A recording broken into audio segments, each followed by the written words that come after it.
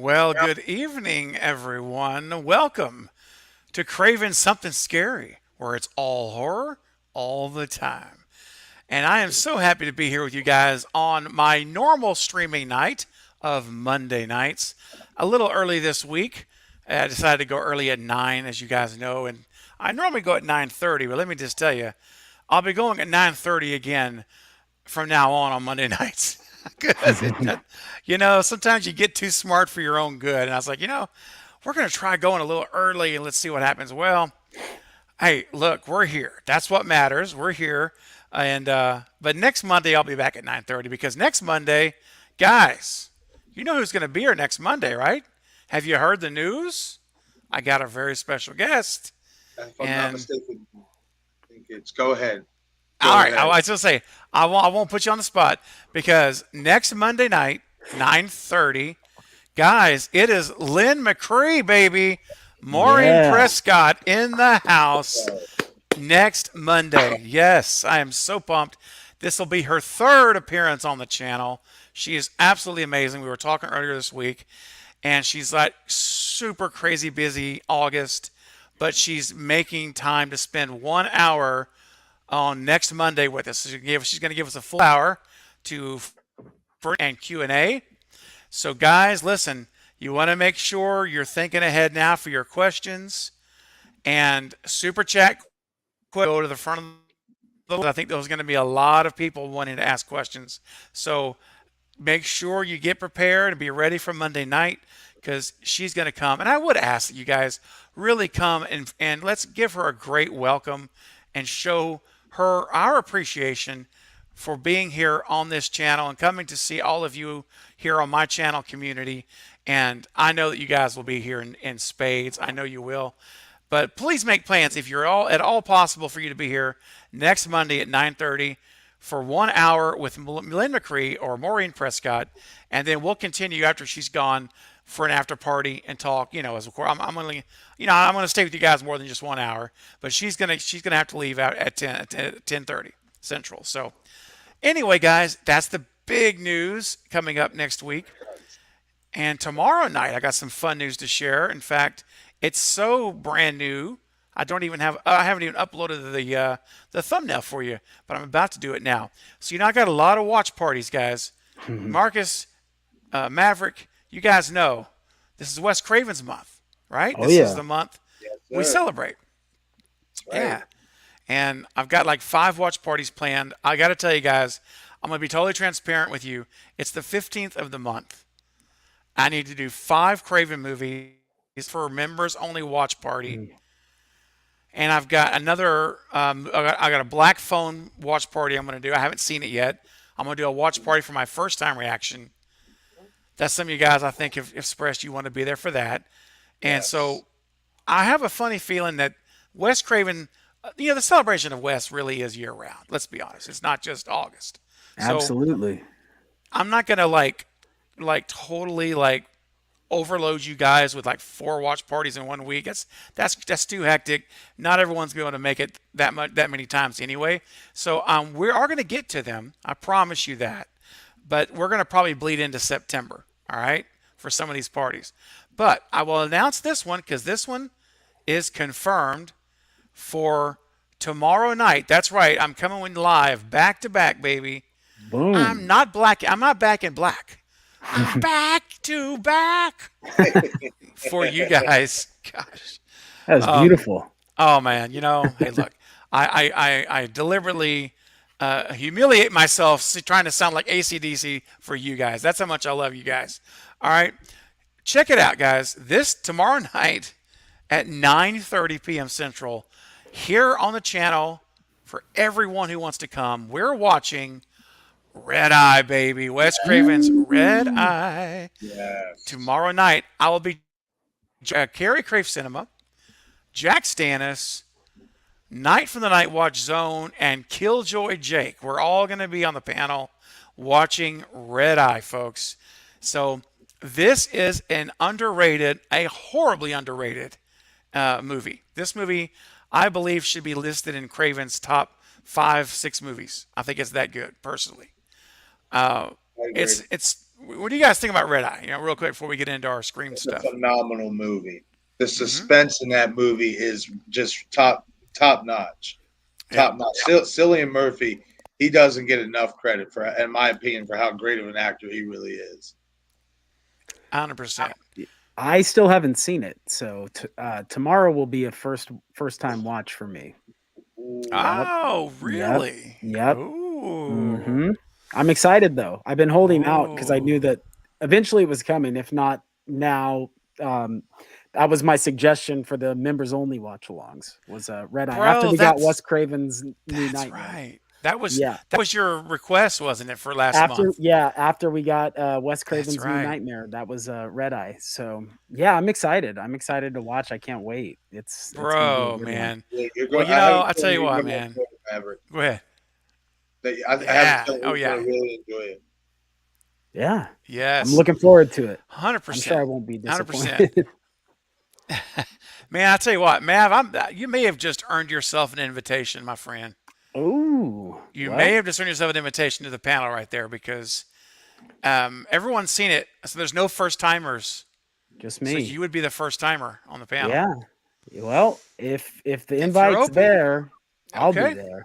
Oh, Uh-oh. no. My bad. I I'll couldn't save help it. myself. Although Marcus is here. So you guys know I got it. We're going to sing that tonight. You know it's Magic happening. words, man. Yep. Oh, so Maverick, I'll follow back. I'll follow up with you after the stream. Sure. That may happen, man. Awesome. That may just have to happen. Okay, guys. So listen, I normally come in by myself and then introduce everyone. Changed it up tonight. We all came in together.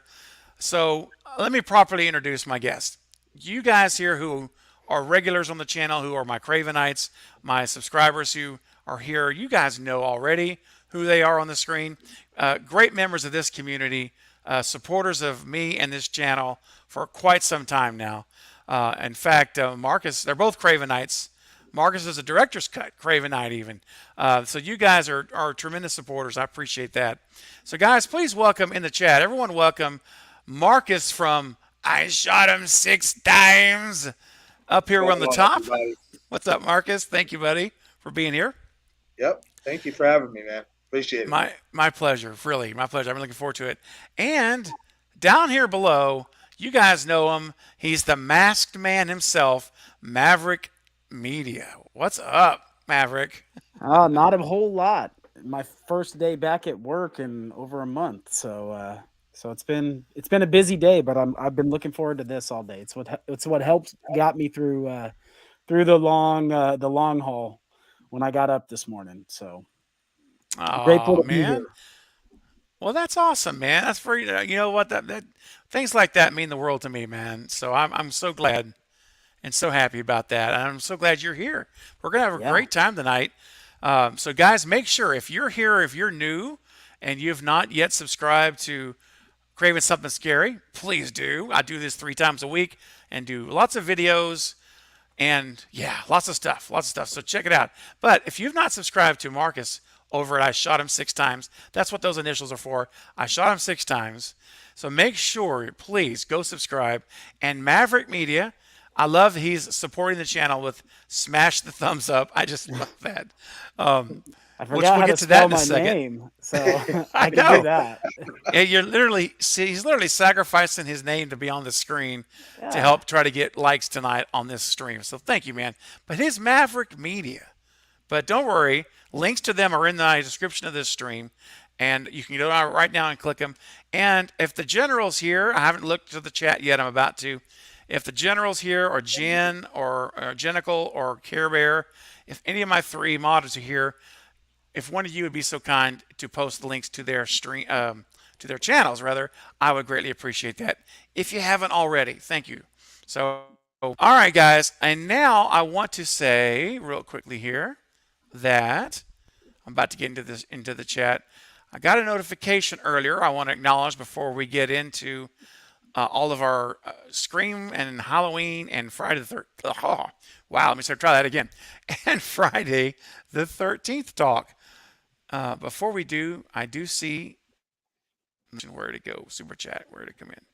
Got a super chat, and you guys know super chats come above everything. I want to acknowledge you guys as quickly as possible.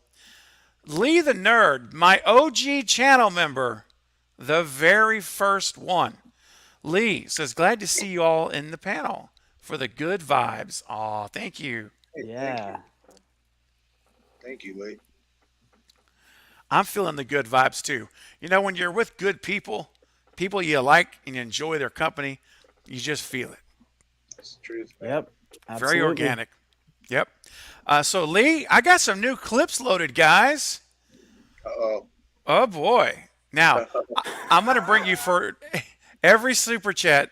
Oh, look at there. Val says the links are already in the chat. The general doesn't slack. Yes, I salute you, General Val. She's on it. Val is another level. She's like the Terminator. She's another level. She's a machine, but with a heart. She's awesome. So, Yes. Val, again, Val, thank you. All I'm going to say, guys, everyone in the chat, you know, give lots of love to Val and to Jen and to Carrie, because they are incredible mods. They're incredible friends and just wonderful people. So thank you, Val. Already being on top of it. I figured you were. But you know what? We're in a new month, guys, and I've got a few clips that I've loaded up for tonight, and I'll have more to come on my Wednesday morning Kicking Back stream and tomorrow night if Super Chats come in for the watch party. Here I'm gonna share a little bit of wisdom with you guys from the rhyming philosopher Elliot Terry. Here we go. Since man has taken to the sky, he's learned to fly quite well. But it's always been safe to fly. It's crashing that's dangerous as hell. Words of wisdom. I love it. He is the rhyming True. philosopher. I like that. Thank you, Lee, for your super chat, my friend. And I want to share something else, if I can just find it real quickly, because I wanted to catch that super chat. Bear with me. The one thing about StreamYard is it's not the navigating the chat is not very user friendly. It's very it's a lot of scrolling and jumping. It Right. is. And I look at Marcus and Mav shaking their head. They know. They run these things. They know. Oh yeah. Oh yeah. But ladies and gentlemen, I wanted to just say really quickly here that we have a new Cravenite in the house tonight.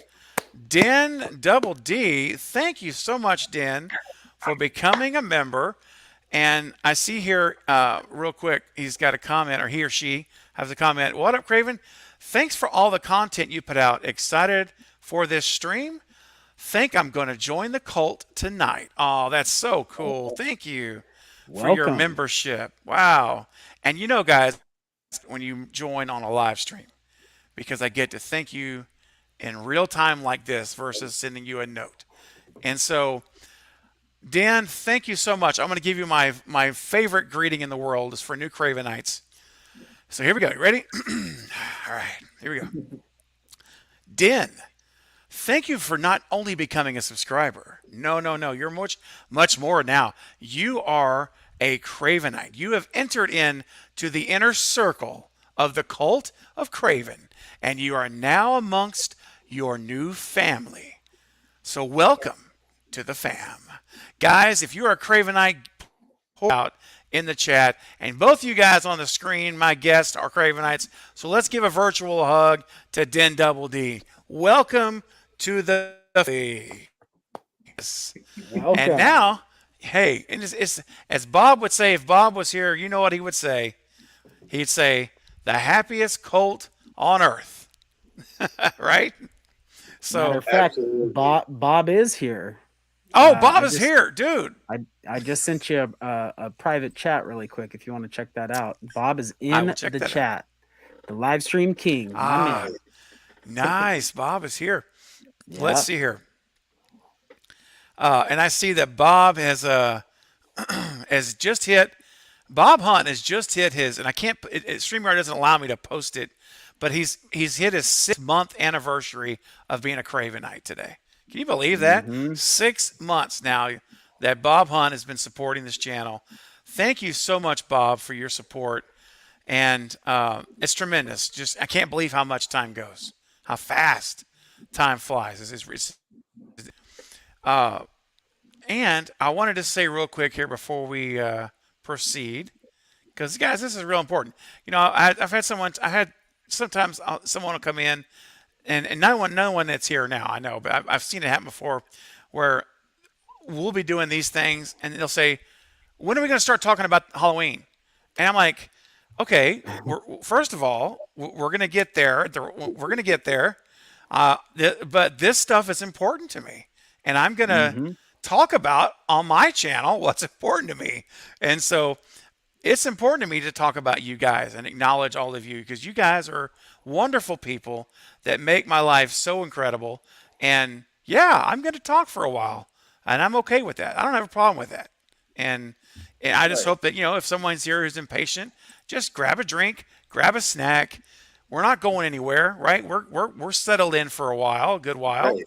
And I promise you, we're going to cover everything.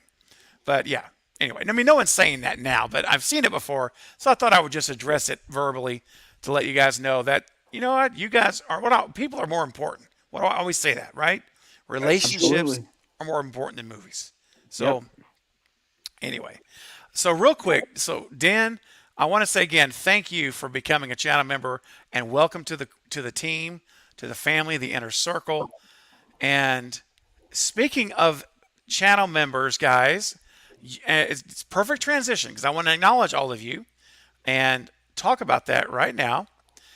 And let me just take this off for a second. So guys, listen, if you want to become a channel member, just like Den Double D did, it's real simple. And you just click the join button, just like Marcus did, just like Maverick Media. You just hit that join button. You have 5 levels to choose from. And any of those levels, you hit that, you're joined, you're a channel member. You're a Cravenite, and you'll get to come join us for our members only watch party this month of You're Next, the movie You're Next, which is the first time watch for me. So, heard it's good. Yeah. Oh, wow. Yeah, I'm first definitely, time. I will be there for that.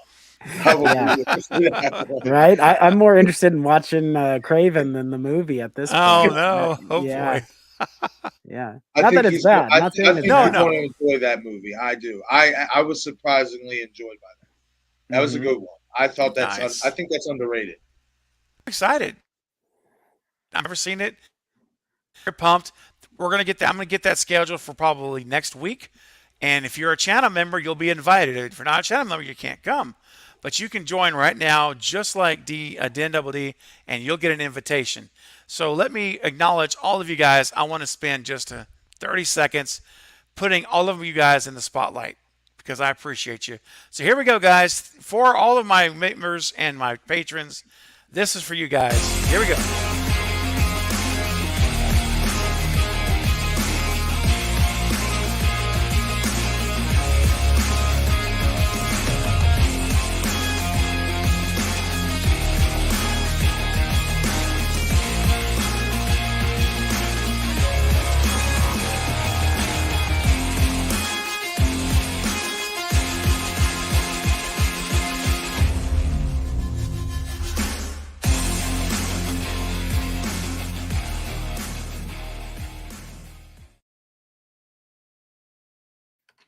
So thank you guys, all of you, so much. Appreciate every single one of you. And Den Double D, your name's going to be on that for my watch party tomorrow night. So appreciate you guys. And another thing I appreciate here, I see another super chats come through. Uh-oh. And you know what? Not speak of the devil, speak of the angel. Bob Hunt coming in with a $10 super chat, Bob. Oh, thank you, buddy. And he says, "We truly are the happiest cult in the world. Keep up the amazing work, Craven. You're one of a kind. Oh, and proud to call you my friend, as well as Mav and Marcus. Man, same way, buddy. I feel the same way. I know all 3 of us do. That's so awesome. Absolutely. You're great, Bob. I'm so proud of you, man. And I just love seeing how far you've come, brother. I literally just love it. I just love it. It makes me smile, and you're just doing a great job. So man, keep it up, and just keep being such a great person yourself, buddy. Seriously, man. Absolutely. Yeah. And yeah, I'm proud to call you a friend too. I totally am. And Bob, for your super chat, your generous $10 super chat, I'm gonna bust out a very special new clip, Ooh, never before seen on the channel. And it's time for a little bit of music and a little bit of dance. So Bob Hunt, my brother, this one is for you. If you wanna dip me in spicy mustard, then you can, because I'm a hot dog. Wow.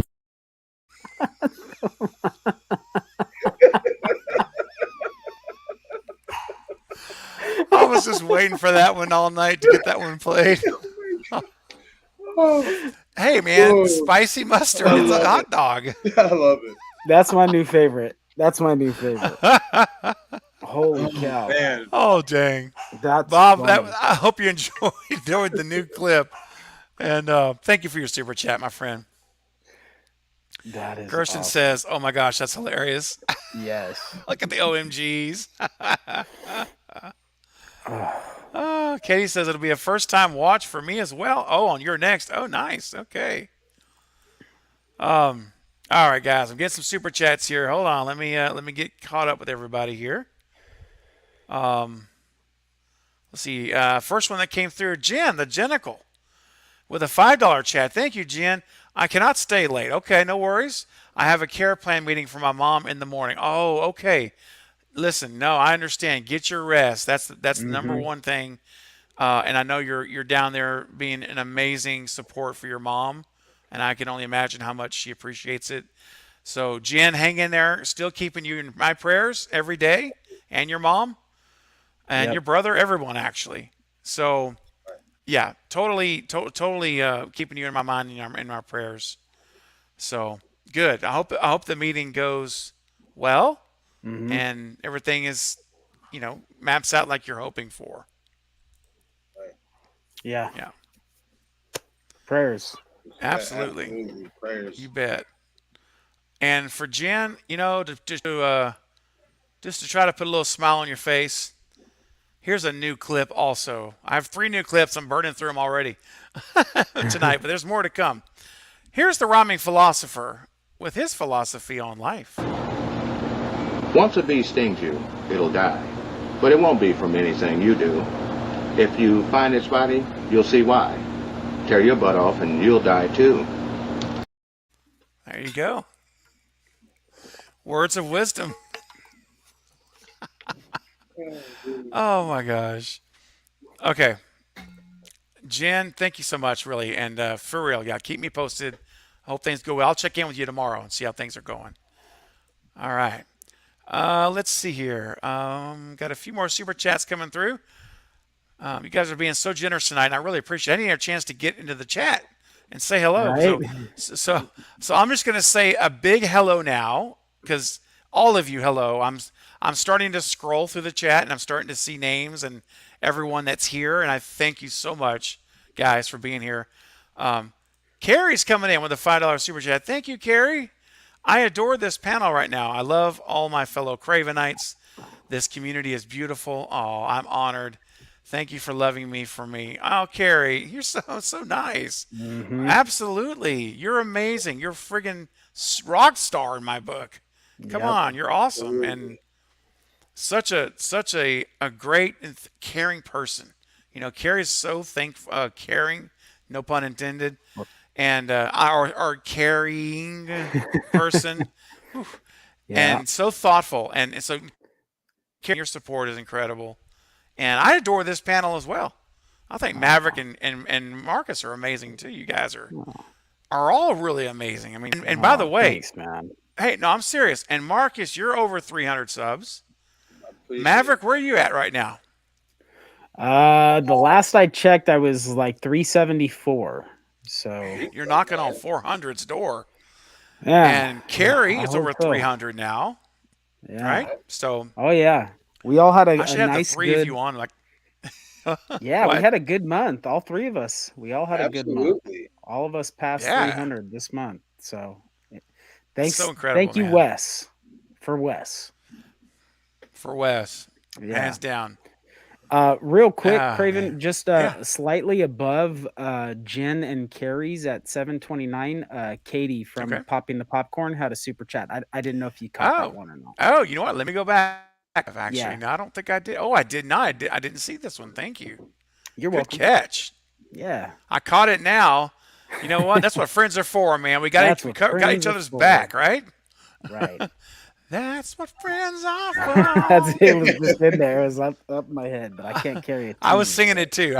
I'm sure Marcus was as well. Uh I'll be by your side. I better stop so they can strike the stream. huh. Yeah. Right. So Carrie, thank you so much. That's a very, very sweet comments, and really your super chat's so nice. Thank you for all of your support. You guys are amazing. And Carrie, you're incredible. And let me find a clip for you here. Now, I don't have a brand new clip anymore. I burned through them. So let me go back to one of that I know is one of your favorites. It's Bobo 4. This is for you, Carrie. Here we go. I'll make your bub bubs bounce. I'll make your bub bubs bounce. Let's go.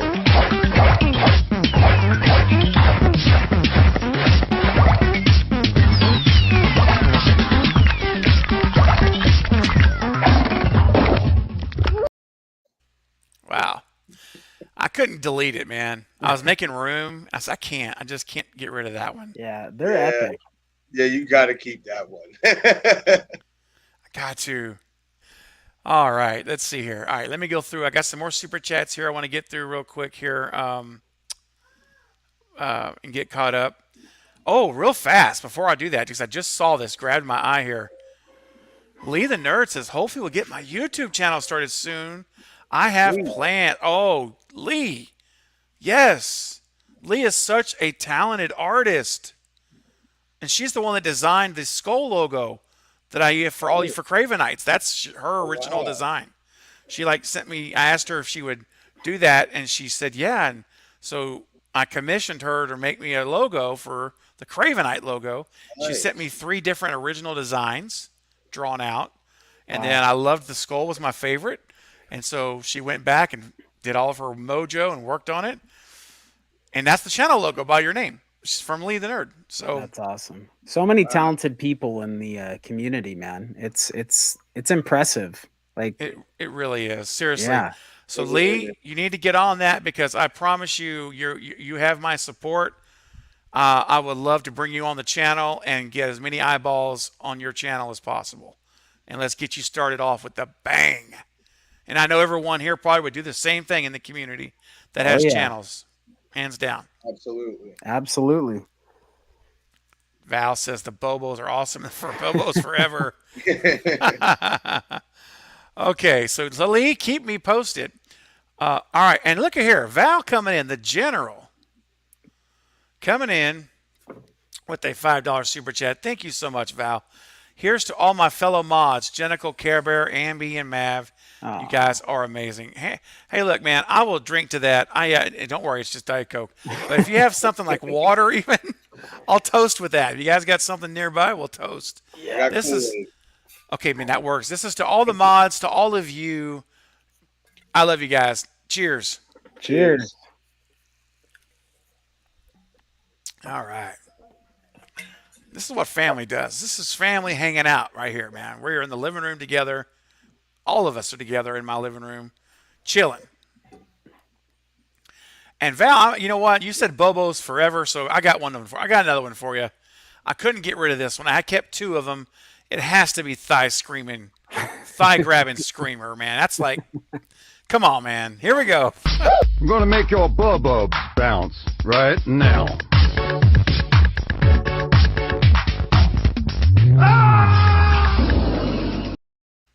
Yeah.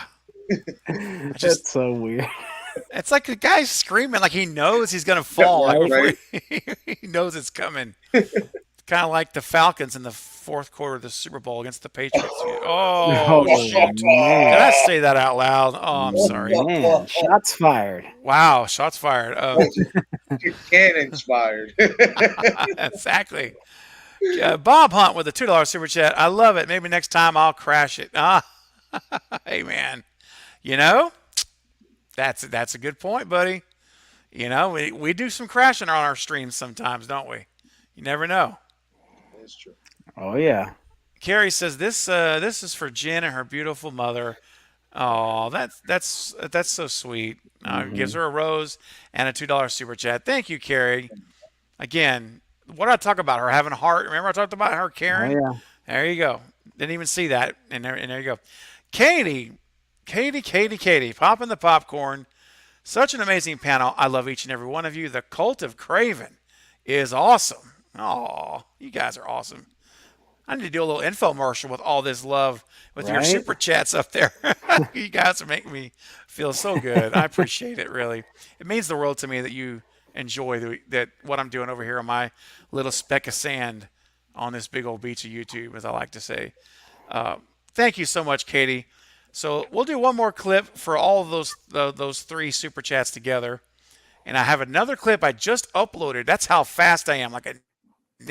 You probably didn't even know it, did you? No, No didn't clue. see it coming, did you? Didn't see it coming. That's right. Little Mickey. Here comes the rhyming philosopher. One more time. This is for you. Here we go. Can two fools get together on anything? Sometimes they actually do. And if you can tell what's happening, then three fools can do it too. Oh. That was deep. That is deep. That is real deep.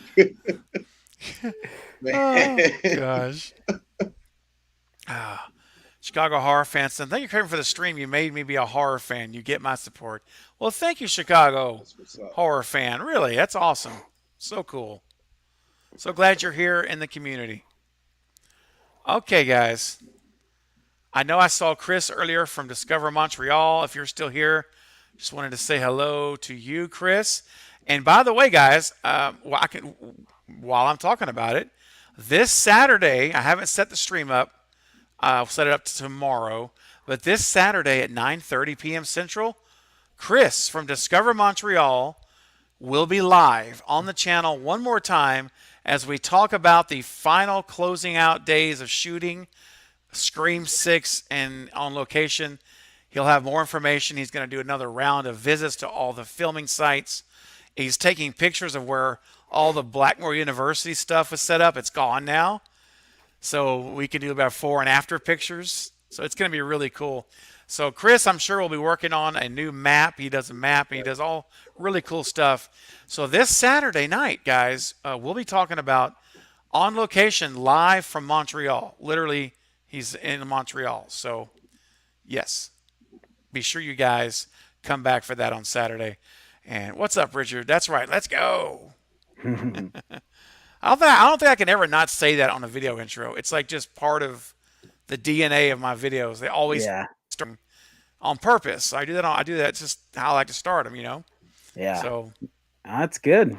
It's it's like Michael Buffer, he can't do an octagon, he can't do a main event without yelling, "It's time." So yeah, that's Right. the thing, man. I like it.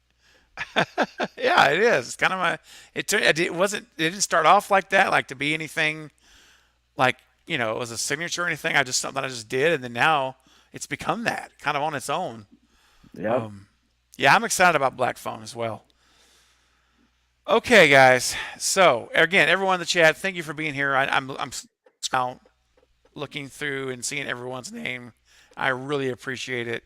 Jason and Dustin and Think Like a Director of Productions, Jennifer, Sarah. What's going on? Sarah says it never does on the notification. I hear that, Sarah. People tell me I never got a notification, and I got notifications turned on. So I would say, Sarah, double check. Sometimes YouTube does something funny. I don't know why, but check your bell again. Go ring your bell, on your See, channel. sometimes the problem is too is you'll be notified, and for some reason it'll say you go live at a completely different time.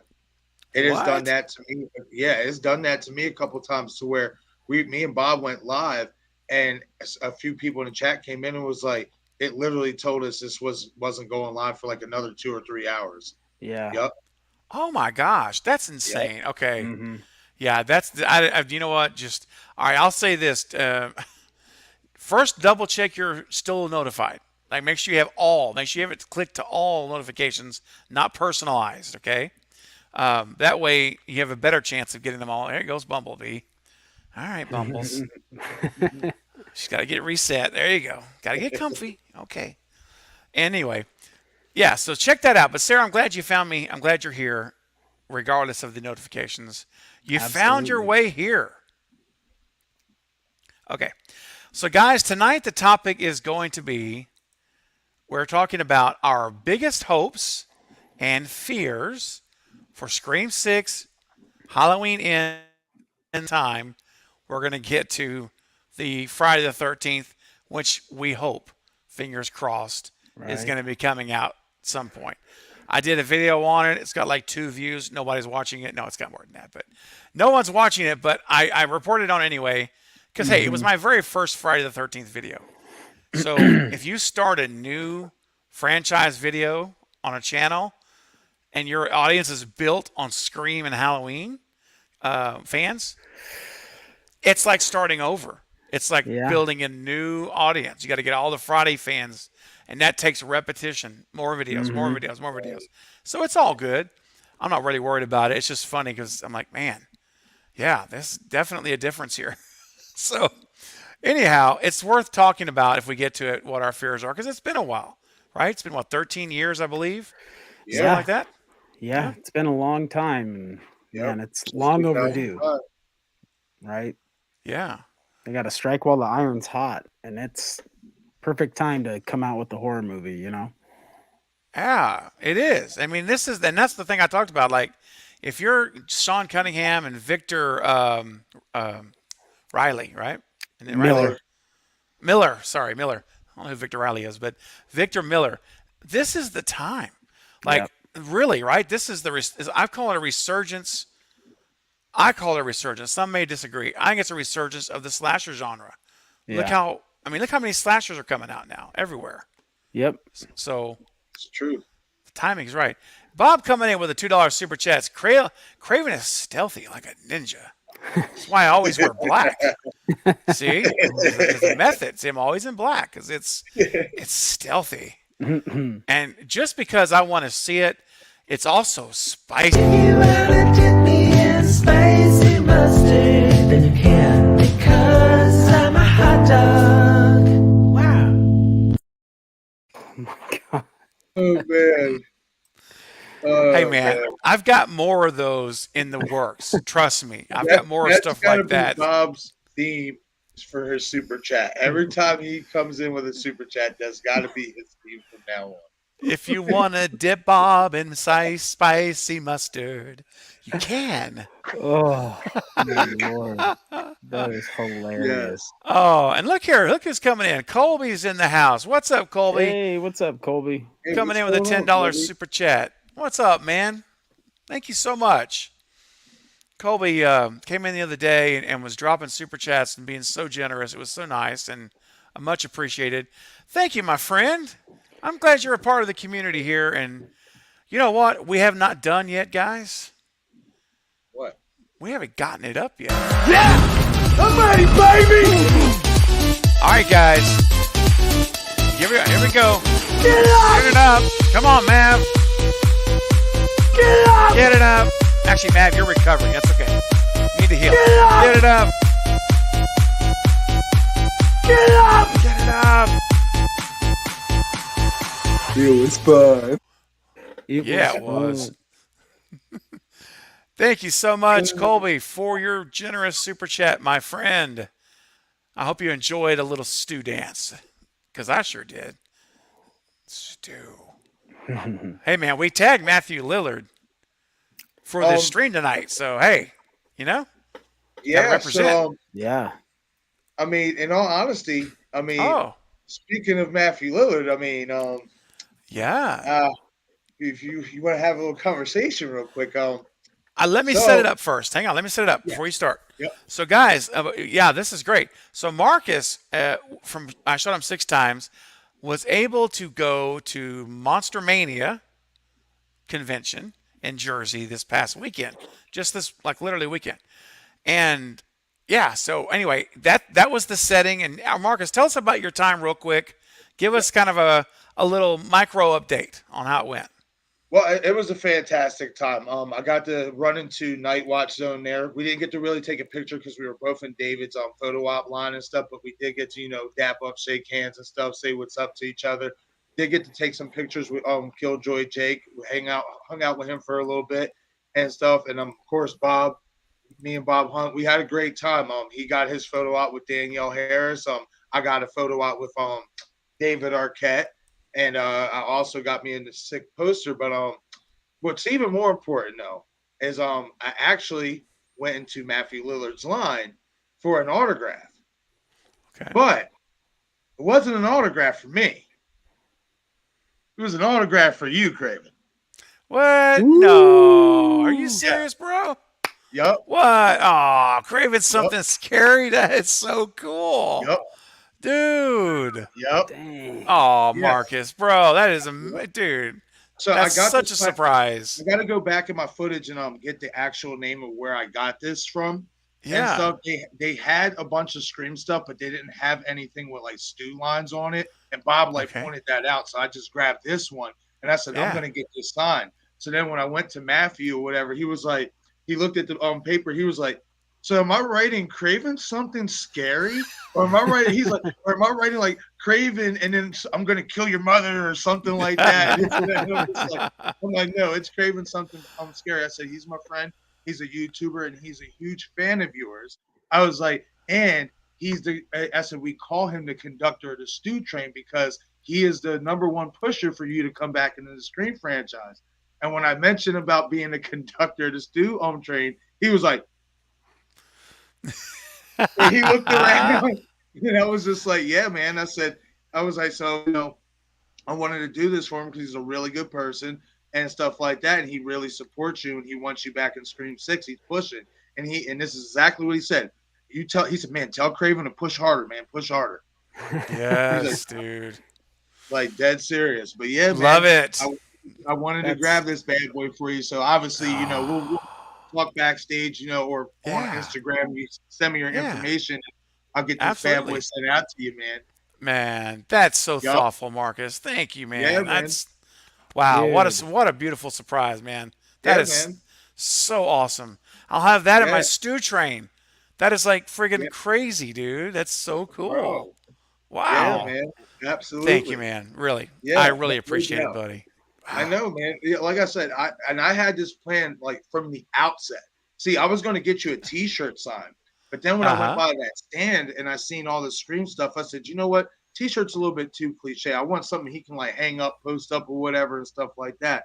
So yeah, and That's smart. just to mess with you a little bit, he put a little bit of blood spots around the mask. Oh, Oh yeah. I love that. Yeah, that is man. so cool. Dude. Heck yeah. That's so great, man. Thank you, buddy. No Yes. doubt, man. You deserve it, man. And plus, like I said, I wanted to also get as much exposure so that he can, get an ear out. That's why I wanted to, tag him on Twitter as well, because he just heard about you yesterday. So maybe if he That's sees that on right. Twitter, he's like, you know what? I just heard that yesterday when I signed something. You know what? Let me check this out. So Yeah. hopefully, man. Hopefully. Oh man, I'm so excited. That's so friggin' cool, buddy. Thank you. That's I'm really wow. Amazing, I Marcus. can't wait. Amazing. Heck Yeah. yeah, man. And I came here empty-handed, Craven. So now you regret having me on the I panel. think maybe this needs to be a one-on-one live stream here with Mark. If that's I'm the case, teasing. I have a Wes Craven. There you go. Oh, can you buy got your that for love. me. I can buy your love. Oh, gosh. Yeah, Oh my gosh, that's good no. stuff. Yeah. Oh. No, seriously though, Marcus, that is so cool, man. Like, It really Yeah, is. man. Like I You said, gotta- and one of the main Heart of reasons gold. why I wanted to do it is, not just to support the channel and stuff, but because I say it all the time, Steven, Craven Something Scary, guys like the Night Watch Zone, all of you guys show so much love and support to not just people in the chat who watch you guys and come in to support, but everybody else who does content creating or who's trying to do content creating. You guys, show a lot of love and show a lot of support. You know what I mean? So, I'm the type of person that, if you do right by me, I want to do right by you. You know what I mean? And you have Aw. done so much right by me, my friend. So I felt obligated that me personally, I had to do that for you. And I wanted to talk to Matthew, Aw. even for a split couple seconds, and see if I can, maybe get it out there for you and stuff like that. So hopefully one day, man, you'll get that interview, man. Man, I'm telling you, I just believe one day, it may only be 20 minutes or 15 minutes. I don't even care. 15-minute interview. I think it'll happen at some point, I believe guys. it will too, man. And I and do. all of you are helping like by this, like talking to him, dropping my name so he hears it, and that all helps. And so I'm not gonna stop trying. I'm not gonna stop trying. Like I'm just gonna Right, stick man. with it. Like I got Ashley from Halloween, the double for Jamie Lee Right. Curtis. That took me was it 4 months of staying persevering to get that interview locked in. I started in March, literally, and I just continued to stay in contact every month, every 3 weeks, and it happened. You just got to stick with it. You just gotta Eventually, it'll stick happen. with it. Persistence is key. If you want it, Yep. and they'll see that too. Like, you know what I mean? Oh, well, he's really trying to get an interview. You know what? Let's talk to him. You know what I mean? Yeah. And stuff. So I have no doubt, my friend, especially, you know what I mean, with the word being out there and stuff like that. And if he just happens to catch wind of one of your stew videos when you like break down them Man. clips and stuff, I'm telling you, Yes. my friend, I have a really good feeling that you are going to get that interview. Yep. I'm going to keep doing it. I've got one up now about the TV falling. I'm going to do the next one on the blood loss, the electrocution. Mm-hmm. And I'm just going to, I'm trying not to overwhelm the channel with stew videos because, like, you got to be careful on frequency. So, Right. like, once a Right. week, I'm going to drop one. I don't want to do too many at once. So, Right. yeah, but I'm going to keep doing every one of those I post. I'm tagging on Twitter with Matthew Lillard and just Yeah. hoping that he'll, and his friend he works with over at his Midnight Movie Club, or his independent company, who I've had contact with on Instagram now. I'm going to send it to him too, and hopefully he can get it over to Matthew. So, because let me tell you what, man, when I was contacting him, and the night of that Stu Mocker stream, when he messaged me and says, hey, after he saw the trailer, because I sent him the trailer, which Jack Stannis nailed out of the ballpark. That was so pro on that Right. trailer. And Yep. I sent it to him, and he messaged me back like 10 minutes later, and he said, is there a way Matthew can call you live on the stream? My heart Ooh. started pounding, dude. I And remember when you brought that up, man. That would have been, oh man, my gosh. Yeah, he's like, is there a way Matthew can call in? And I was like, yes, I can put my cell phone up to the mic. I'd be doing it right here. That's what I'd be doing. So anyway, he messaged me back, and they reached out to Matthew, and he couldn't do it. But he tried. So the fact that he actually tried on my behalf tells me that if I send him something, I believe he'll follow through with it. I really do. Yep. Look who's in here. Look who's here, guys. thank you, man. What's Brandon's up? here. What's up, man? What's up, Brandon? I like Scary. What's up, man? Always good to see in the chat. Ghostface Fanatic. Okay, man. Yeah, I invited Ghostface Fanatic to join us tonight as well. He messaged me now and says he can join. He didn't get the link. Okay. Nice. So I'll hang on, Ghostface. Maverick, do you have it that you in your Instagram that you could send to him real quick? Yeah, I should. I think I copied everybody on the initial request. Yeah, give me. If you don't mind, I'd one appreciate sec. it. Yeah, for sure. Bob says, I'm going to call like you did with the photo op, Craven. You will get that interview with Matthew Lillard very soon. I can smell it in the air. Thank you, Bob. Yes, I love it. Getting all that positive energy, all of that in the universe. Let's go. Determinations have to. It is have to work, Lee. You're right. Oh, thank you, Carrie. If everyone meets with Matthew Lillard one at a time, keep mentioning Craven. Well, you know what's awesome, Marcus and guys? That next month, Brett James Bishop's going to see Matthew Lillard in Utah. Yeah. And so he's going to talk about me. You got to check out Craven Something Scary. I mean, I'd have to think if he hears it like, around the country, Yeah. he's Yeah, everywhere maybe he goes. he's going all these places. He's And I'm like, gonna be maybe he'll be like, I you know just- what? I he's need to gonna look be at this we thing. just heard that. Like, where did we hear that from? Then he's gonna like, maybe Jersey. Like, I'm Yeah. telling you, with enough word going around from all of us who can possibly make these cons, you know what I mean? Like, it Yeah. can definitely happen. So incredible, man. I'm just so excited. It's going to happen one day. Thank you, Lee. Keep them crossed. That's right. Here we go. Maverick is at 377.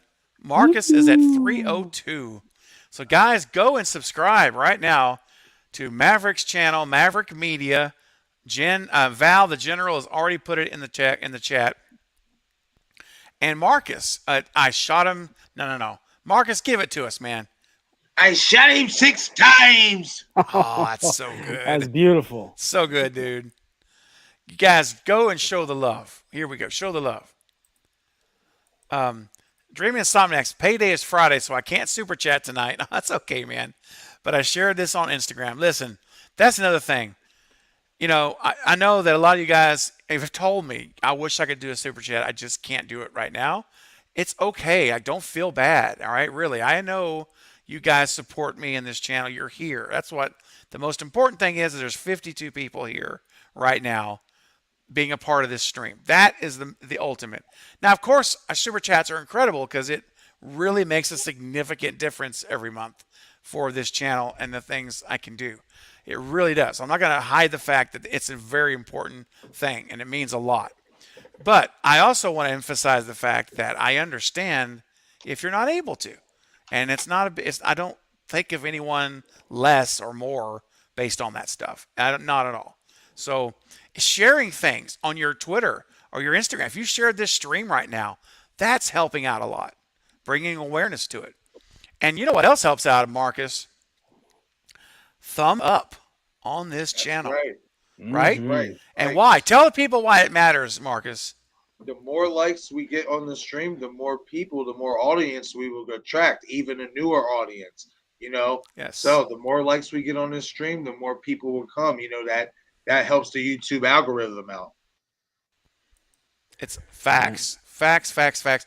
And, the other thing, too, that I learned recently, because you're always learning on YouTube. It's a learning experience. Right. I learned that on live streams, for the first 30 minutes, YouTube does not send it out to people that are not subscribers.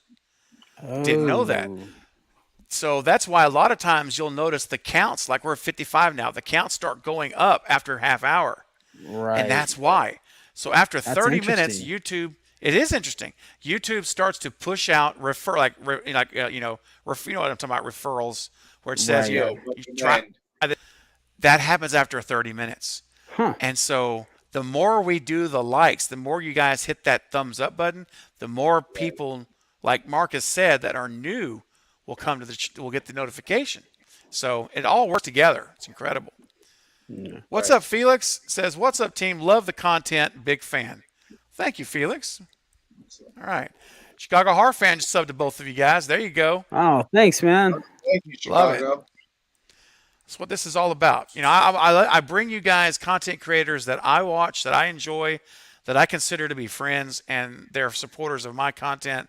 And I want to bring eyes to you guys as much as possible. And I promise you guys, subscribing to them, you're gonna love them. I'm not gonna steer you wrong. Okay, I promise you that. All right. So guys, let's get into it now. This is speaking of which, one last thing. Destin, what's up, Destin? What's up, hey, Destin, dude? Destin's another guy. You got to check out his channel, Destination Station. Absolutely. Great stuff. Okay. Now, let's go here. Here we go. Carrie says, get those likes up. Let's press it. Okay, guys, you know what? I found that if I issue out a goal, people respond. They like it because we all like to help come together. So here it is, guys. We're at 53 likes.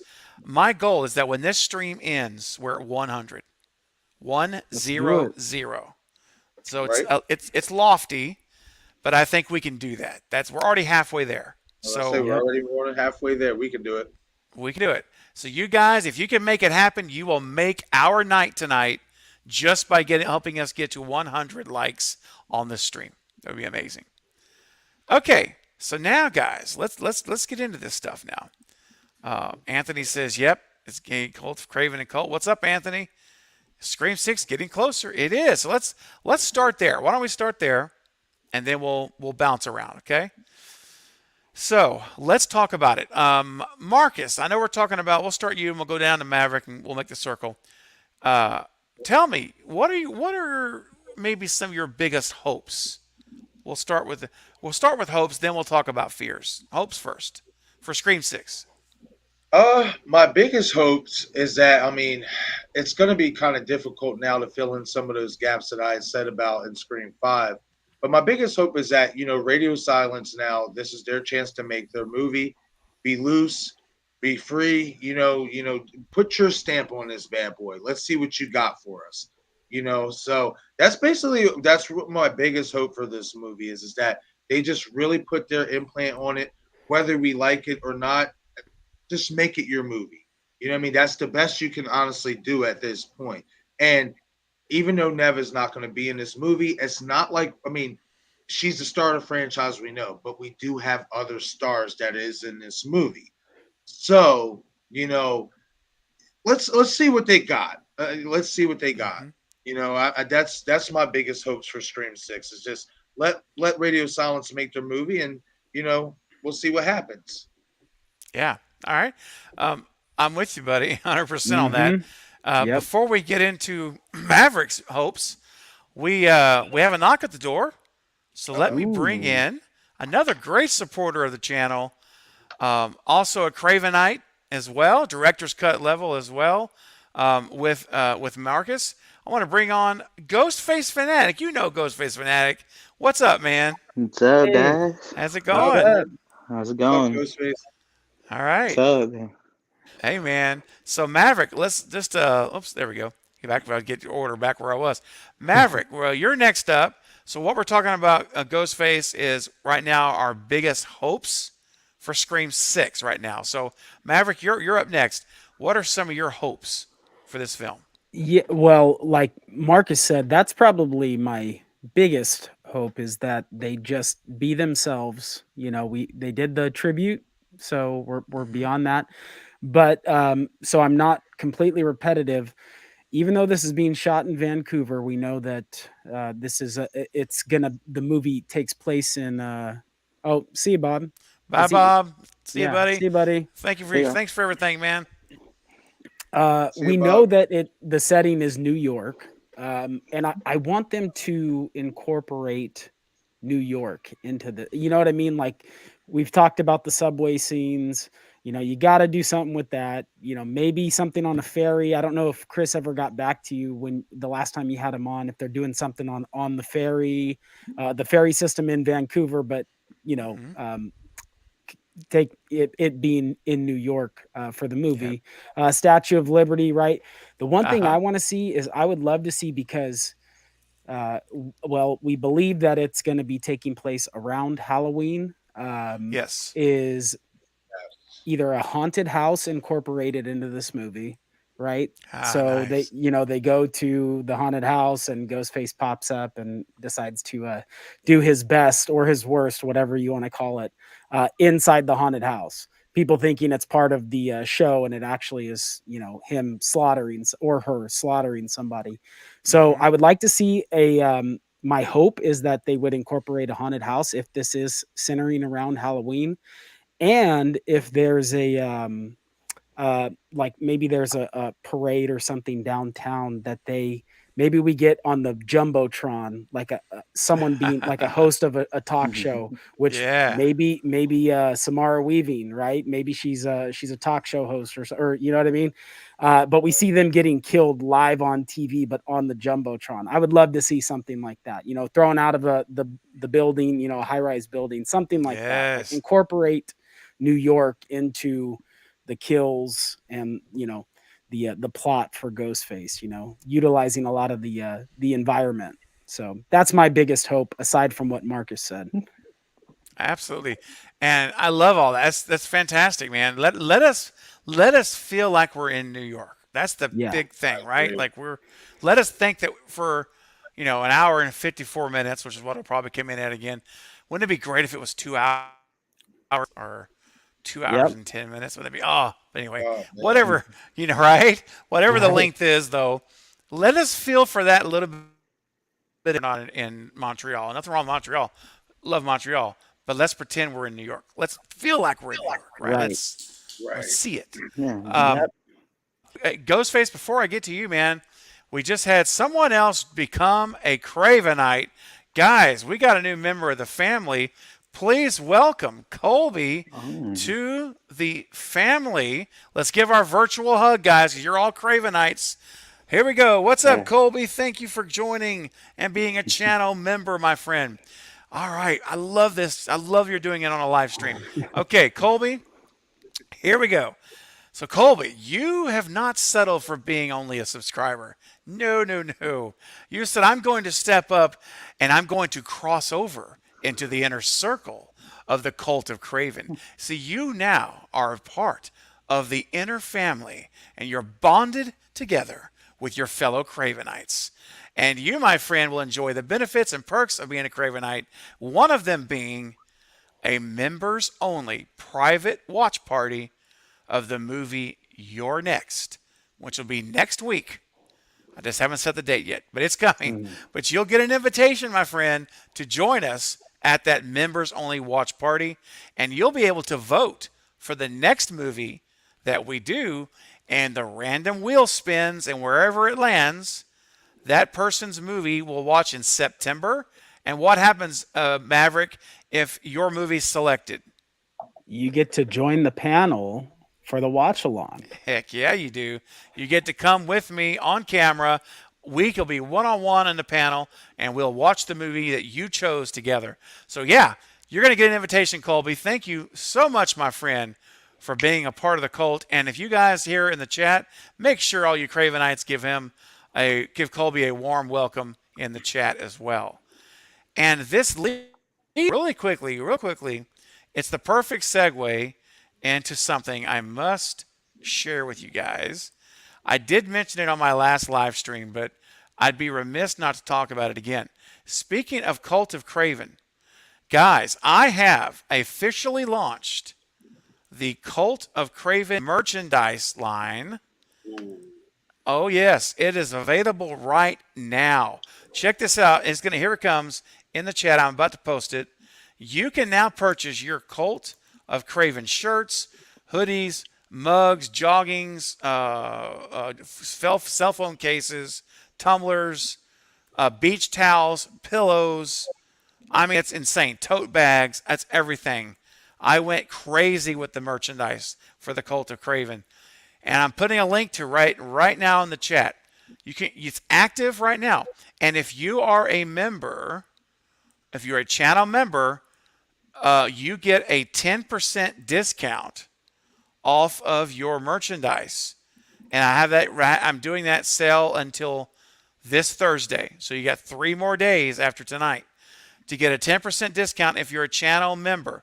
So if you're a channel member and you don't have the promo code, then hit me up on Instagram or Twitter, and I will share that promotion code with you to get 10% off. And I know that I've already seen some folks getting merch that are getting their discount. So there it is, guys. You can become not only a channel member, as you've seen happen twice tonight on the live stream, you can join, and you don't even have to be a member to buy Cult of Craven. Look at that, guys. Look at that logo. Isn't that Beautiful. great? Oh, my that gosh. is. Look at that. Man, that's designed by Carrie Crave Cinema, who's in the chat, and Jacqueline Elaine will be coming back soon. She's been out of pocket, but she'll be back. We've been chatting. They got together and made that logo. And we've got the Cult of Craven. We've got the hooded figure. We've got look at the bottom, guys. Welcome to the inner circle. That's what I do. This is what we're talking about. And then can you see what's right above that in that picture? Above the inner circle? Train It's tracks. train Train tracks. tracks. What Right. could that be for, friends? The stew I- train. That's Train. stew. Yes. Ooh, So ooh, let's we go. got the stew train tracks are laid down, ready to go. And of course, then you see the Craven logo in the middle. So guys, I just love this thing, man. I just want to go crazy and get all kinds of merch and just have it like over the house. My wife will probably want to shoot me if I do that. So I'm being careful on how much stuff I want to try to get. But anyway, you can get it right now, guys. It's live. You can purchase it literally right now. So don't miss out on that. I know you guys have been asking for a while, and Polar says, "Woot woot! I haven't ordered yet, but it's happening." All right, awesome. Dustin says that design is awesome. Yeah, I think so. Way when Carrie sent that over, it was just fantastic. And speaking of which, our brand new member again, Colby, coming in with a $5 super chat. Craven member on a Monday. Heck yeah! Is that not the way to start the week? Come on, man. The only thing better than that is to throw on some Cult of Craven swag, and you'll be like locked and loaded, my friends. It was fun. Yes, it was. Get ready for Stu to mask up. Oh my gosh, you are speaking the language. Because let's face it, baby, these days you gotta have a sequel. I can't spit like him, but you know what? It's time to get it up. Come on, guys, y'all ready? Let's go. Let's go. Let's get it up. Get it up. Yeah, I'm ready, baby. All right, guys. Here we go. Get it up. Get it up.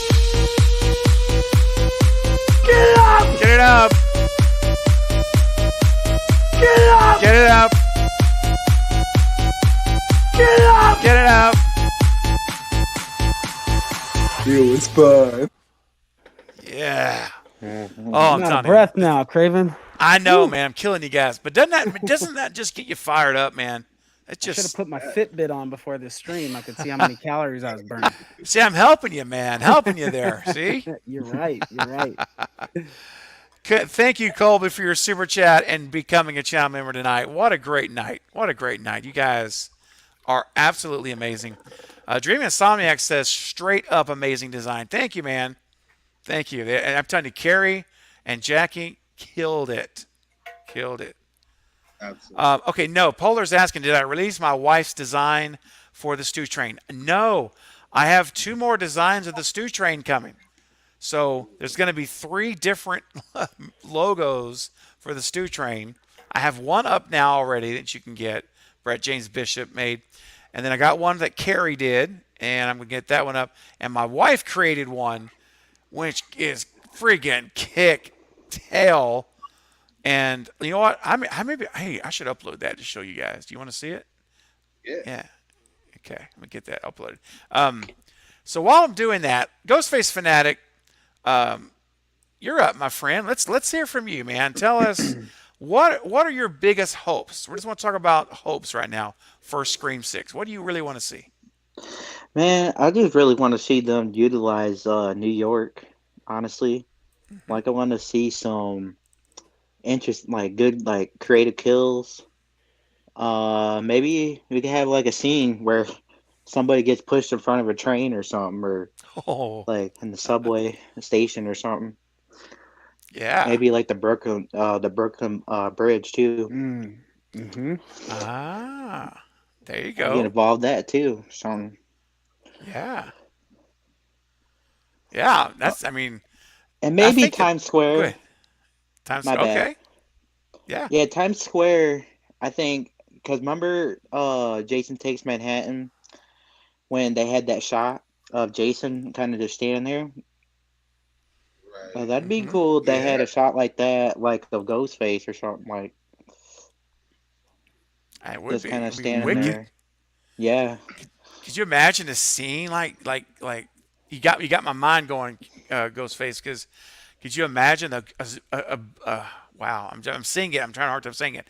A bridge shot, like you said, Yeah. and it's windy, and Ghostface is like standing on the top of like the side, like he's gonna jump, but he's not gonna jump. But he's standing there, and you see the robe blowing in the wind, the tassels or whatever. Yeah. the ripped up fabric blowing. Oh my gosh. Hopefully, it just makes it in the movie and they don't cut it like they did that scene in Scream 5, man. That was like the best. I know. Yeah, it bothers me still to this day. Dude, Like, that why? silhouette scene was Right? amazing shot. How did that not? I don't know. I don't know. Crazy. You're asking the wrong guy. I wish I could tell you. I know. I Hey, will real say quick, this, guys. Go ahead. I do think that we could see a scene. It's interesting that Ghostface brought up like Times Square or something. Because think about this: Yeah. if it is around Halloween time, which we assume it is, the Halloween parade.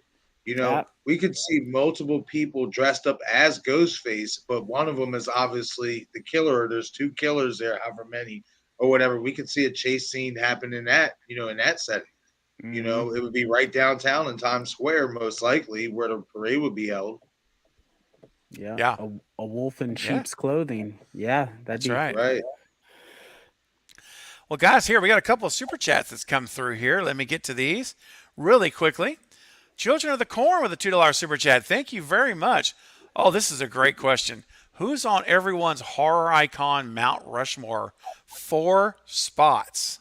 Oh boy. Okay, you know what? Just to be different, I'm going to flip the rotation and I'll end it. Ghostface Fanatic, I'll put you up first, buddy. Who are your icons, your 4 favorite icons of horror? Well, number one is probably Ghostface. I consider him as an icon, even though there's different people in every movie. Number 2 got Michael Myers. 3 Jason. 4 Leatherface. And 5 Freddy. Okay. So Ghostface. All right, recap them again. It's Ghostface, Leatherface, Ghostface, Michael Myers, Michael Myers, Jason, Jason, Leatherface, and then Freddy. Got it. Nice. Okay. All right, Maverick. That's a great lineup we got from Ghostface. Yeah, buddy. man. I mean, it's hard to argue with that because, my know. brain would like split. So it's like modern day, it would be like Michael, Jason, Ghostface, and Freddy. They would be my top 4. But if I'm thinking like classics, it'd probably be Frankenstein, Dracula, Wolfman, you. and my favorite is Creature from the Black Lagoon. So that's my favorite of the classic monsters. So my brain, I'll go with the classics since Ghostface got the my modern list pretty much hit the nail on the head. So my classics would be I'll go with that list. Yeah. I love that. Changing things up on us here a little bit. Yeah, Love it. throw a little curveball. Yeah. All right. Marcus, how about you, man? Who are your Mount Rushmores, your 4 guys? Or 4 people? Well, I'm obviously number 1 for me would be obviously Michael Myers. Obviously, because that really we had obviously Texas Chainsaw Massacre, so some would probably disagree, but I'd like to think Halloween really kickstarted the slasher craze and kind of kicked it into that new level. I'd have to stick Ghostface at number 2 because he, much like Halloween, that reinvented the horror genre and stuff. So for me, it would be from number 2 for me would be Ghostface. 3, I'd say Freddy, and then number 4, and I'm going to throw go in a completely different direction. And it's just my opinion. I don't feel like it gets enough love. Hannibal Lecter. Oh, Yeah. okay. Just He doesn't get enough love. You're right. That deep psychological terror that he brings, I have to put him in my 4th spot. That's a solid one, dude. I like that. That's a good pick. Wow. Yeah, That's really good. I love me some Hannibal Lecter, man. I guess I'm going to be considered boring because I'm going to go with my 4 standards that just are my favorites. I mean, it's got to be. I'm not even going to rank these honestly because I'm just going to. I don't have a 1, 2, 3, 4. I just have a A1, A2, you know what I'm saying? Like, 1A, Right. 1B, 1C. So in any given order, it's going to be Ghostface. It's going to be Michael Myers. It's going to be Freddy Krueger. And I'm going to throw one at you that no one said, I don't think. It's Jigsaw. Nice. Yep. Because he's also not mentioned very much in the Right. iconic That's true. conversations. That's true. And if you My can have guess- what, 11 movies now, 10 Yeah, movies, right. And Come they on. got a ton of them. That is My guess true. was your Mount Rushmore was going to be Stew, Stew, Stew, and Stew. So you surprised No, that's in me, my huh? hope chest. Yeah, that's And that's actually, in all honesty, that's actually, I would even say, an even more solid pick than my pick with Hannibal Lecter, because Jigsaw, like, Yep. if you really think about it, he ruled that franchise ruled the 2000s. Like, Mhm. and nothing against Yep. my man Hannibal Lecter, but it's not like his movies didn't rule at any certain point in time. You Yeah. can put Jigsaw up there with those movies like Scream, Halloween, Nightmare on Elm Street. That had Yeah. a bunch of sequels come out and actually did well and stood the test of time a bit. So that's a really good pick, Craven. A really good pick. yeah. Yeah, I remember thank that you, man. That first. was- You seen that first Saw movie in theaters when I was younger, and it blew my mind. I did not Oh, see that yeah. coming. You know what I mean? I was like, In No. popular opinion, in my opinion, that is the greatest ending I think I've ever seen. It's fantastic. I mean, it's hard to argue with that comment, man. But I just remember being like, "Holy moly!" Like, talk about Yep. Yep. It's a blindsiding masterpiece film. you, right? I think it's a masterpiece. I really do. I agree. Mhm. You know what else is I a agree. masterpiece, guys? Super chats. And for that becomes masterpiece clips. Oh, yeah.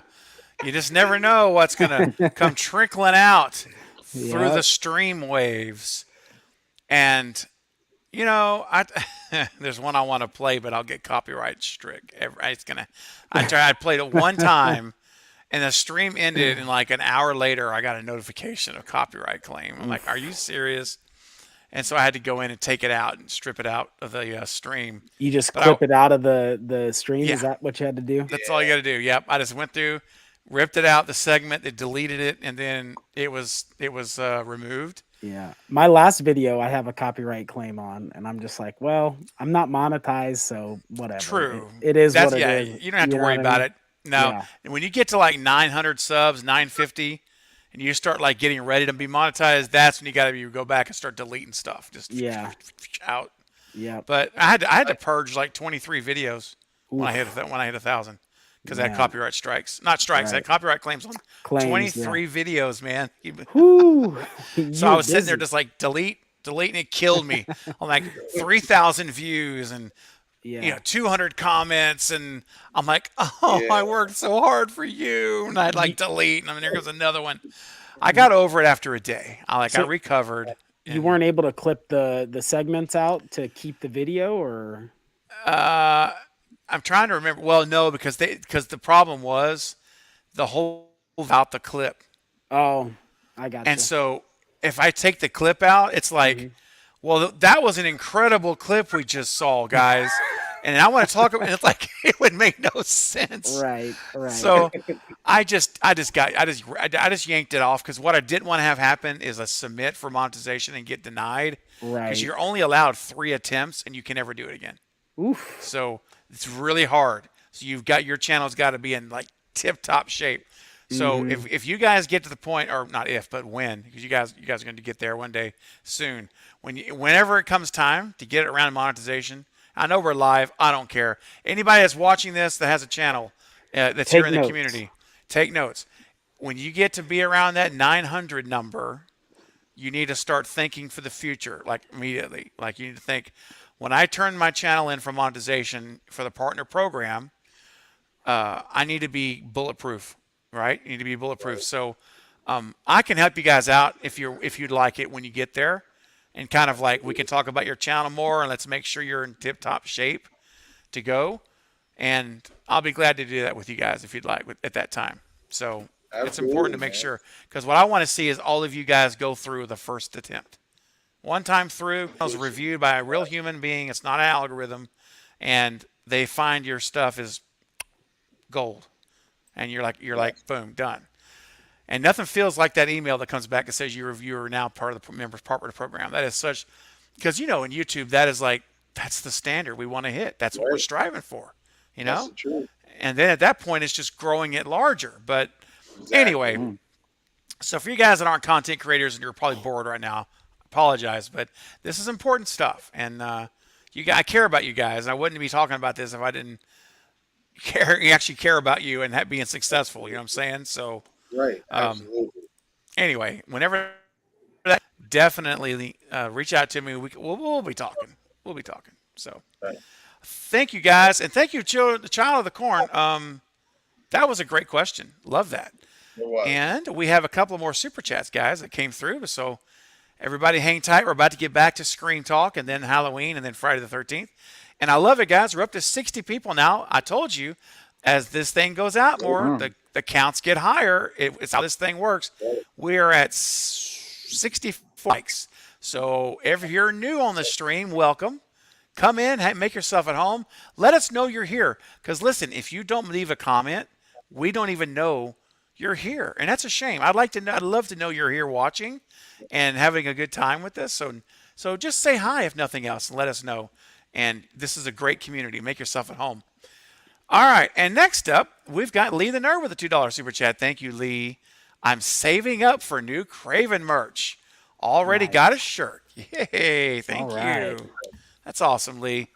Well, I hope you like the Cult of Craven merchandise. I'm really excited, honestly, guys, to see you guys wearing it. I would love to see you guys, no pressure. I'm not trying to pressure you to buy it. I mean, trust me.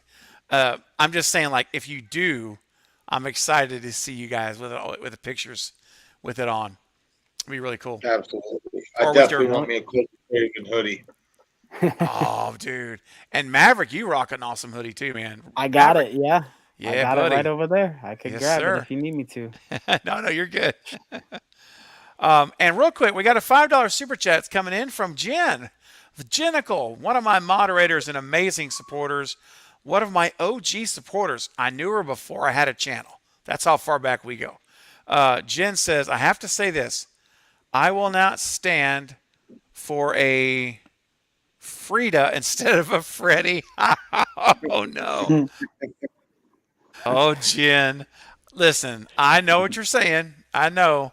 There seems to be a trend. And, yeah, I know. I know what you're saying. There's a lot of...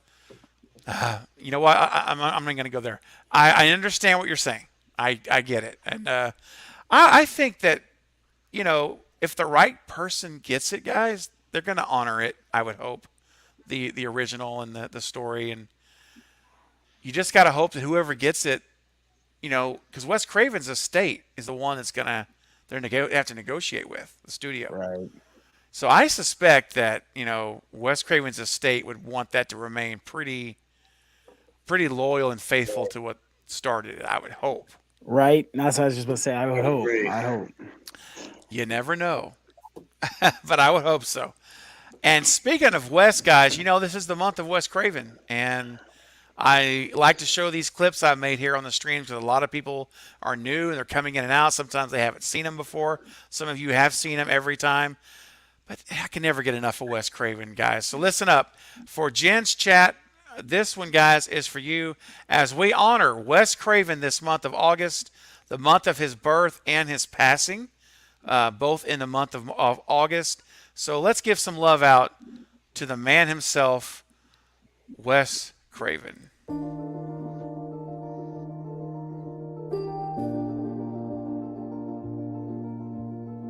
What was it like to be directed by Wes Craven? He's has such a psychological bent to him, and so he was always sort of probing deeper and looking for the motives behind things and asking more of you. And but at the same time, it was done with such a gentleness, and he really respected his actors and admired them. For me, Wes was. He was a kind of a gentleman. He was a double threat, Larry. He was a writer and a director. So if we had trouble with a scene, he could fix the writing. as well as restaging it. But he left me alone. I worked in I did a television series with Wes. I did 3 movies with Wes, and he left me alone, which I liked. I liked that respect. Think about it, he makes these wild movies, right? You know, very scary. But off camera, he's a very relaxed person, well-read. We got Or is you doing this grotesque scene and blood and he'd be just very calm, very peaceful, and he feels like he's very confident in his ability. So he feels that he gets it, he got it, and he can move on. And I'll never forget this. I'm like, we're making a horror movie. And like, shouldn't it be crazier? And he's like, just because we're making a horror movie doesn't mean it has to be horrific.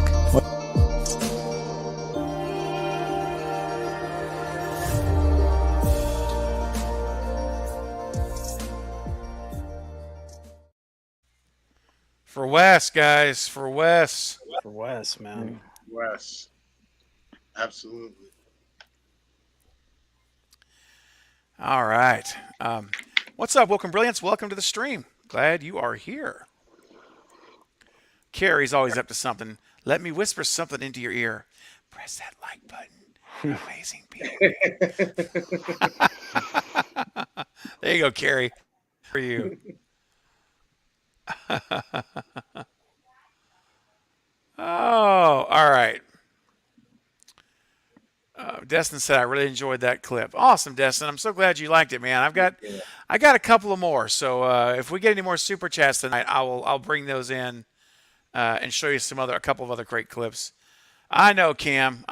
You know, it's I'm telling you, man. Wes was a very unique person, and I'm so excited for next Monday night. Again, in case some of you who are just joining and weren't here earlier, next Monday night is going to be special. Lynn McCree, otherwise known as Maureen Prescott in Scream 3 and in Scream, is going to be here on this channel next Monday night at 9:30 for 1 full hour.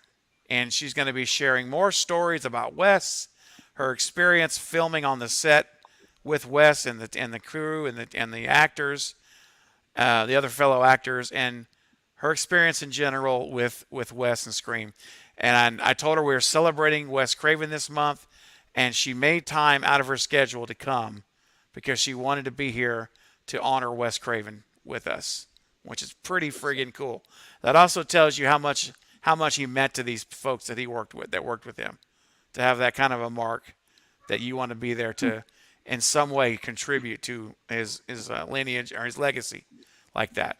So guys, be here next Monday night. It's going to be banging 1 hour with Lynn McCree. Now, real quick, before we keep going around the round table here, Stew Train merch. So there's 2 more Stew Train logos. I have the one now that's up. You guys already know it. It's in the merch shop now. You can buy now. It's like the Thomas Train design that Brett James Bishop did. Here's one that Carrie did. This will be soon available. Not yet, but look at that. Ooh. Look at that Stew Train. That's going to be the front of the shirt. And if you notice up top, what numbers do we see, guys? We see 261. You see that? Yep. You see 00 and then 261. Which, of course, we know is what? 261 Turner Lane, which is Stu Walker's home address. Address. Yep. So we got to go. It's going to 261, baby. That is sharp. So that's one sharp. design that is like really sharp. I'm working on it to get the transparency right for the shirt. That's what's taking the time. Right. But because it's not really my skill set. My skill sets and other things. However, it's coming. And here's the design that my wife made that I absolutely love as well. Check this out, guys. I've never shown this on the channel before. So Polar, if you're still here, Polar's been waiting. She wants to buy all three shirts at one time. So here it comes, guys. Check out this design. Look at that. All aboard the Stew Train. I think my wife friggin' killed it. Yeah, that is beautiful. Yeah, that is tight, man. Wow. And even got the fire and the smoke, which is so cool. Mm-hmm. That's freaking awesome, man. Oh my God. I'm excited about that, guys.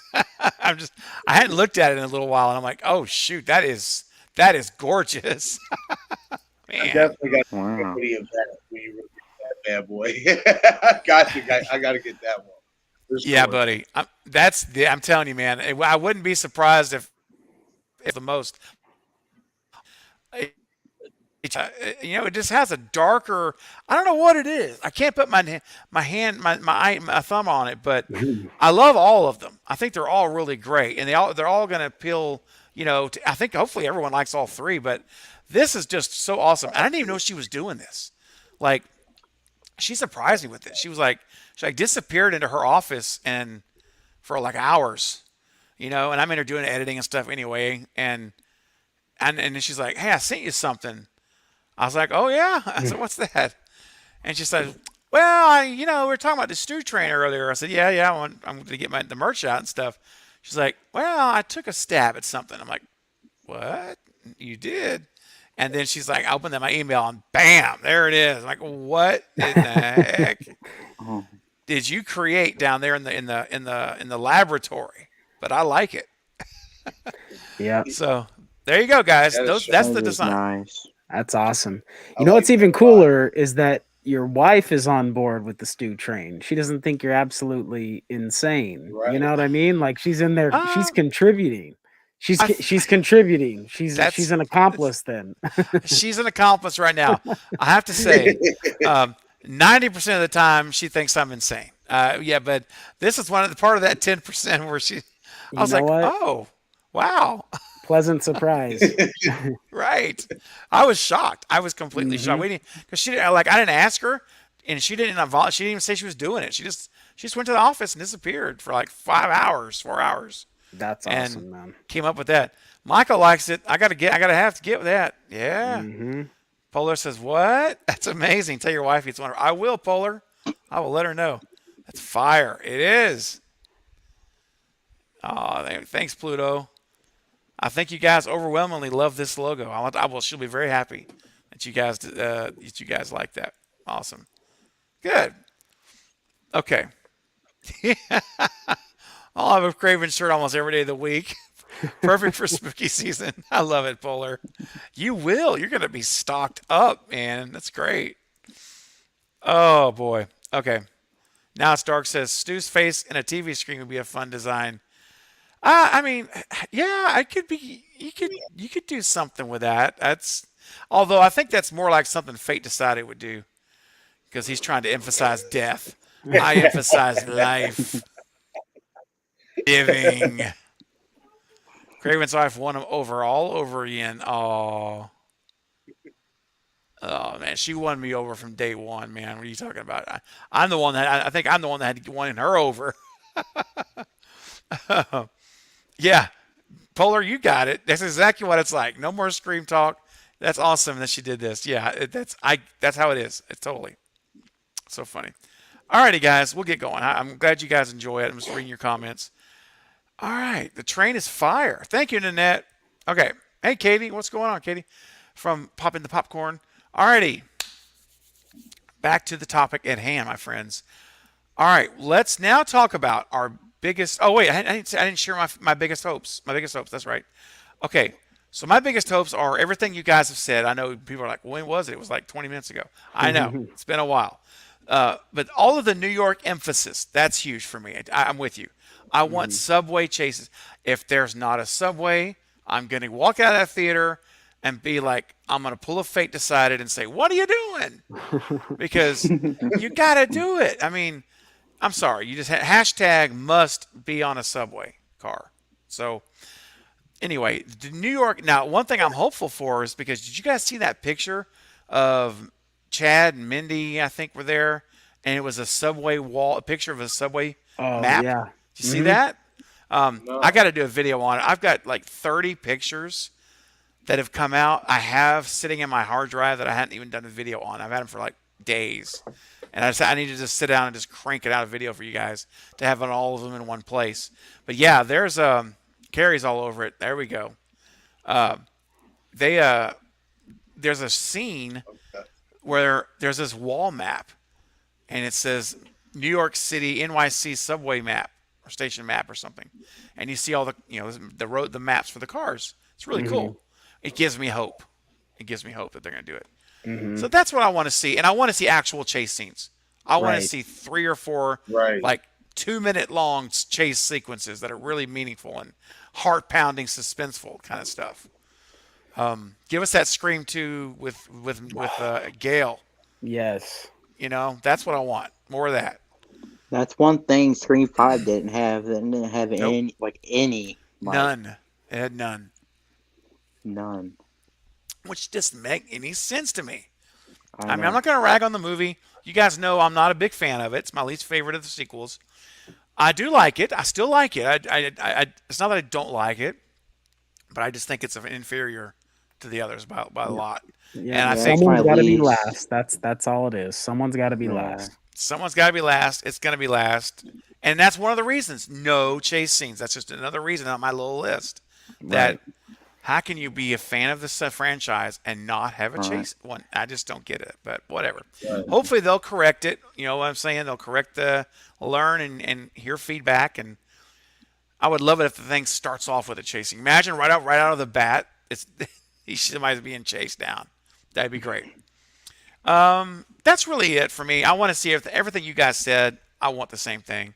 I really do, and I want to see character development. That is so huge for me, right? I want to see these characters actually interact with one another, not just like say 2 sentences Right. the whole movie. Yeah. I want to see them talking, conversating, being vulnerable, I'm transparent with each other. All that, the stuff that makes us look at that person and say, "Oh man, I feel for that girl. I really don't want anything to happen to her."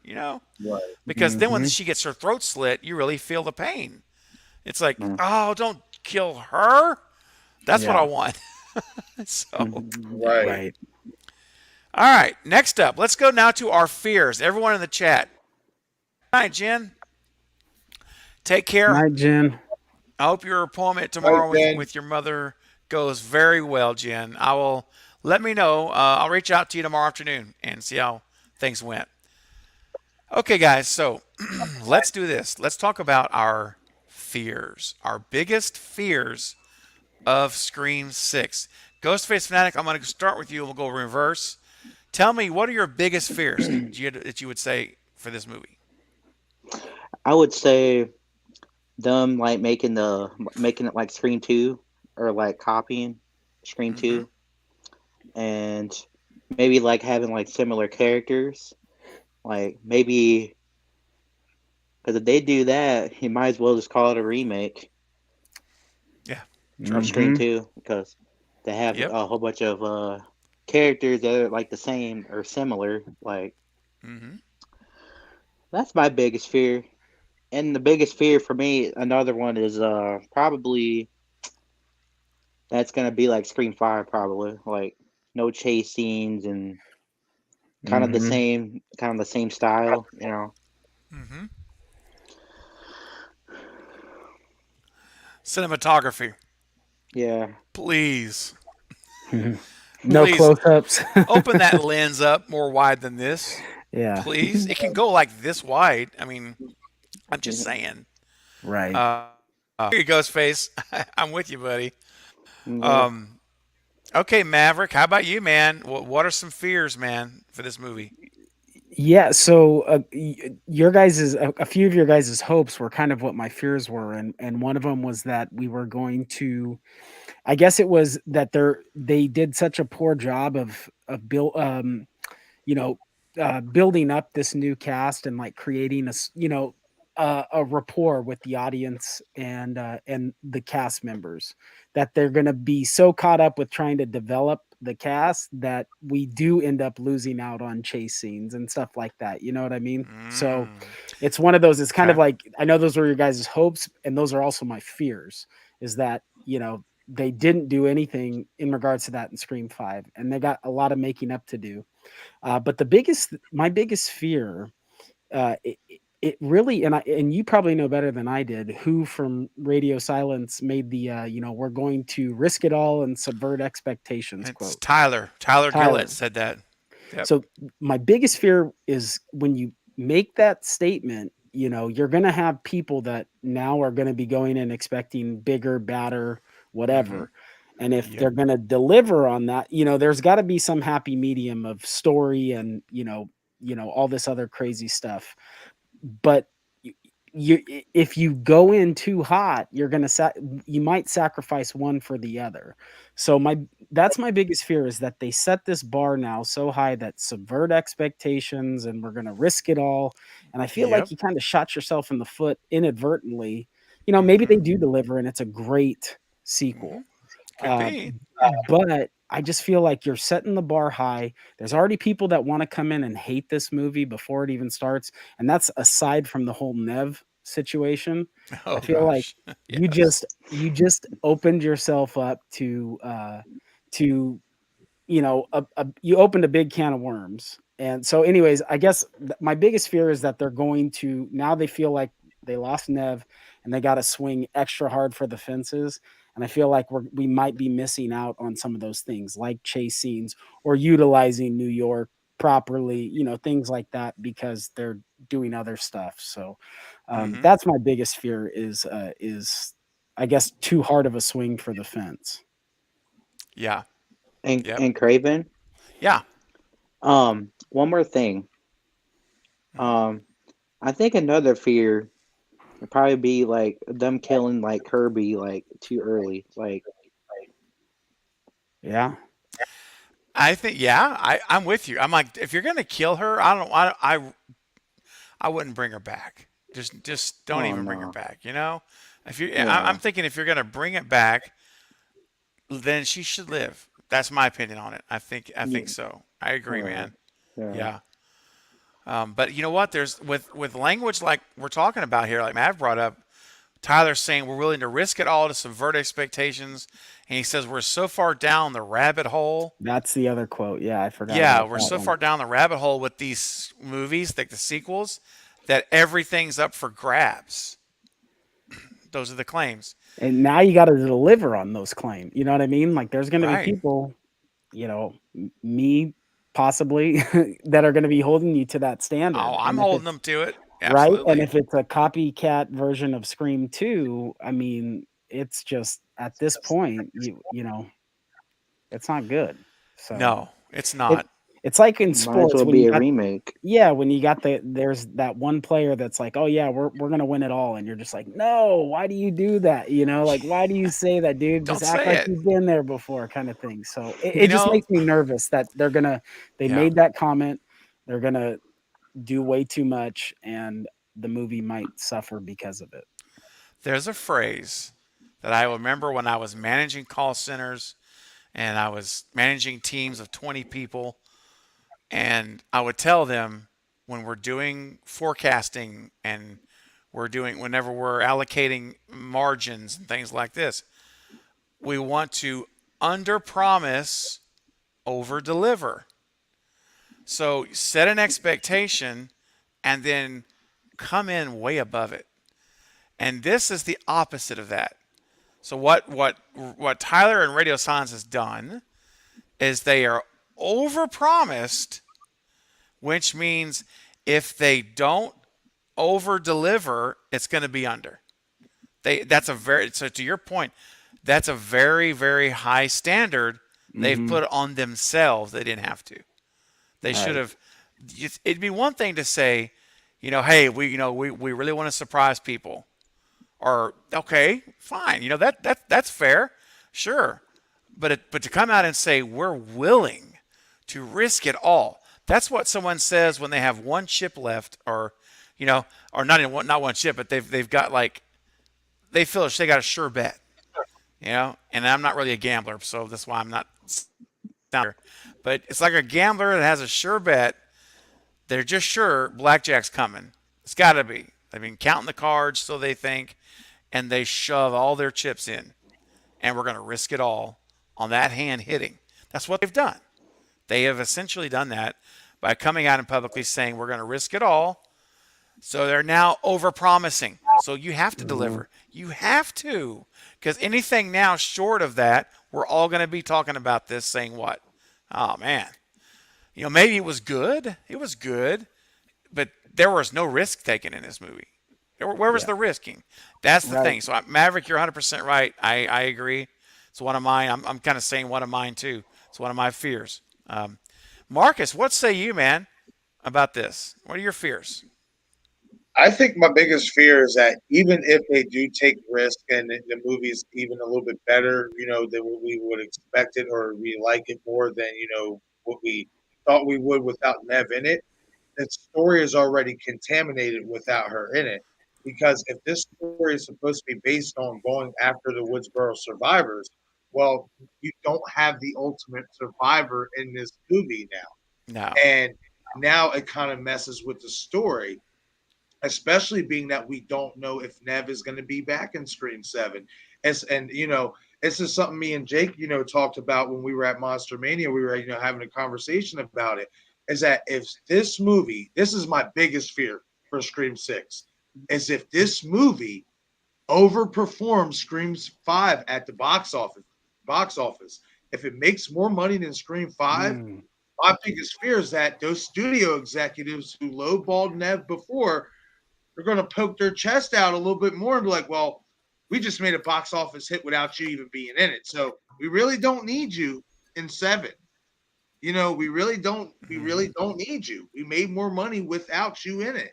And that is my biggest fear. It's the story without Nev in it, and the fact that if this movie is successful, it's not that I don't want it to be successful. I want it to be successful. Yeah. But especially, and I'm going to go back to Scream 5, what did Samantha say to Dewey? If I am a target, if I'm in danger, you're in danger. That's right.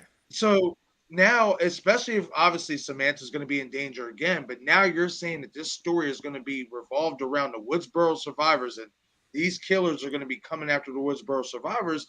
Well, now, even if Radio Silent saying what they said, kind of shot themselves in the foot.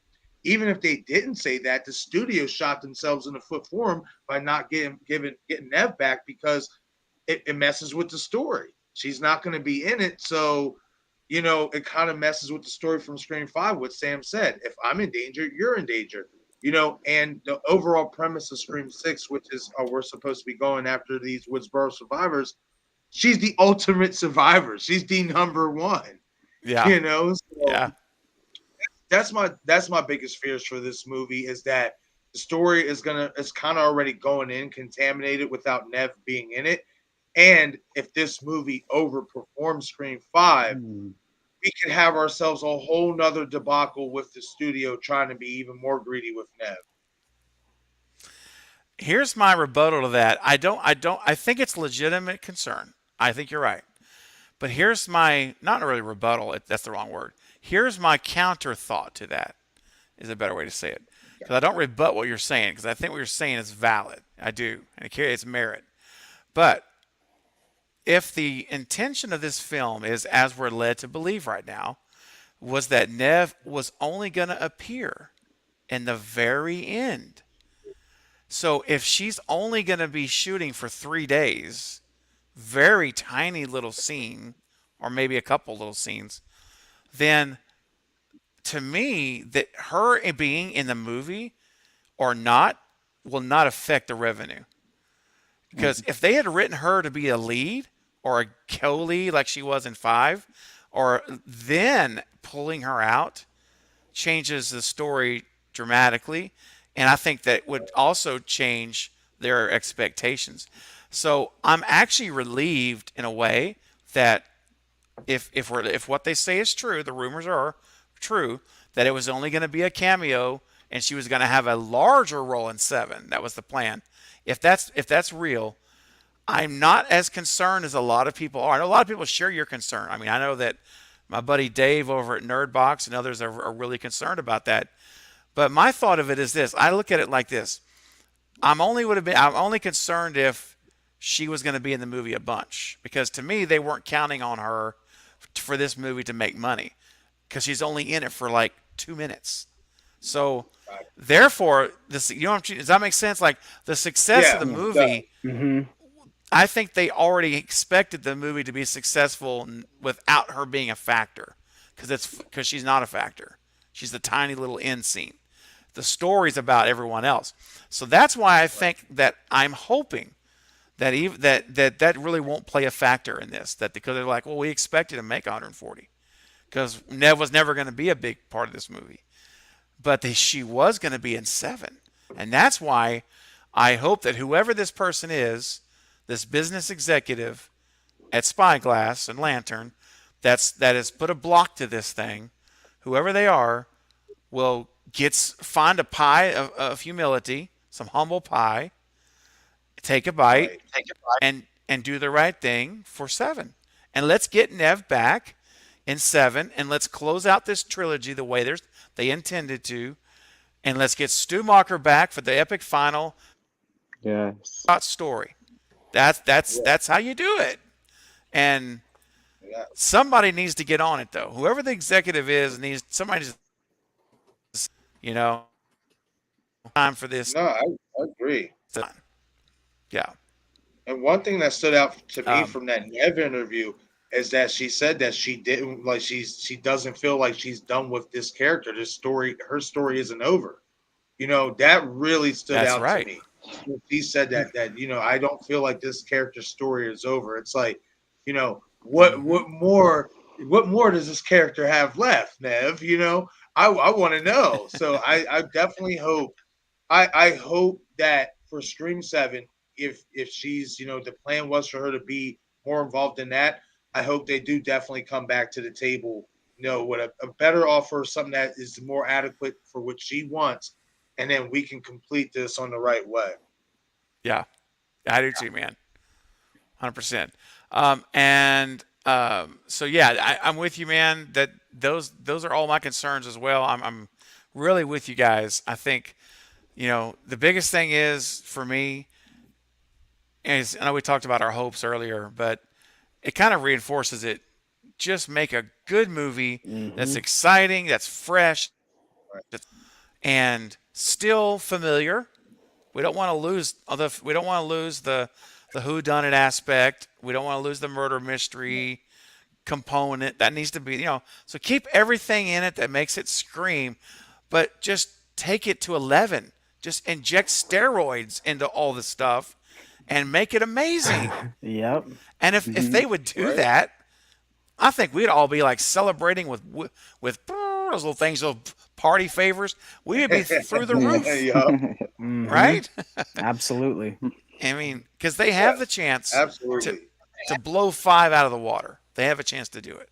I just hope that they will do it.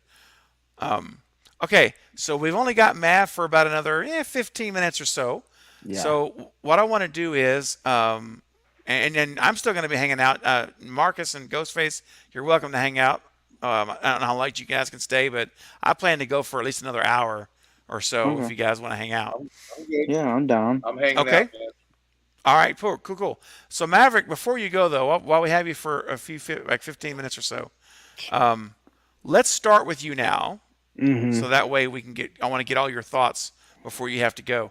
So let's move now to Halloween, guys. So for all of my Halloween fans, and there's 55 people here in the chat still, which is incredible, at 12 after midnight on the East Coast, and we've still got 55 people. You guys are amazing. Bob says he's down to stay for another hour. That's what I'm talking about, Bob.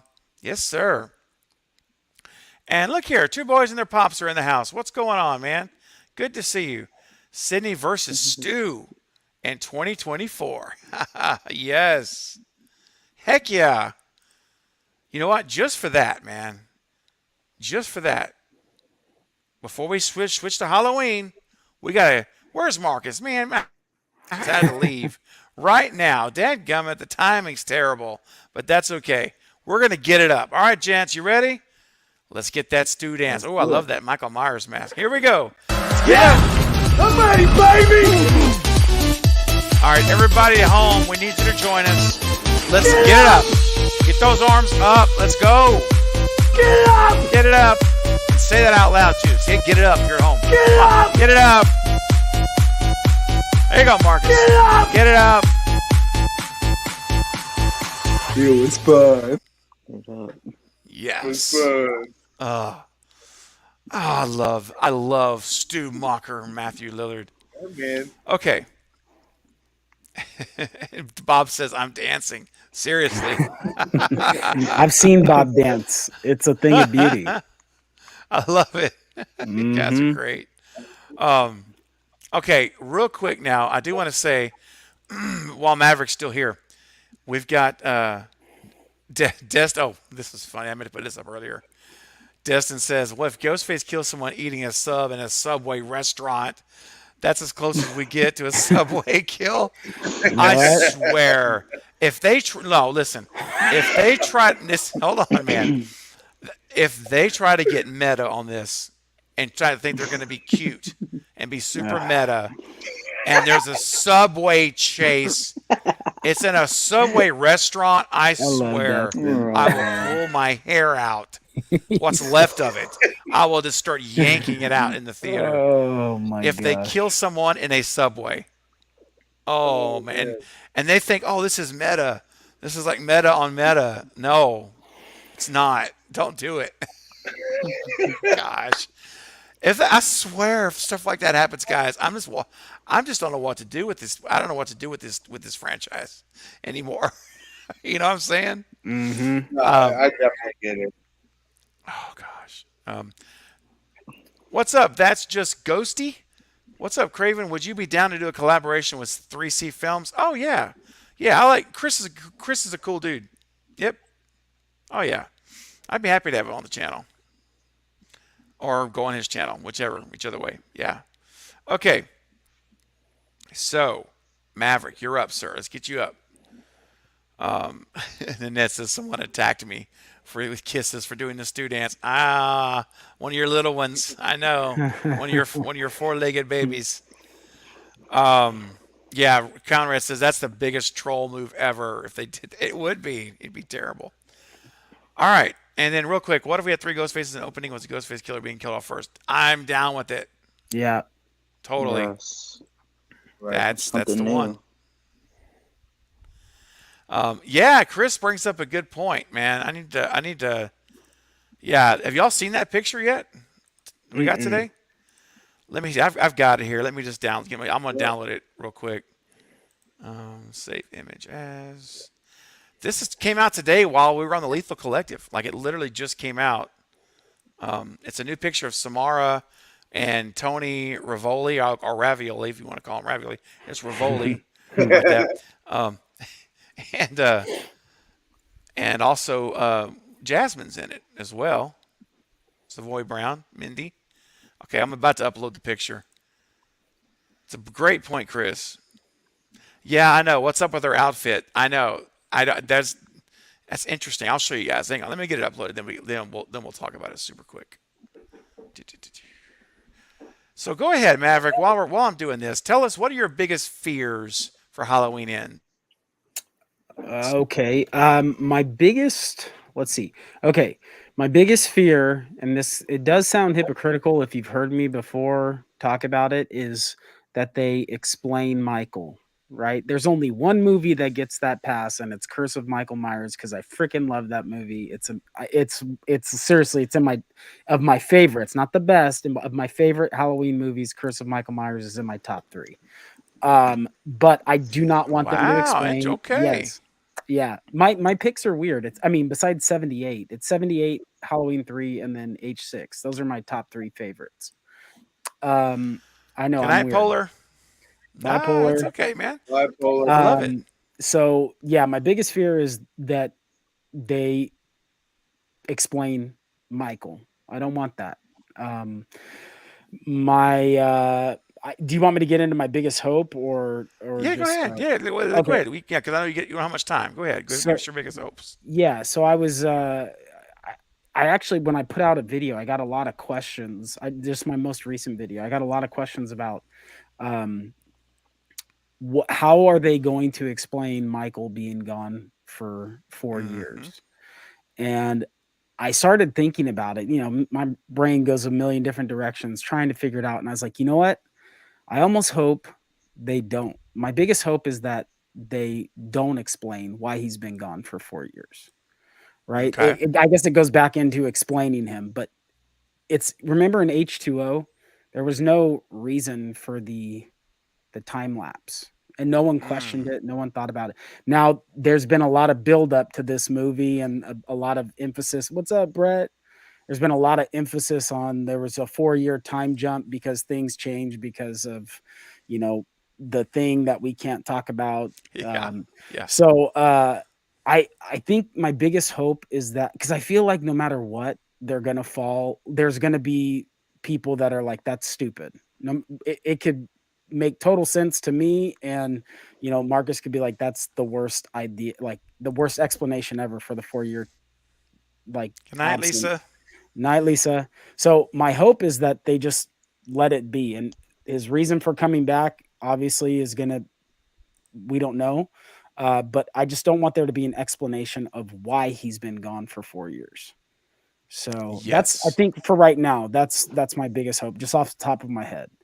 I feel like what we got from the trailer, as small a sample size as it was all I want until the movie comes out. I don't want any more. I'm happy with how things looked. You and I, we've talked before, we kind of are on different sides of the spectrum with how Kills was, but I really enjoyed 2018. So, so I'm optimistic right now, where they're going with this. And I mean, we'll obviously find out in October, but yeah, so biggest fear is that they explain Michael and why he does what he does. Biggest hope is that they leave the 4-year absence alone. Just don't even talk about it. He's just been gone. I think it's creepier that way. You're like, why now? Why Halloween 4 years later? So right. Yeah. No, that's, I mean, those are legit things, dude. I'm serious, man. I'm you know, I don't want an explanation at all, man. I just don't. Yeah. I know Val's biggest fear is that radio tower. So I guess I could. You know, Oh man. you did it. You had to do it. It's the radio tower, General. If the General's still here, I'm not sure if she's still here or not, but if she's still here, I'm just waiting for it to pop up on the chat. I know what's coming soon. A chair just got flipped over. Yes, it did. I had to do it, Val. I'm sorry. I love you, but I had to do it. I had to. And trust me, if she's not still here, she'll hear about it. Don't worry. She's going to hear about the tower. I'm sure her spider sense is tingling anytime anybody mentions radio tower. She's like, what? So. Okay. Oh yeah, there she is. Oh no! Wait a minute. It was listening. Yes. But at least I put it in my biggest fears and not my biggest hopes, Val. So. See, that's right. He's wanting the right things there. I think, you know. I'm towing the line, but there we go. That's what I was waiting for. Yeah. Oh, the radio tower. Oh, you know what, man? Before you leave, I think it's only right, and I'm not rushing you off at all. If you stay as long as you can. Yeah. But before you leave, in honor of the radio tower and Silver Shamrock, and just because I like to sing on live streams, I think we need to do it. So I think this is the time right now, just because Val's already in the radio tower mood, or lack thereof in the radio tower mood. So how about we give him a little bit of Silver Shamrock? You guys up for that? You guys up ready to sing? Okay. Yeah. All right, let's do this thing. Everybody at home, get your vocal cords ready. If you're new to the stream and you're just popped in, just stick around. We're not going to be doing this. We're not singing all night. Trust me, you'll be all right. Just hang out. But we got to do this. It's kind of becoming a tradition, especially with Halloween Ends coming out in 2 months. We're ramping up, so we're going to help it out. So everybody, I need you all to sing in the live chat. Everyone sing here on the panel. I'll count us in. We'll go. Let's do 2 times through. All right, 1 verse, chorus, 1 verse, chorus, and we'll end it with our dunking, dunking, dunking, dunking for like 10 seconds. Got to keep it going. All right, can't stop. All right. Here we go. Everybody at home, get ready to sing. Val, you too. We're going to go 3, 2, 1, go. Happy, happy Halloween, Halloween, Halloween, Halloween, Halloween. Happy, Halloween, happy happy Halloween, Silver Silver Shamrock. Shamrock. Happy, happy Halloween, Halloween, Halloween. Happy, happy Halloween, Silver Shamrock. Duncan, Duncan, Duncan, Duncan, Duncan, Duncan, Duncan, Duncan, Duncan, Duncan, Duncan, Duncan, Duncan, Duncan, Duncan, Duncan, Duncan, Duncan. Yeah, well done. Good job, gentlemen. I'm very proud. You guys rocked the house. Oh, man. The radio tower is stirring up lots and lots of chatter. Yes, I know. I see people were singing. Yay. Brandon was singing. Look at there. Brandon says, even Brandon's joining in, man. That's what I'm talking about. You guys are awesome, man. You guys are awesome. Oh man. Hang on a second. I'm just giving. Oh shoot. Hang on. 1 second, gents. Oh, so Maverick. Anything else you want to share about Friday the 13th? Let's get that real quick. Then we're gonna get back to Halloween, but just for right now. Yeah. Tell us about. Go ahead. So, I did a while ago. I've talked about it with numerous people. I talked about it with you. I talked about it actually with Destin, with Killjoy Jake. I did a video, and then as I was doing the video, it almost came into like an idea for a new Friday the 13th, but everything was tied up in the legal. Like I literally have this video. I'm tempted to just put it out there so you could see where I was at when I recorded it, because it was all during the legal process. And, doing the intro now is like, yeah, I recorded this a while ago. I've been sitting on it for like 3 months and I just haven't put it out there. But I guess, so if we want to do biggest hopes and fears, my biggest fear is that, Jason, I feel like this franchise needs to be grounded in reality, like hardcore. We got a little silly, like towards the end, even part 7's fine, but Jason versus Carrie, and then Manhattan, and then Jason Goes to Hell. Like if you get seven for me, I'm not the biggest fan of, but like 8, 9, I like Jason X for what it is, but I love it's Jason like, X. But I'm saying it's like how I feel about Halloween 6 is probably how a lot of people feel about Jason X, or how the majority feels about Halloween 6 is how the majority also probably feels about Jason X. I like Jason X, I do too. but you know what I mean? Like I think they need to get it back. And 2009 did a good job. I felt like with kind of bringing it back to, the lake and everything like that. And actually it was crazy watching them run. I think my biggest fear is that they don't take this franchise seriously. And we get more of the later iterations of Friday the 13th, as opposed to some of the more grounded. Like it doesn't have to be that extravagant, and realistically the budget doesn't have to be crazy high either for a Friday the 13th movie. No. So my biggest fear is that it doesn't get taken seriously, or it tries to be not like the earlier versions of it, that it gets more into the later, sillier, supernatural, campy stuff. My biggest hope is that this actually just popped in my head, is that LeBron James company doesn't take over or isn't involved with Friday the 13th. I'm just not a big LeBron James fan, and I'm a Laker fan. So I know there was the rumors a while ago that LeBron was going to get involved with Jason. And I guess if it means that we're going to be getting Friday the 13th back, I could deal with it. But I don't know, man. That guy just bothers me. So I don't know. That's the only thing I can come up with for my biggest hope right now, without giving too much away about my video. So that's pretty much it. But I know before I leave, you said you had a picture of Samara Weaving, and I'm too curious to. Oh, is it not working? No, I do. I have it. Yeah. Okay. Now I wanted to just make sure we heard real quick too, because I've been holding on to this for a minute. Real quick, Sarah Campbell is in the house. Sarah, great to see you here with a $5 super chat. Thank you so much.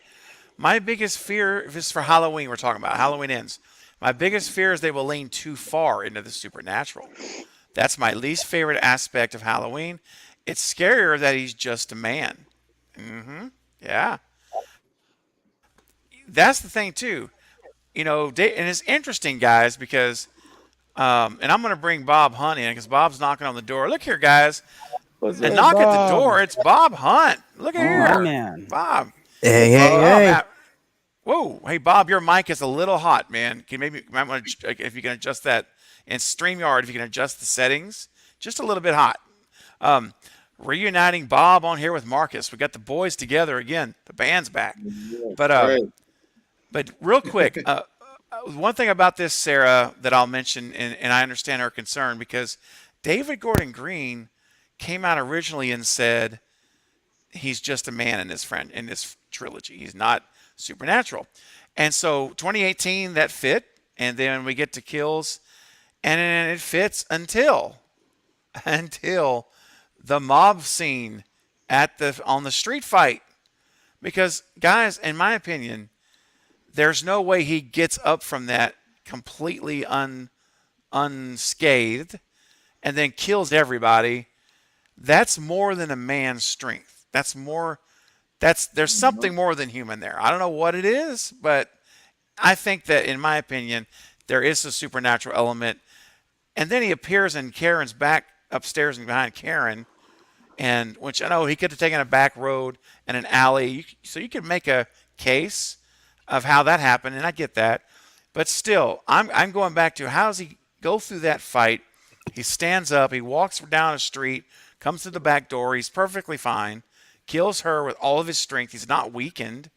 So, and then we hear this narration from Lori about how when he kills, he gets more powerful, like he transcends into these victims. And so anyway, guys, I've said all that to say, what's that? Marcus, is that you? No, I'm just shaking my head, agreeing with you. Sorry. Okay, I thought I heard somebody. Okay. The fact that we done seen him at the end of Kills, take that beating like that, get stabbed. He's been shot multiple times now. It's like there's definitely a supernatural element there, because it's like Dr. Loomis said in the original Halloween too. I'm telling you, he isn't a man. So he's not human. Your clip you play, Brandon, he's not human. I mean, yeah, absolutely, right? So, okay, real quick. So, Sarah, thank you. I'm going to play your clip here in just a second, but real quick, because Maverick has got to get going. He's staying later than he was planning. So, thank you for that, Mav. Let me show. Yeah, for sure, man. My pleasure. Real fast. Okay, good. I've got you hidden. All right, let me hide that. All right, guys, here's a brand new picture that came out today from the Scream Reels, official Scream folks, social media. Look at Samara Weaving in the middle with that green dress. Does she have something covering her? It looks like there's like a tank around her face. It's a virus. It's a shield. Okay. I can make it. Yeah, out it's now. a shield. Even above it looked like it was like her head was. She looked like she was. Oh, it does. Like she was cast in The Fifth Element or something like that. Right. That it was does. tripping me out. But yeah, Okay. but look at that dress. That's the same color of dress that Gail Weathers wore in Scream 1. Okay. Same color. Yeah, it's that like neon or lime green or something. Yeah, and it looks to me like they're backstage, because if you see it up close, there's a stairwell behind them to the right of Jasmine, and her hair is like completely different. I don't know if that Mindy. That's Mindy. Yes, Holy I don't know if moly. she's done shooting and maybe she's there just hanging out. I don't know. And that's Tony Ravoli on the left. Yeah, that's him. And so this looks like a stage. Behind that, see that big black tarp? It looks like a curtain, big black curtain. And there's stage can lights. If you look down to the right of Mindy's left elbow, you see those silver things in that cabinet there? Yep. Oh, yeah. Those are stage can lights that you have on a theater. Like, I think, stage lights. Those are cans. So I think this is a theater. And I think she's in Stab the musical. And then she's playing Gail, or she's probably playing Gail. Yeah. That's crazy. Yeah. That's right. That would be a nice little homage. That would be kind of like a reversal of what they did with Dewey in Scream 3 for the Stab movies or whatever, when they had Prince playing Dewey. Yeah. Exactly. Yeah. Awesome. No, that's crazy. I haven't seen that. I'm glad that I got to check it out Yeah. before I headed off. But yeah, that Yeah, mask, man. man, that thing freaked me out for a second. I was like, what the hell are they doing on screen? They got her head in the aquarium right now. Real quick, if she okay, let's say if there is like Stab the musical, whatever, and she is playing Gail, do you think she'll be like the new Parker Posey in this movie? Like like Jennifer? I would Get I some would love it. dialogue like that? I would absolutely love it.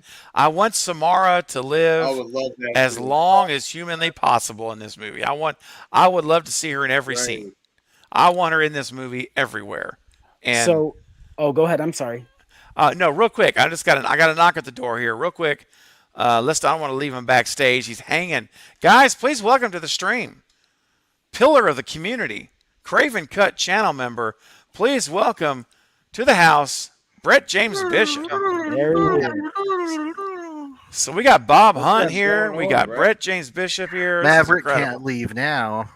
Unfortunately, I gotta help my wife out with she's got an interview tomorrow, so we're gonna Yeah. prep Bring for her the on. interview. Bring her on. Right? I'm the Yeah, best this would be- interviewer.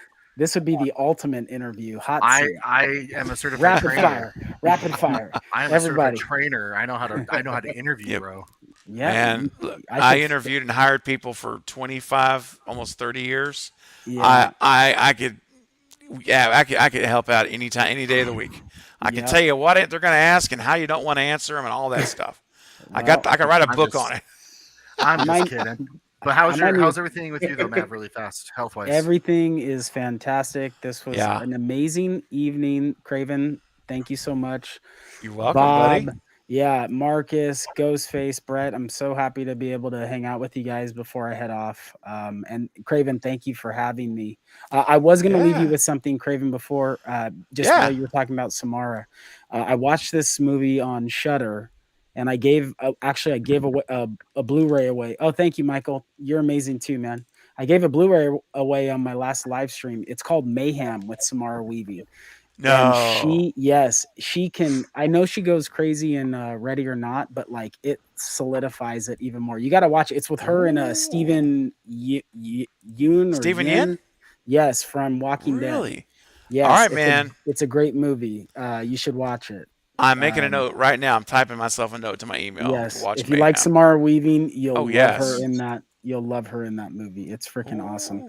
But yeah, no, thank you guys so much. Sorry I didn't get to hang out longer with Brett and Bob. But It's okay. and We're going to thanks- haunted houses, so you're good. I know we are. We are. I promise you, we will. You better. Okay. And everybody in the chat, thank you so much. Thanks to everybody who subscribed to my channel. I think I got up to like 379 ish. Hey, man, I was going to say, guys, listen, I know a lot of people have come in new as the chat's gone on longer. Hey, please, everyone go subscribe to everybody's channel.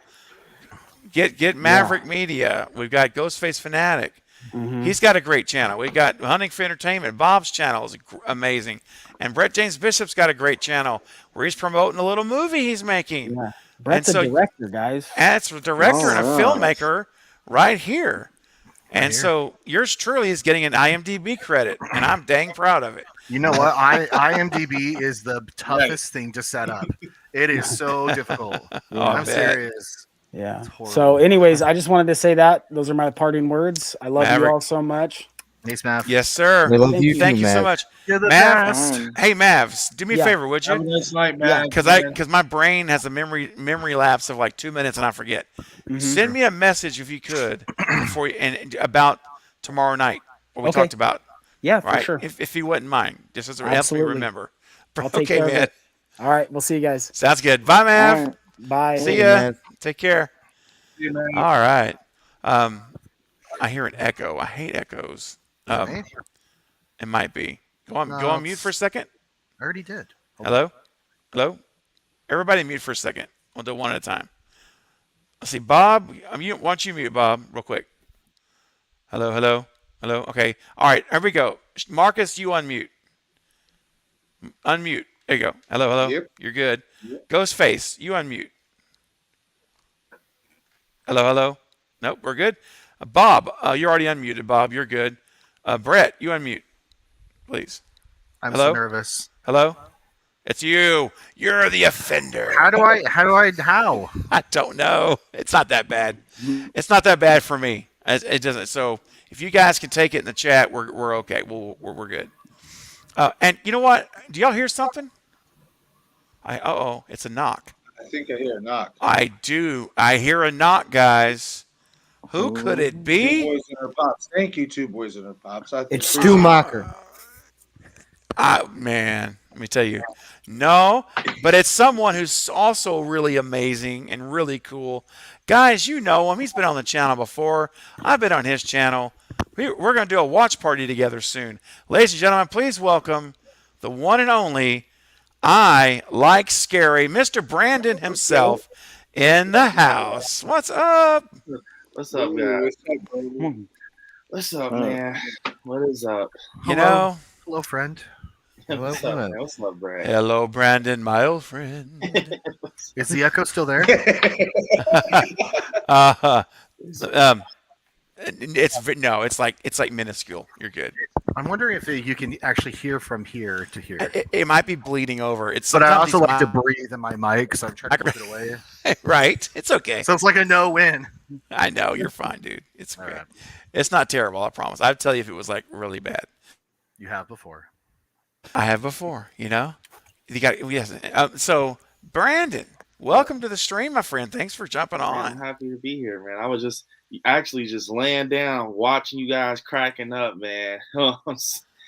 Singing the Silver Shamrock song. I'm like, you know what? Yeah. And we're just getting started on Halloween talk, so who better to bring on to round out the panel tonight than Brandon and Brett, who are diehard Halloween fans as well as you guys. Real quick though, let's get back to Sarah's super chat. Sarah, thank you so much. And I want to see Brett and Brandon. Do you have any comments about this? We've already kind of touched on it before you came on. Sarah's biggest concern is about them going too far supernatural on Michael in the ends. Do you guys have anything you want to add? Is that a concern for you, Brandon? Yeah, it's a concern for me. I just hope they explain him. That's it. I just don't want him to be explained. I think that's what makes him scary. We don't know anything about him, and he's unknown, and we don't know where he comes from. We just know he kills.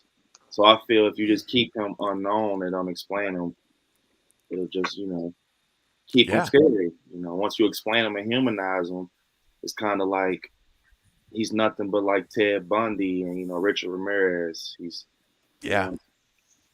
true. The mystique is gone. Yeah. The mystery's gone. Yeah. The mythology's gone. Yeah. Okay. Great. Well, Sarah, thank you so much for your super chat. And we all, I think, sympathize with you on that. And some philosophy tonight from the rhyming philosopher himself, Elliot Terry. Once a bee stings you, it'll die. But it won't be from anything you do. If you find its body, you'll see why.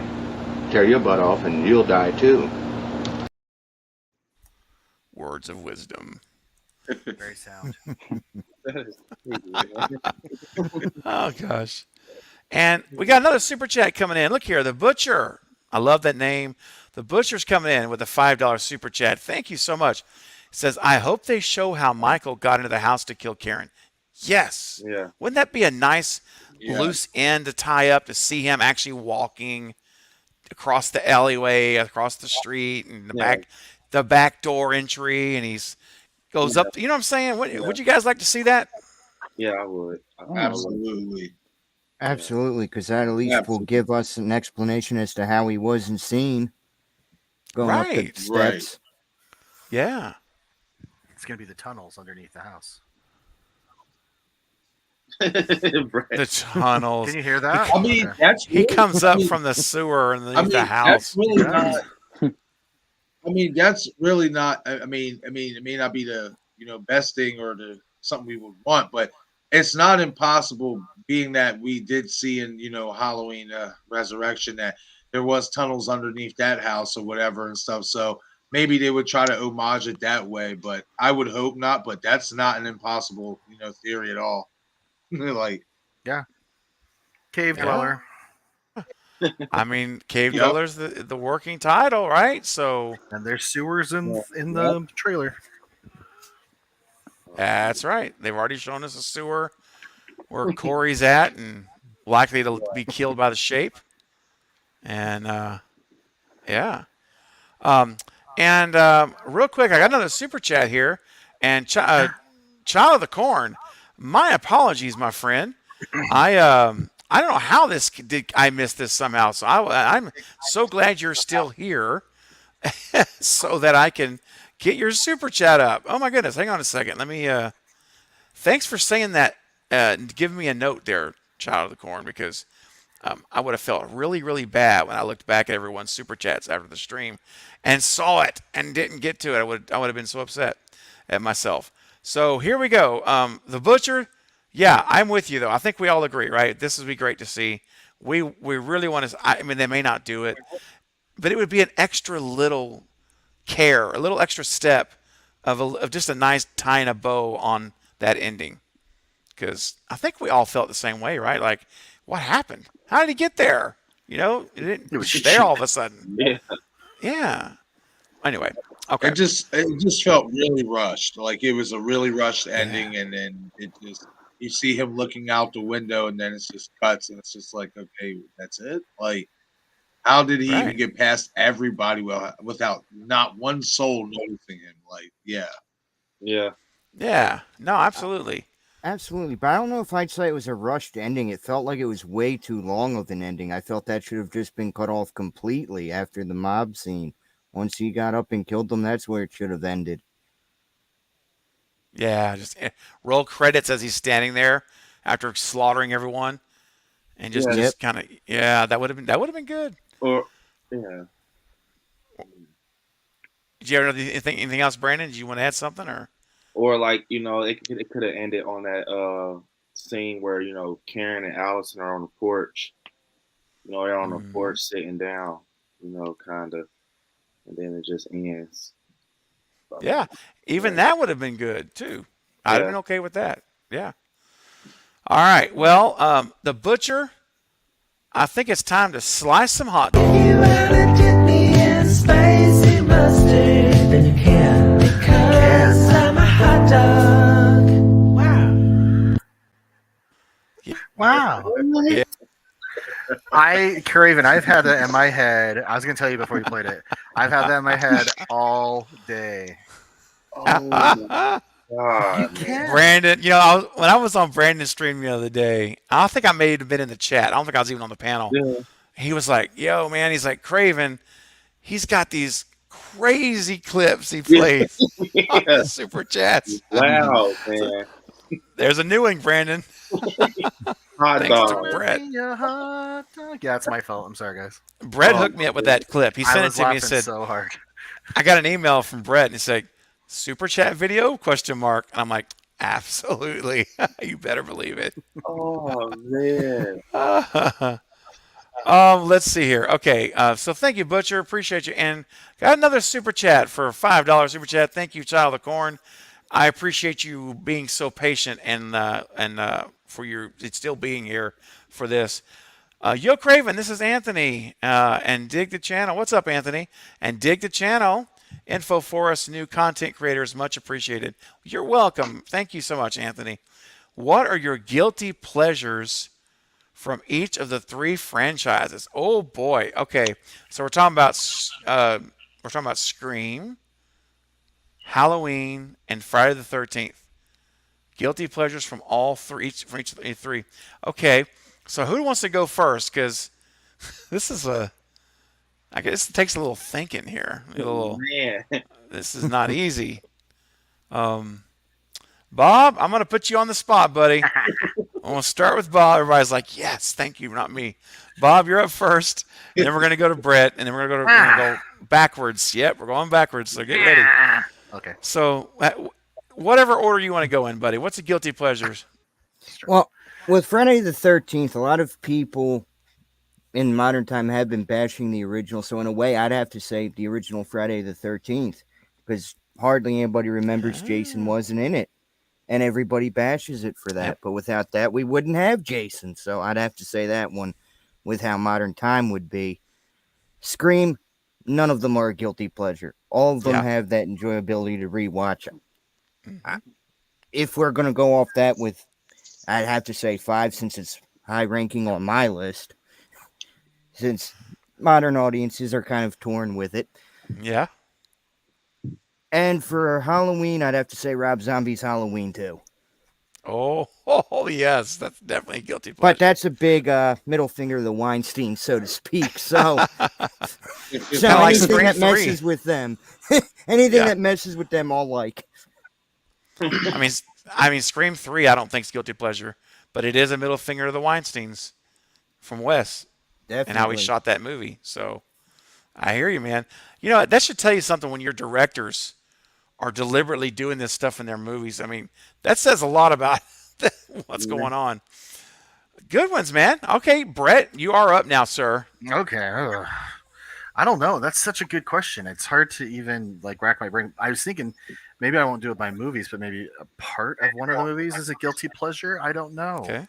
I'll tell you this: the Friday the 13th remake I really like, and I don't know how that has held up with people or if they like it, but I actually really prefer it to a lot of the sequels.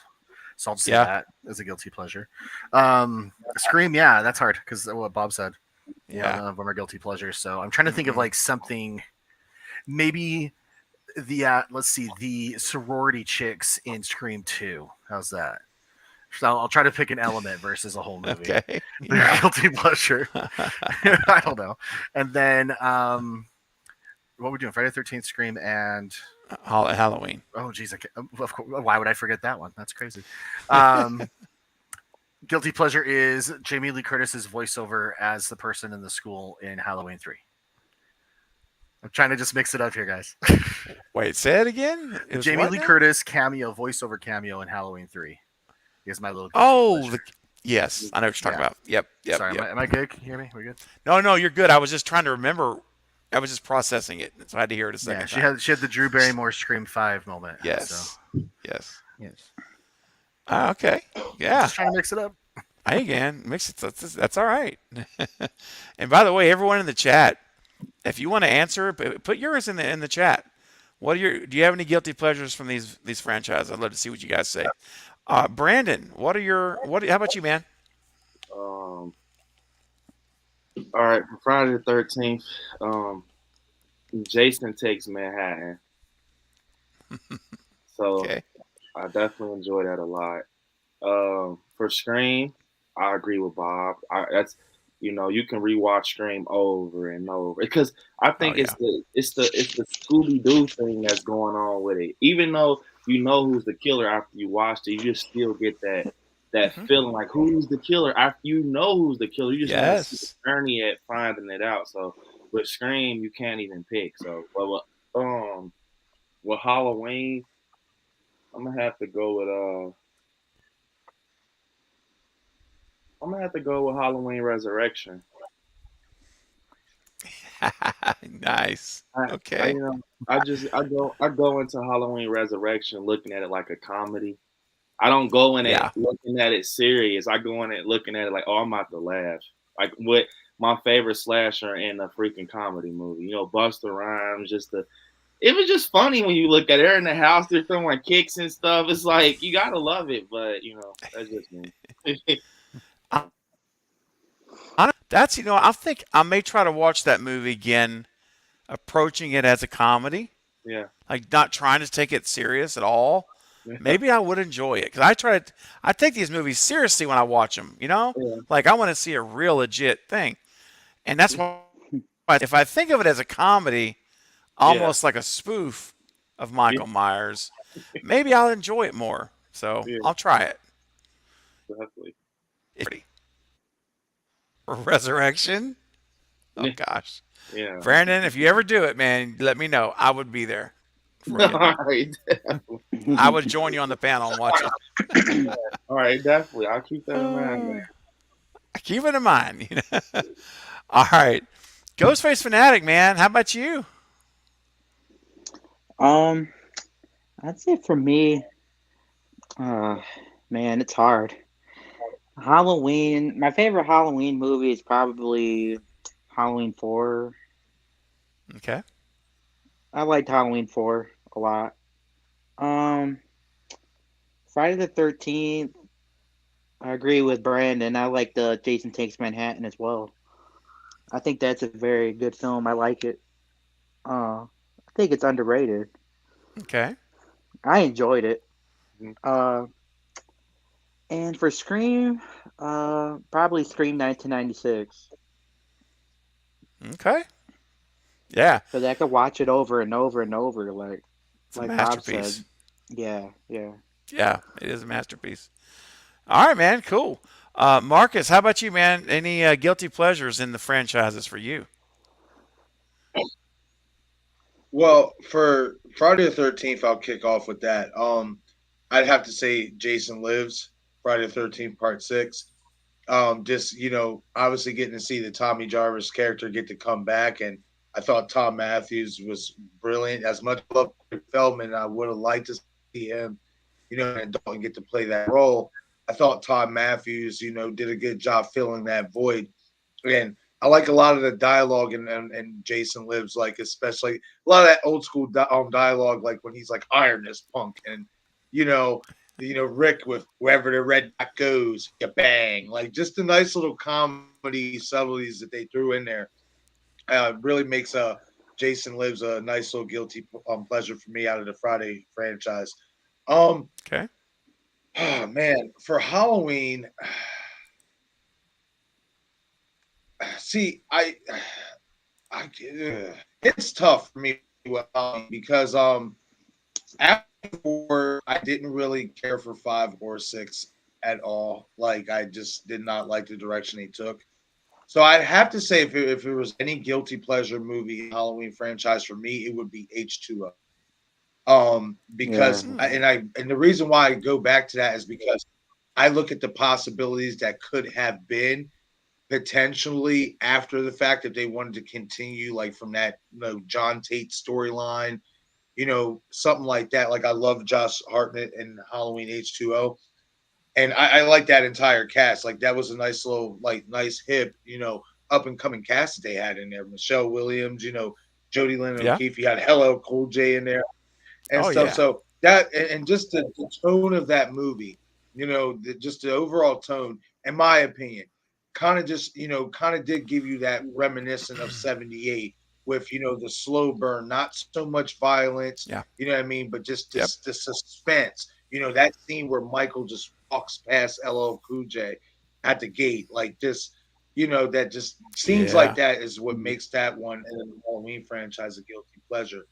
And all the Scream movies are very watchable. I mean, if there was a guilty pleasure for me, if I were to go with a guilty pleasure out of any of them, it would be 4, and that's because 4 was ahead of its time. It was so ahead of its time. I go back and just rewatch as if it just to me as if that just came out this year, like if that was Scream 5, like just with the whole technology and the cameras and all that stuff. Like Scream 4 for me is like out of all of them, if I'd have to say if it was a guilty pleasure, that's something like, yeah, you know what? I want to watch Scream 4 today. So that's my ranking for all those three franchises. Man, boy. Okay. These are all really great choices. I'm gonna start with mine with Scream. In my opinion, there are no guilty pleasure movies here. If I had to pick one, I'm gonna go the route I think Bob went with. It would be Scream 5 because it's my least favorite of the films. And so like I watched it 9 times and I have not been able to make myself watch it again. That was like 2 months ago, which is unheard of for me in a Scream movie. Like when Scream 4 came out, I lived on that movie every day. Like just knowing the lines, sliding the lines from memory, the rewatchability of 5 is really low for me in my book. And it just does not have whatever that it factor is. Could be something to do with this guy named Wes. And It just doesn't have it. So I would have to say it's a guilty. It's as close to a guilty pleasure as I can get in a Scream movie. Next up for Friday the 13th. Oh, it's easy. Easy. It is Jason X, baby. Jason X. In space, rock and roll, busting heads, Ubering, whatever you got to do. I'm all over Uber Jason. And let's go. Let's go, man. That's a watch party. Any day of the week, I'd throw down on a watch party for that. And then finally for Halloween, boy, I've got some choices here. But it's a guilty pleasure. So that which means typically it's a movie that people don't really like, but you like it. So I'm trying to think what would fit there. It could be, if it's the Michael Myers movie, it's probably like, shoot. I guess I hate to say H2O because I think H2O is liked by a lot of people because I really like it. I don't really consider it a guilty pleasure. I guess Halloween 3, probably. Season of the Witch. That'd be my guilty pleasure movie. Yeah. Resurrection, thanks to Brandon. Once I watch it with the mindset of a comedy, then I can actually just laugh at the movie instead of like think about how good this could be and that can't be and no, don't do that and pulling my hair out as Jamie's falling down from the roof. Anyway. All right, guys. Child of the Corn, that is a great question. Great question. And I highly encourage anyone to continue this line of questioning. Good stuff. And Anthony, thank you for that. And here is some more words of wisdom from Elliot Terry, the rhyming philosopher. Can two fools get together on anything? Sometimes they actually do. And if you can tell what's happening, then three fools can do it too. Ouch. Dang. There's a message in there. He just needs a hot dog. Yeah. Oh, exactly. He needs a hot dog, bro. Hot dog. Hot dog tonight. Oh, seriously. Now, here's a great question. All day. Oh gosh. Here's a great question. Then we're going to dive back into the films and get some more talk going. To the panel, you get to spend the day with Wes Craven, and can also shadow another horror director, alive or dead, to pick their brains. Who? Now I'm sure he means not like picking their brains, like picking, but like talking to them. I'm just joking. Pick their brains. Who would you pick? That's a great question. So let's see. Marcus, are you still there, buddy? You may not be there. Okay. Then Brandon, I'm going to start with you, my friend, and we'll go down the line. I gotta go with John Carpenter. Yeah. I gotta go with John Carpenter, man, for sure. So that's my pick. That is only right to do John Carpenter. Wes Craven, John Carpenter. Man, so. I mean, arguably, the two greatest. I hate to even say it because the people are going to tear me down. Arguably, the two greatest horror directors of our lifetime. Yeah, I agree. I'm just going to say it. Yeah. Yep. Oh, Marcus. Okay, Marcus. We lost Marcus. He must have got stuck. He'll probably come back. Brett, I guess you're up next. Okay. This one's an easier question. So that's good. So you can spend the day with Wes Craven. Do I get to talk about that? You get to spend Wes Craven? What would we talk about? I would talk Pick their about brains. Philosophy and life in general. Of course, he's giving me my first tattoo with perspective. That's right. Because I'm sure all of that bleeds right into his work. So I wouldn't even touch. Well, I mean, we talked about his work, but I mainly talked about philosophy and whatnot. But then the other one, to pick the brains and who to shadow, I'd say Hitchcock. Ooh, because I like that. one. I like that story building quality that he had. And kind of breaking boundaries. And, I don't think we'd have a Drew Barrymore opening without Psycho. So, yeah, that's who I would choose. Nice. I love it. Okay, Bob, how about you, man? I'd have to say Adam Green. I mean, I just like what he did with the Hatchet franchise, Frozen. I mean, I just like to get to know what gets his clock ticking because it's some interesting stuff. Okay, yeah, absolutely. I mean, that's an interesting choice. I like it. A little bit out of the box. Okay, Ghostface Fanatic, man. How about you, man? Is there another director you'd like to pick their brain? Um, Probably John Carpenter. Mm-hmm. Yep. It's hard I not to pick love John the Halloween Carpenter. films. I've never seen the Thing before though. Oh, really? It's a Yeah. gem. It's a masterpiece.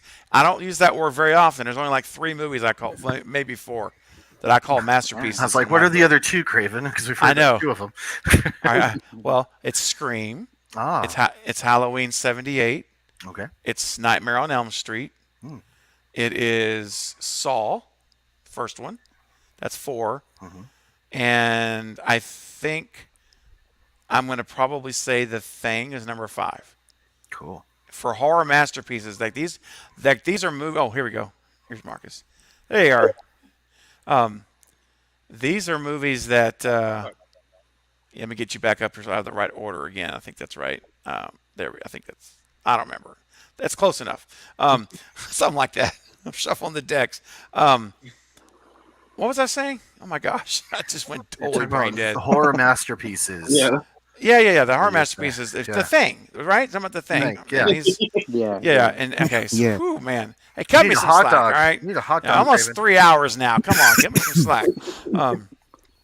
Anyway, yeah. So these are The Thing. You definitely want to check out Ghostface. It's a true masterpiece film, I think. And it's interesting. Carpenter has 2 of them, and then Wes has 2 of them, and James Wan has the 5th one. So those are my for me. But the question, I guess, now goes to Marcus, right? Yeah, Marcus, you're up next. So the question is, if you could spend the day with Wes and also shadow another horror director, alive or dead, who would you pick?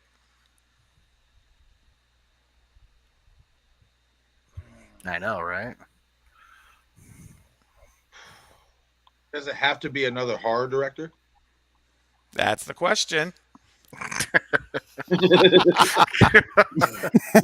Yes. No, I'm just joking. No, you don't have to be. Go ahead. If there's someone else you really want to see, then yeah, go ahead. It's okay. Oh well, I mean, Spielberg. I would say that too. Ooh, That's nice. exactly who I was thinking just now. Yeah. That's a good one. Hey, didn't he do Poltergeist? I believe he Did did. Spielberg do Poltergeist? Or no? No, but Oh, it's okay, never rumored mind. that he did a lot of it. That's what I thought. I thought he got. Toby Hooper. Am I saying that wrong? Who's the one? who did it? Oh, Toby Hooper. Is that who it is? Yeah, Yeah. I think that's it. Looking it up now. But I'm pretty sure Spielberg was like really involved. He directed with, like, a lot of the cleaning scenes. up stuff. Yes. Yeah, he flat out directed a couple of the scenes. So Yeah. So there you go, Marcus. Spielberg is a horror director. you know the mirror where he's ripping his face off. Yeah. Those are Spielberg's hands. Cool. Nice. That's I'm sure. awesome. I'm sure you knew that, but yeah. I do now. Yeah.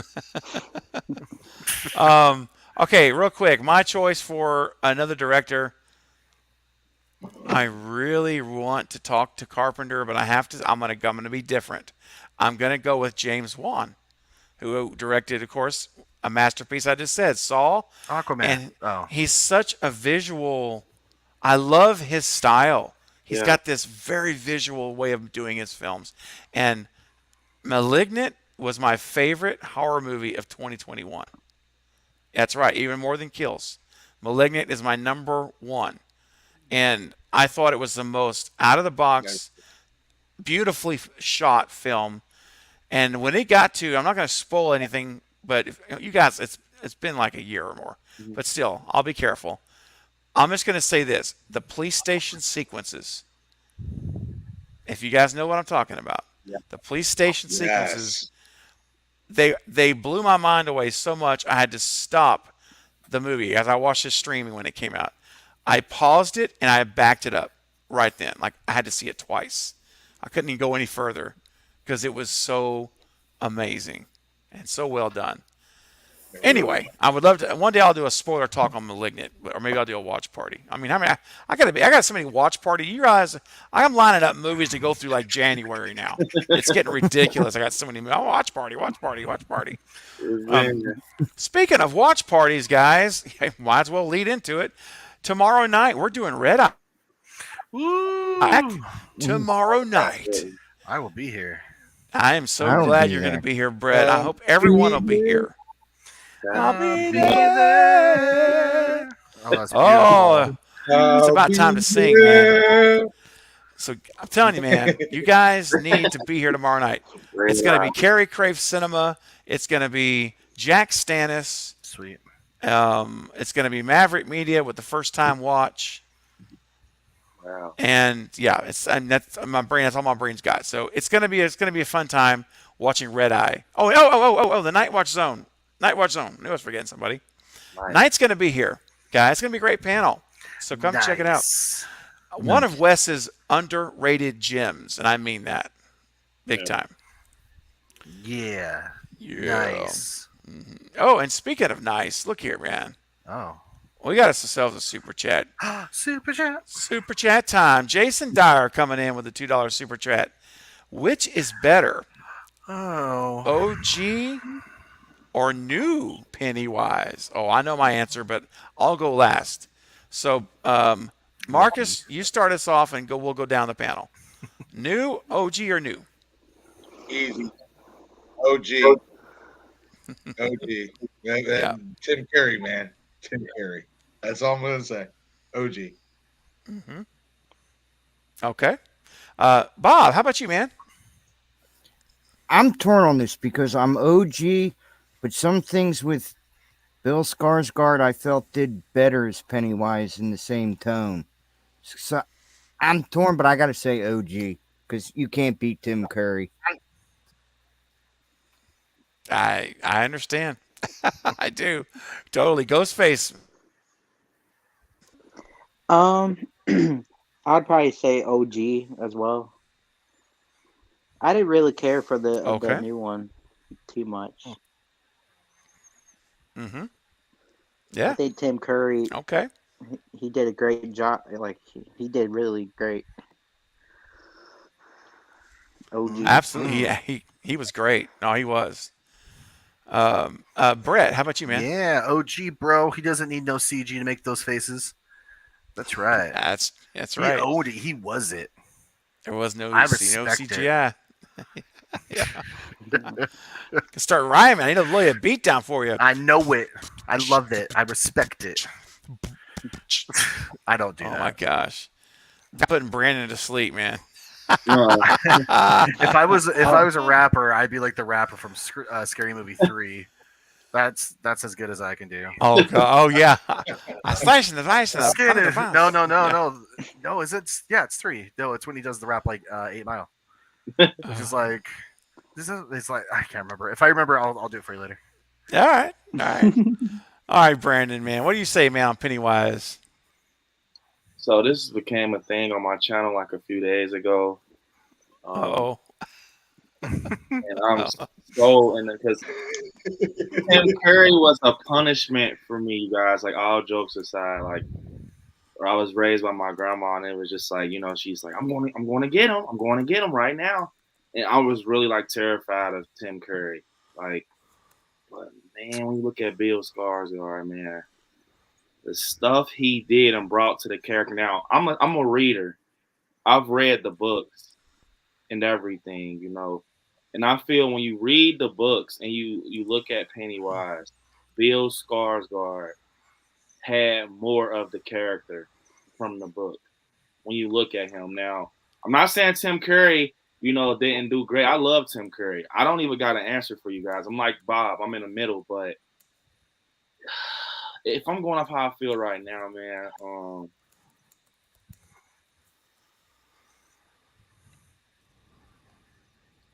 that's hard right there. That's hard. I'm gonna have to go. I'm gonna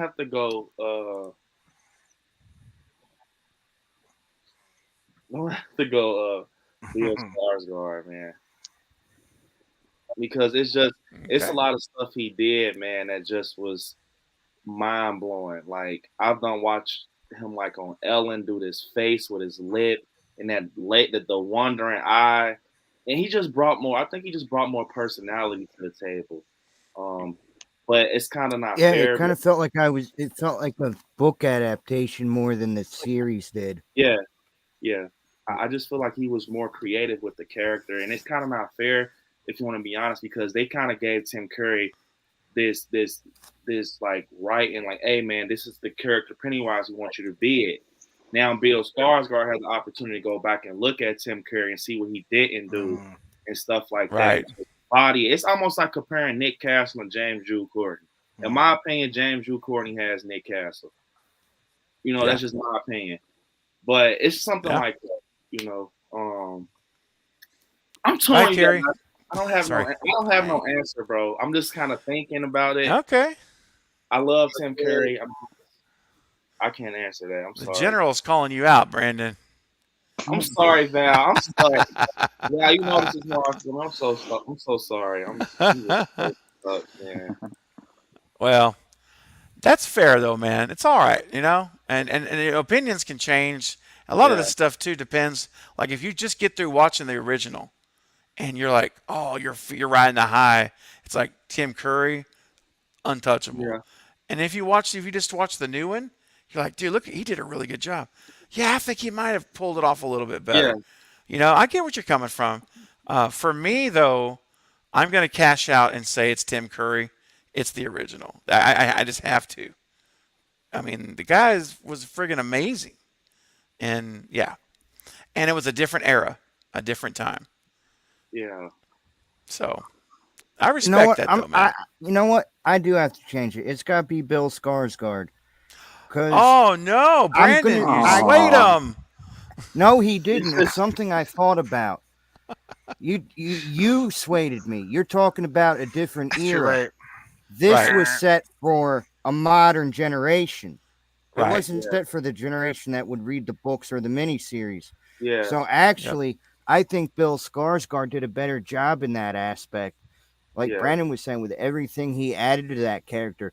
Because as much as Tim Curry scared me as Pennywise, the book was more terrifying. Yes, the book. Because I have an imagination that runs rampant, and actually Bill Skarsgård fits that far more than Tim Curry did. Yep. That's why it's so hard, because I've read the book. If I didn't read the book, and I've read the book numerous of times, I done did essays on it. It's just engraved, you know, in my brain, you know, with the turtle and all these Easter eggs, how he morphs. Tim Curry didn't morph as much as Bill. It's weird. You guys got to read the book. It's just, I don't know. You have to understand where I'm coming from. Yeah. Yeah. And this is another great discussion, and why I love how we get together and all like these things and see them differently, because we all have slightly different lenses that we interpret everything we watch. Yeah. And that's the beautiful thing, is how we, you know, you can have amazing performances and then others will be tipped for one reason or another. And I love it. Like when we do movie rankings, I just love how it's so rare that any of us match. It's like we'll match on a couple, and then the others will be all like messed up, like all different. And I think that's awesome. I don't know. Maybe I'm just weird. No. I think it's cool to see that, you know? Yeah. And I have to think, as a creator, as an artist, whether you're making a film, a painting, a music, or we're making music, writing music, it was pretty darn cool that you could see people enjoy your work and all see it a little different. And it's the same, but it's the same piece. That's cool. So anyway, I'll stop. You know, what do they call it? Waxing. Wax on, wax off. Waxing sentimental. Waxing sentimental. Yeah. Thank you. You pinch hit for me, buddy. You brought the alley oop in. Oh, okay. I was like, what did you say I did? The alley oop in the Before basket. Anyway. Oh, I don't even know what I said. I don't honestly. know. So I don't move on. remember. Hurry, move, run. I don't remember. Jason, my friend, you're awesome, brother. Appreciate your support of the channel as always. And Jason, man, because I know you're all about Wes Craven. You love the man. We all do here on this panel, and most of us, I think, all in the audience as well in the stream. So let's hear from Wes Craven. How about that? You guys want to hear from Wes? I think Is that a question? not even a question. that That's a right. question? Let's do it, man. Ladies and gentlemen, here we go. Here comes Wes Craven. Let's love him. Let's love on him and enjoy him again, and never.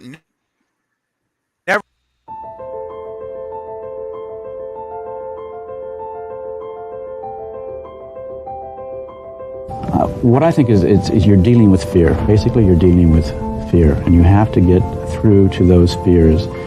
And in that way, you have to know what people are really afraid of these days, as opposed to even 10 years ago. And then you have to cross the line so that you can elucidate those fears in a way, put them into a film in a way that goes beyond necessarily good taste or what is proper in the society to speak about, or what the MPAA feels comfortable allowing you to do. You have to go into those sort of forbidden areas. And so you're probably off the blocks. You're going to be making a film that's upsetting to adults and to the establishment. So people often ask me, why do people want to go and be scared? And my answer is that people don't want to go and be scared. They are scared. That we have resident fears, from real things. I mean, let's not forget real life, So the reason I think this works for kids is that those fears are evoked in these movies and brought out in the course of the story in a way that it has some resolution at the end.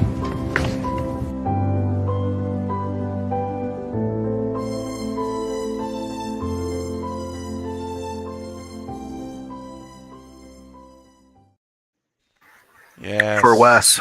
For Wes. For Wes. Wes, man. Absolutely. Hey, I wanted to give a quick shout out to Wayne Turner from Wayne. Australia checking in. What's up? It's 3:06. I guess now it's 3:13 p.m. on Tuesday afternoon in Sydney, Australia. Wow. Sweet. Don't tell us what happens. Yeah. Well, let us see the headlines when they come out in a minute, On this in 12 side. hours. Wouldn't that be hilarious if, that's how it worked? Don't spoil it. Oh, dang. I love it. Oh, my gosh. All righty.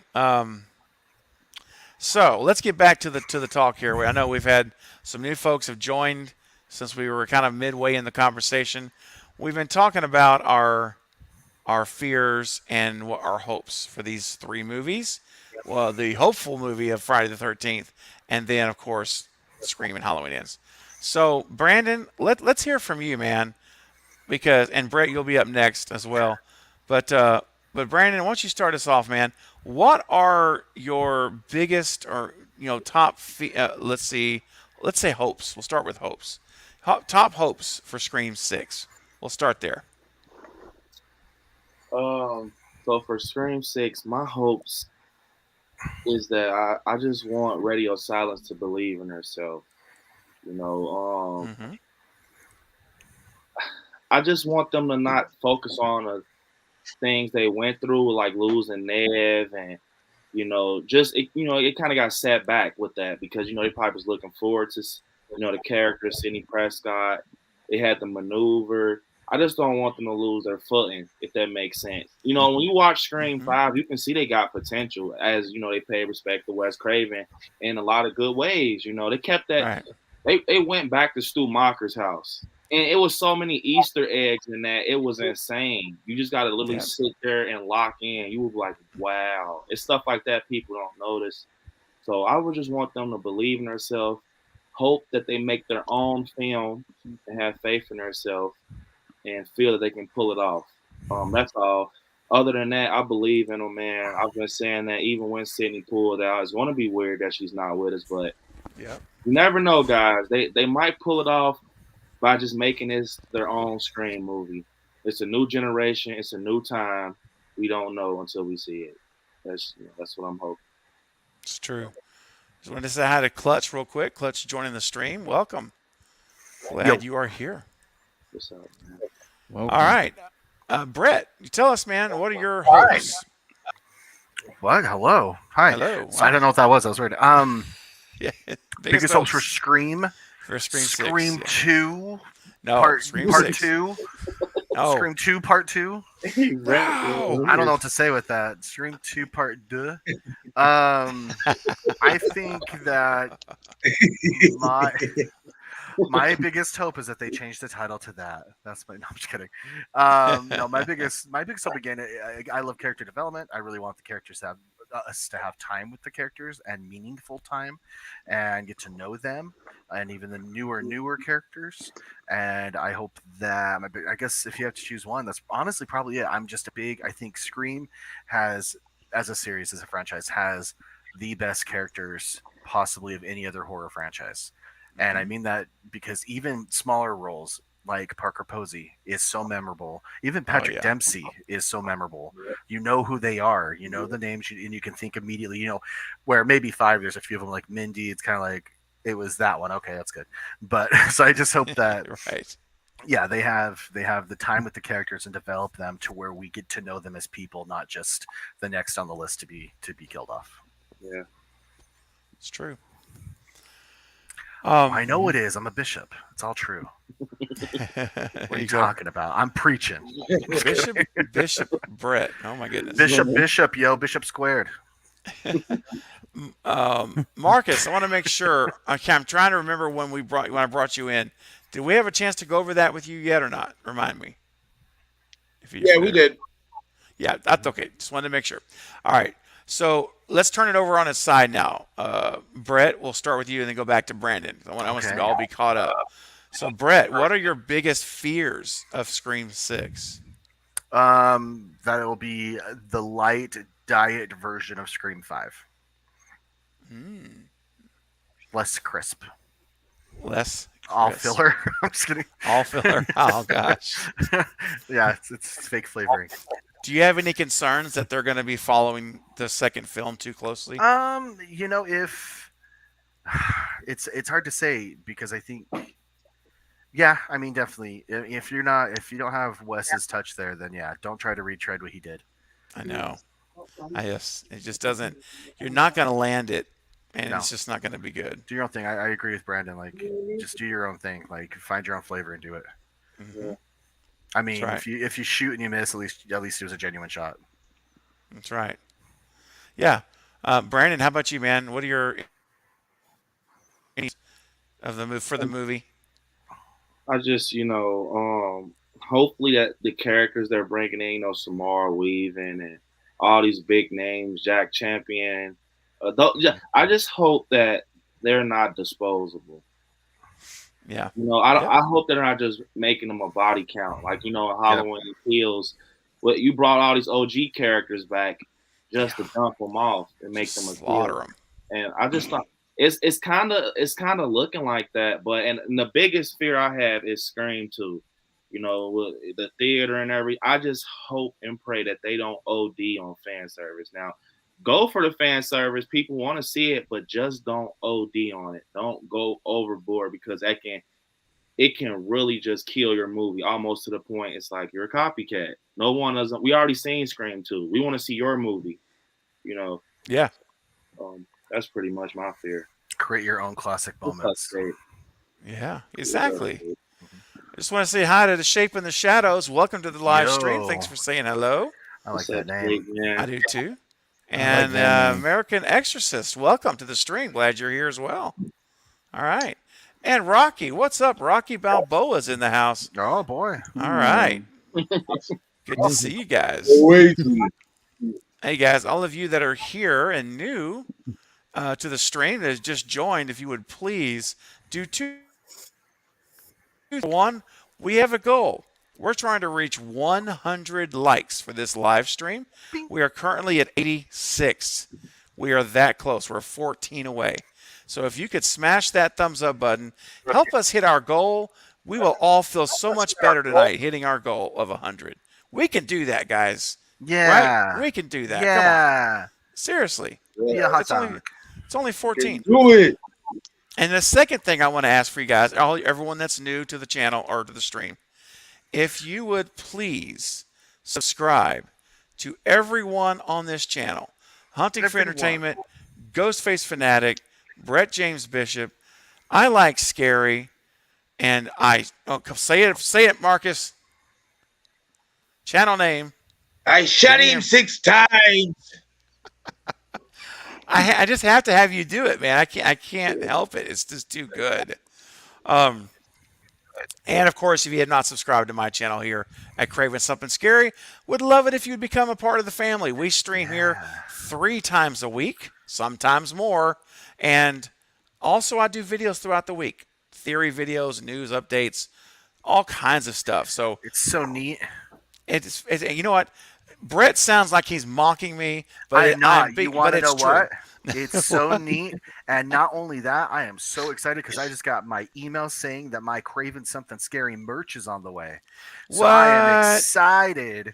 Bam! To have my Cult of Craven. You thought I was going against you. What are you doing? You know me. I do know you. I was going to segue into that. I know you are. I'm joking too. No, but yeah, I got it today, my email saying, keep an eye out. I was like, yes. Nice. Yeah. Guys, listen, if you have not yet purchased your Cult of Craven merch, look at that. Guys, you can have this on stainless steel water bottles, cups, totes, swim trunks, joggers, towels, pillows, phone cases, shirts, hoodies, sweatshirts. Cats and dogs. Cats and dogs living together, wearing Cult of Craven merch. Look, I'm telling you right now, I just launched it this week, and if you're a channel member, you get 10% off until Thursday. Just this week, until Thursday. Yep. You get a 10% discount. If you're a channel member, message me, and I'll give you the code to enter at checkout, and you'll get 10% off. So, got to do it. Yep. That's what Brett did. He got the 10% discount. I did. Yeah. Yeah. So, guys, please check out the merch shop. And in general, if you're still here, I think you are, if you would please put that link back for the Cult of Craven, I would greatly appreciate that for the merch. It'd be awesome. All right, real quick, guys, we got some super chats that have come in. Good night, Michael. Real quick, I just saw he's leaving. Good night, Michael Wilson. See you, Mike. Glad you spent the evening with us tonight. Hope you'll join us for Red Eye tomorrow. And so, yeah, here it is, guys. Here's the link. Thank you so much, Val. That link will take you to my shop. You'll see all the merch available. Stew Train, my standard logo merch, everything. And then now Cult of Craven. And look here, guys. Wow. We got ourselves such a generous super chat. Nanette coming in with a $20 super chat. Wow, Nanette. That is so generous of you. Thank you. Let's see what her question is. Jeez, yeah, so my question is this. From Friday the 13th, okay? What do you rank them from favorite to not least, and the same for Halloween movies and Scream? Woo! For all of you on the panel and anyone who wants to in the chat.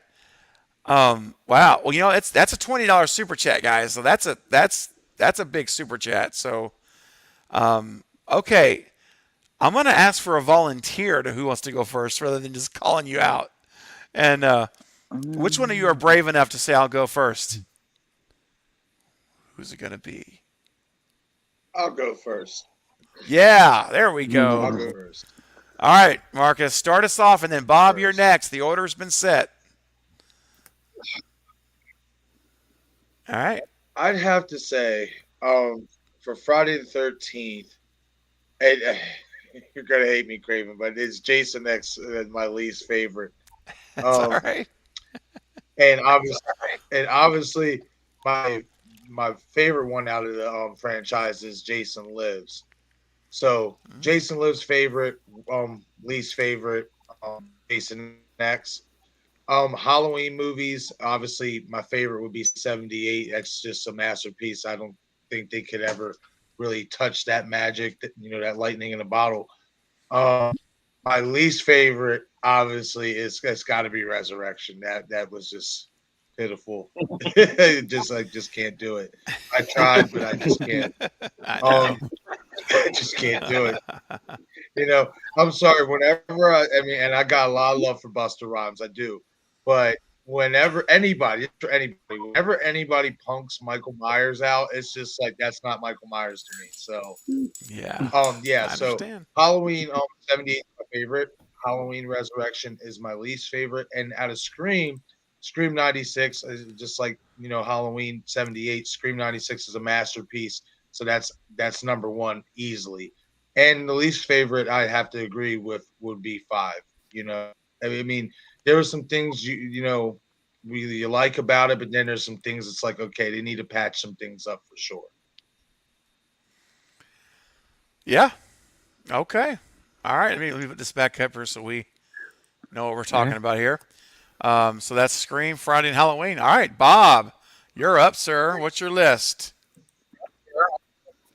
Well, for me, with Friday the 13th, my favorite would have to be 2009, the remake. I think it was a fantastic film. It capitalized on what we needed, and they had a solid sequel to follow up with. If we didn't have the whole lawsuit and Victor Miller not getting the money he rightfully earned in that, which set all that back. Yeah. And in that, my least favorite would have to be Jason Lives. I felt they really missed a lost opportunity to follow up with what they were going to possibly set up for with 5, with making Tommy slowly become like Jason. And I kind of didn't like that they were changing that on out of nowhere, because really 4 was the final chapter for Jason. They were trying to take it a different direction, and I felt that's where they really messed it up, in my opinion. Going to Halloween, again, I'm biased with it being the first Halloween I saw. I gotta say Halloween 4, and I'm getting a lot of those kind of vibes from going back and rewatching that teaser trailer that ends with how that house looks like the Carruthers and all of that. So it's making me more pumped for Ends. And least favorite, Resurrection. And yeah, I don't have to explain. Marcus already said it. The minute Buster Rhymes was just talking to him and Michael didn't do anything, that's not Michael. Sorry. Michael would have killed him, no questions asked. And Scream, at this point, favorite is 96. And my least favorite is 2. Okay. All right. I don't know why I don't find 2 as rewatchable as the others, but I still enjoy it. So it's just, I don't get the same rewatchability out of that as I do the others. Okay. All right. That's fair. Okay, man. Good list. All right. Ghostface Fanatic, man. How do you feel about your list, man? I'd say my favorite Friday the 13th film has to be Takes Manhattan. Okay. I really enjoyed that, actually. I know a lot of people, because they expected, him to be in the movie, or be in New York most of the movie, and not in the cruise ship for the whole half, like one half of the film. But Exactly. I know. I enjoyed it, though. I like the look of Jason in that movie. Yeah. So that's my favorite. One of my favorites. My least favorites. I would probably say Jason Goes to Hell. I didn't really like Jason Goes to Hell because he wasn't really in it as much as the other films. And then for Halloween, was that Halloween? Mm-hmm. Yep. I would say my favorite is probably 1978's Halloween. And my least favorite is probably, if you want to, I know Rob Zombie, I didn't really like Rob Zombie's remake. Yeah. And then for Scream now, my favorite, Scream 1996. And then my least favorite, probably Scream 5, obviously, because it had a lot of problems. Not enough chase scenes. It just didn't feel like a Scream film. Yeah, man. Okay. I mean, I trust me when there's gonna be some similarities there when we get to my list. So I'm with you. All right, Brett. What do you say, man? Hey. So hello. Hey, How is man, everyone? I can't wait to see you wearing that Cult of Craven shirt the next time you're on, dude. I'm It's so gonna pumped. be so stinky. I'm never taking it off. Never take it off, dude. Let the Never. sweat Oh, I should have just ordered soak in. two. I should have ordered two and then washed them. And I guess I'll have to go back to the merch store. All right. So I have till Thursday. Get 10% off. You got a discount till Thursday if you remember, buddy. Guess Just I gotta get another order one. as many as you want, buddy. You're good. There it is. All right. I did get a sweatshirt too, so I can wear it to Sundance. Nice. Yes. Anyway, so Friday the 13th, I'm gonna tell you the truth. I've seen them all, but I don't remember them all, so I'm not very good on that ranking. I know that I really liked the remake. I thought that they took the best elements out of the series and kind of made it their own thing with it, and I enjoyed it, and I liked the more original story with it as well. That they were actually brave enough to do that, so I liked that. But I don't think I could tell you which one I don't like the most because I don't. A lot of them just mesh together. I'm sorry, it's just not my series. all right. But what is Halloween and Scream, so I'll move on. But so Halloween. Sorry guys, I know you guys are big Rob Zombie fans, but it's like that one and like Resurrection, man. Those are my worst ones. But of course, 78 is going to be right there with H2O. I know I'm cheating and saying a few of them, but some of them they kind of tie. They're kind of just like right there. So, and then of course Scream, the original Scream, and I'm a huge fan of Scream 2. I actually think I've seen Scream 2 more than any of them, over the time. And so, but and then of course like 5, because as soft as 5 is, it's not a terrible movie. There's not a really bad sequel or a bad movie in the Scream franchise. So that's just true. It gets that ranking just because it's the redheaded stepchild. So. Is it the red? Hang on. Is it the redheaded stepchild or is it the black-haired stepchild? Dun, dun, dun. Hey, that's the exact same expression I had when she was revealed as the killer. That's the exact same expression she had for an hour and 54 minutes. I'm sorry, not an Amber fan. Hashtag not an Amber fan. That's hilarious. I'm never getting rid of that picture. That's just the perfect picture. And then know, I'm it's not funny. body shaming her. I'm not like making fun of her. I'm not ridiculing her looks.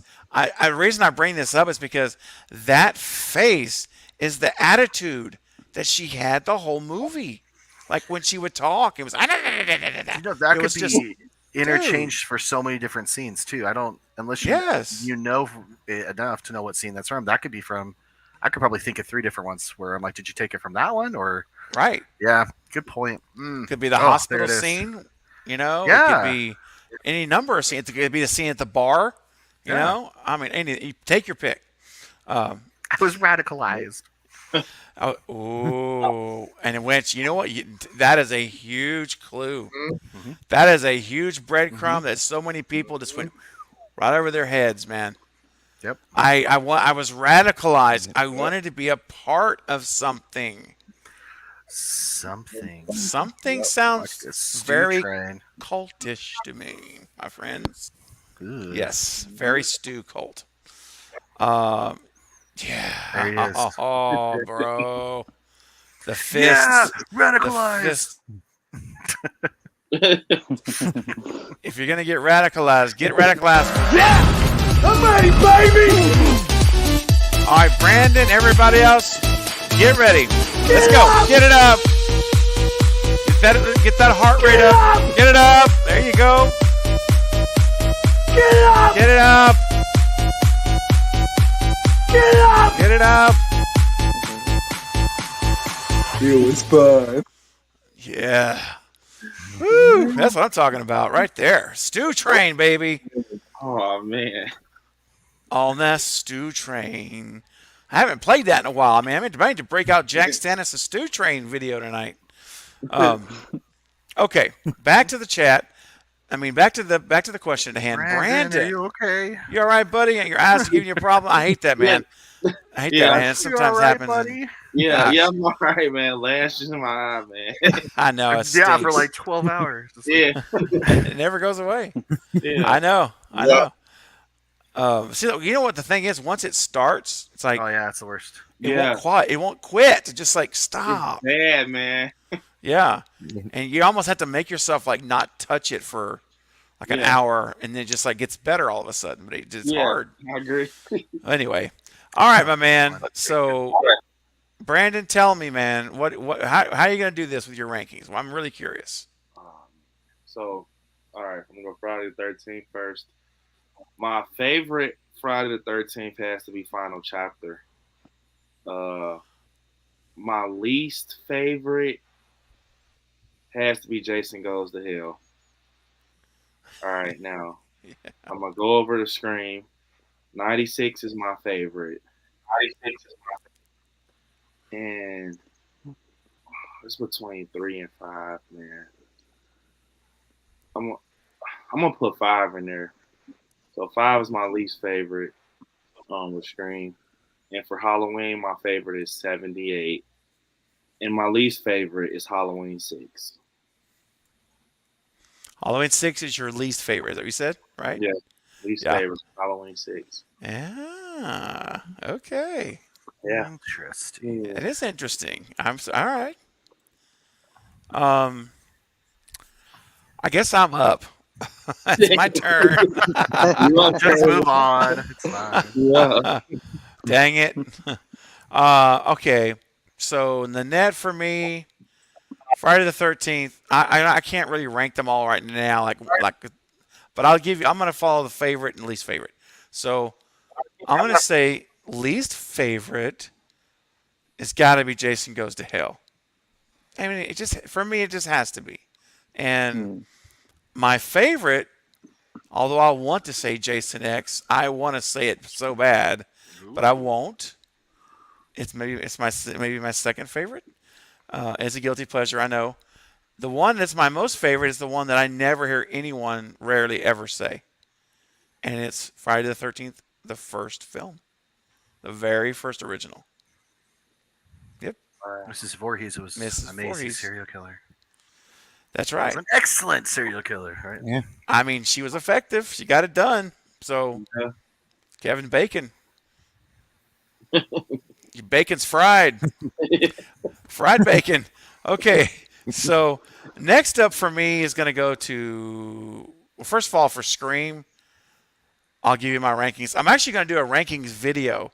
Nobody's going to want to watch it because you all know it. I mean, I've said it so many times on a live stream. The video's going to pop up in your notification. You're like, oh, I know what that is. But watch it anyway, okay? To be fair, support the video, all right? Give it a watch. Give it a comment. Do a contest where there's like code words and throughout That's the whole thing. so funny. I Then should you have to watch it. Did you really watch it though? Okay. Where's What's the the code secret words? word for this? Right? No. I know you guys will watch it. I'm not worried about that. But I'll give you my rankings. For Scream, I will do it. I will go. Number 1 is Scream 96. Number 2 is Scream 4. Number 3 is Scream 2. Number 4 is Scream 3, although I could rotate 2 and 3 easily any given day.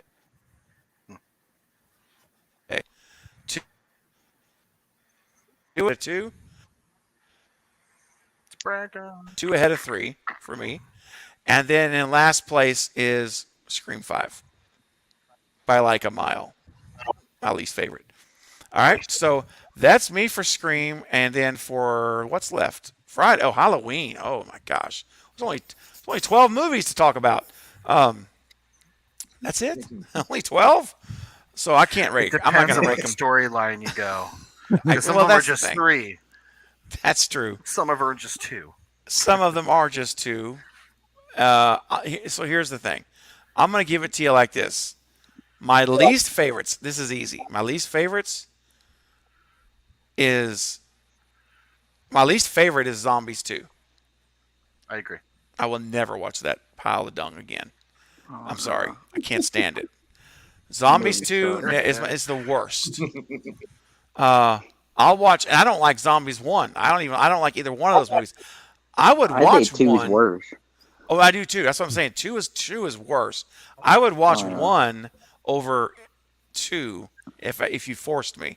Like if you were to come over and say, "Yo, Craven, really for my birthday, I want to watch Zombies Halloween. Would you watch it with me?" I'd be like, oh, sure, let's do it, and I'd watch it with you. Okay, but that outside of something like that, I'm not watching that movie ever again. And then the next would be Resurrection. If Resurrection and Zombies 2 are like neck and neck, I would watch Resurrection all day over Zombies 2, as much as I can't stand it. So those are my least favorites of them all. The rest of them all, for me, are watchable.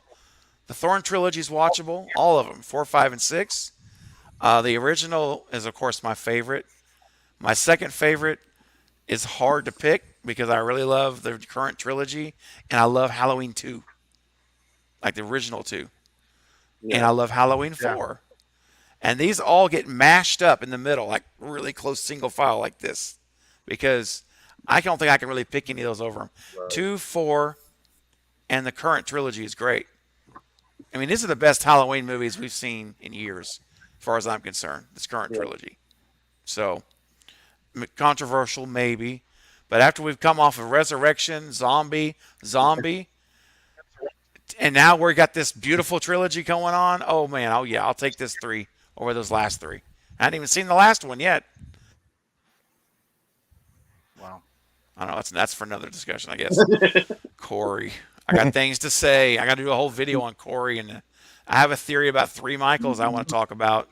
Oh, man. I got a theory on it. I do. Yep. 3 Michaels. Yep. I haven't recorded it. I'm right there with you, man. I did a video about that. I am right there with you. Oh, you know what? Okay, I'm going to wait. I haven't seen your video yet. I'm not going to watch it until I do mine, and then I want to see if we're on the same page, because we might be. If it involves Nick Castle, we're on the same page. I don't know if it does or not, but anyway, it's just a thought. It doesn't. So we're okay. We're on the same road, but going different directions.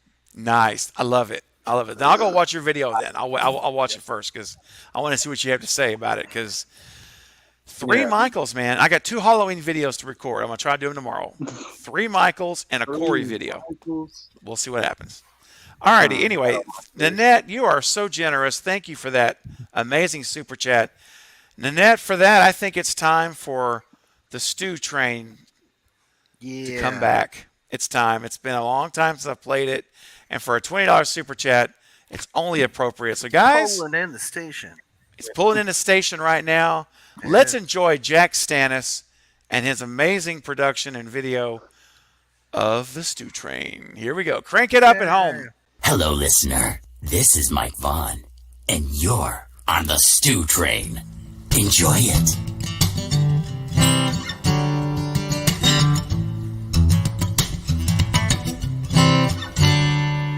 Hi, it's Nancy Ann Ritter, the girl in the bathroom from Scream, and I am on the Stew Train.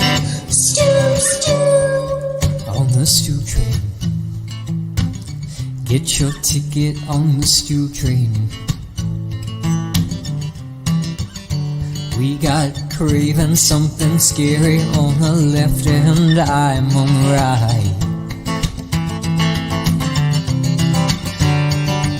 On the Stew Train. Get your ticket on the Stew Train.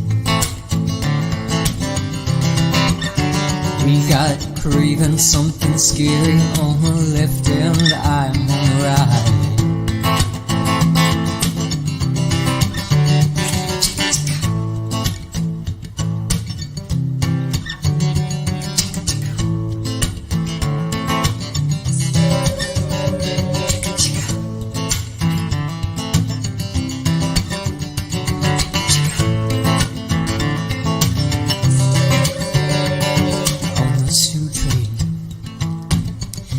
Your ticket on the Stew Train.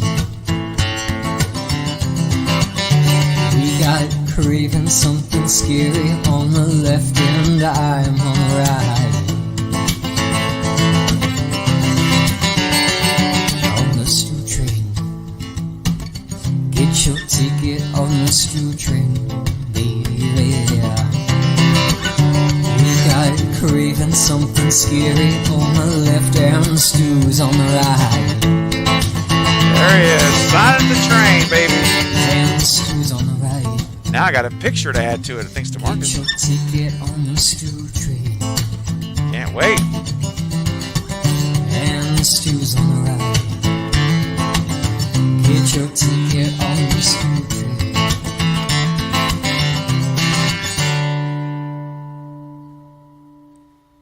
Oh yeah, Jack Stannis bringing it. What a great friend he is. He's such a great guy. He's awesome. He's the Man, best I'm telling twink I know. He is Love it. fantastic, and I won't block anybody this time that says it. So that I know it now. We're good. So yeah, he's really just a solid guy and a great friend. And guess what?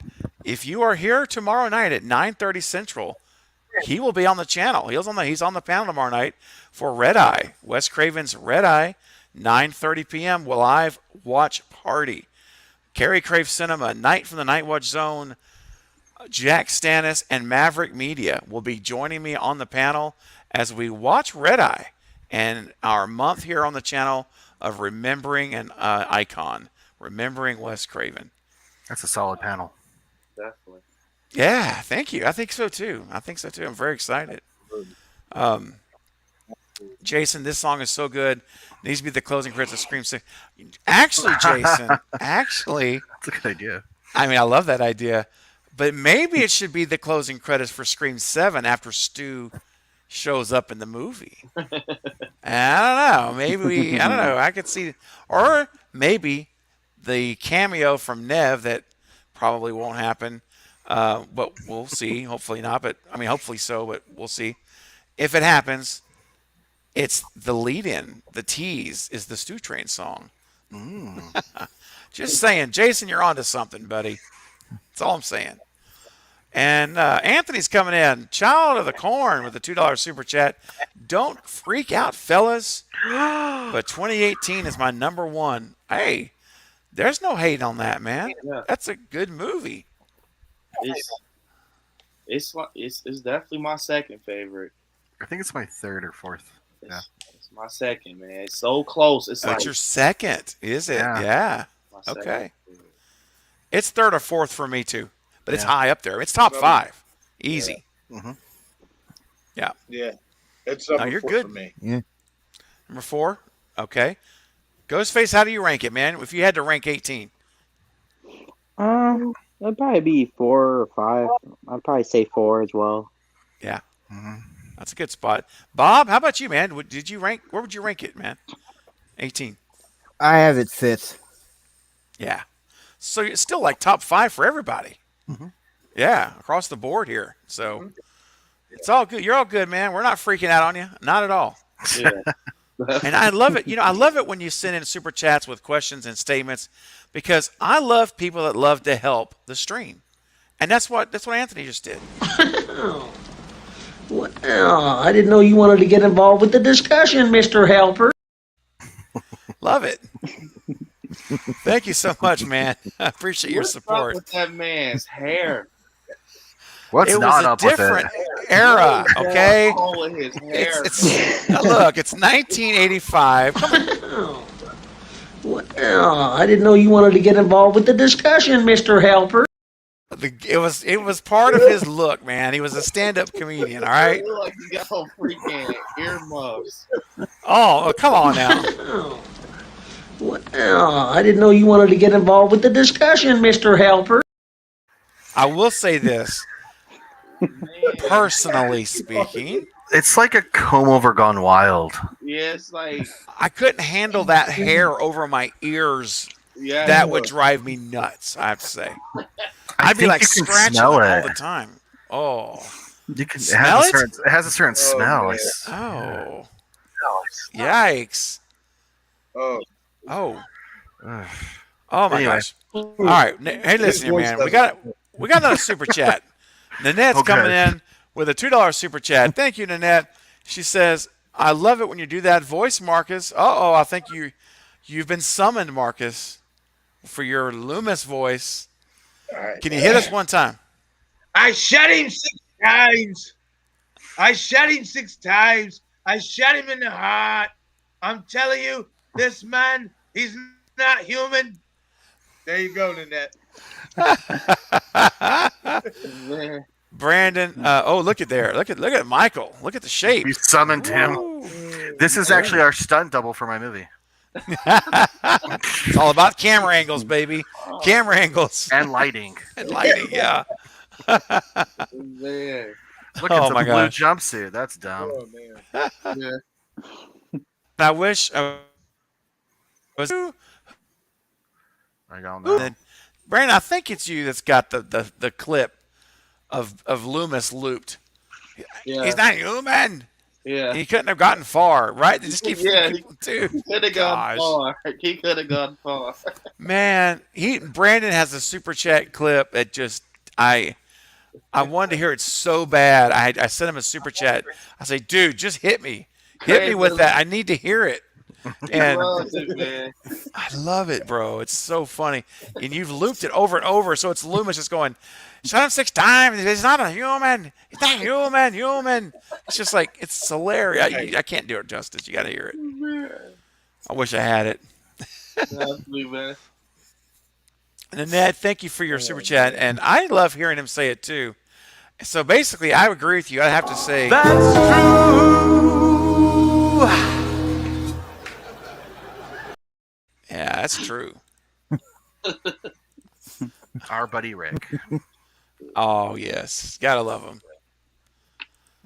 Wayne's got to go. Okay, man. He's sadly in the hospital. Oh, I'm sorry to hear that, man. I hope she gets better soon. Definitely, man. Take care of yourself and Prayers your are with mom. you, Yeah, absolutely, man. Keep us posted, would you, buddy? Appreciate you, man. Hang in there. Guys, we are only 11 thumbs up away from 100. Come on, man. So close. There we go. 2 boys and their pops has got it covered. Look at that's right. We are 11 away from 100. That's it. Smash it. Smash it. Smash it. Okay. All right. So now let's get back to some discussion here, and we'll start to wind things down here. We'll start to wind down. We're at 90. We're 10 away. 10. We can't stop the stream until we get 10 more likes. I can't, right? No, you can't. We can't stop that. No. That's like getting to the finish line. You're like, I'll just quit. What a silly you thing got to that far to go. say. Yeah, no, come on, man. You know what's funny? Hold on. What's that?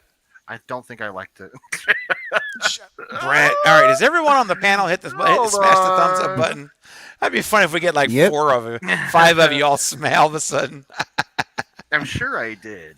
It's easy to forget. I mean, it is. That's why we got to remind everybody. Oh no. Yeah, I know. It just went to 93. I don't know how.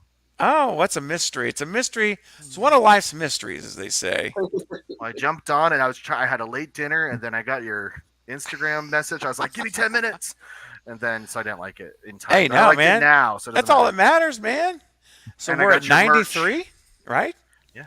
At least I was the 93. 93rd. Maybe it's higher. Beautiful. 7 away. I love it. I love it. Okay, guys. Mm-hmm. All right. So, okay, let's get back to it. Back All right. to it. So we're talking now. We talked about our biggest hopes, biggest fears. Now I want to say, and this is kind of a different way of doing it. I don't know. Some may say it's kind of the same thing, but I think it's different. So Brandon, I'm going to start with you. Tell me what would you do with Halloween Ends if Jason Blum called you, and this is going to be the question for each of you. If Jason Blum called your cell phone and said, Brandon, dude, I got to get rid of David because he's gone crazy with this whole copycat stuff. I need you to come in and salvage this movie for us and rewrite this thing. What would your story be? That's what I want to know. All right, so this will be my story. No copycat, none. And if you guys have seen the extended cut when Lori's like, I'm coming for you, Mike, when she drops the phone, that would have been the ending I would have had in the theatrical cut. And I would have had, Lori possibly,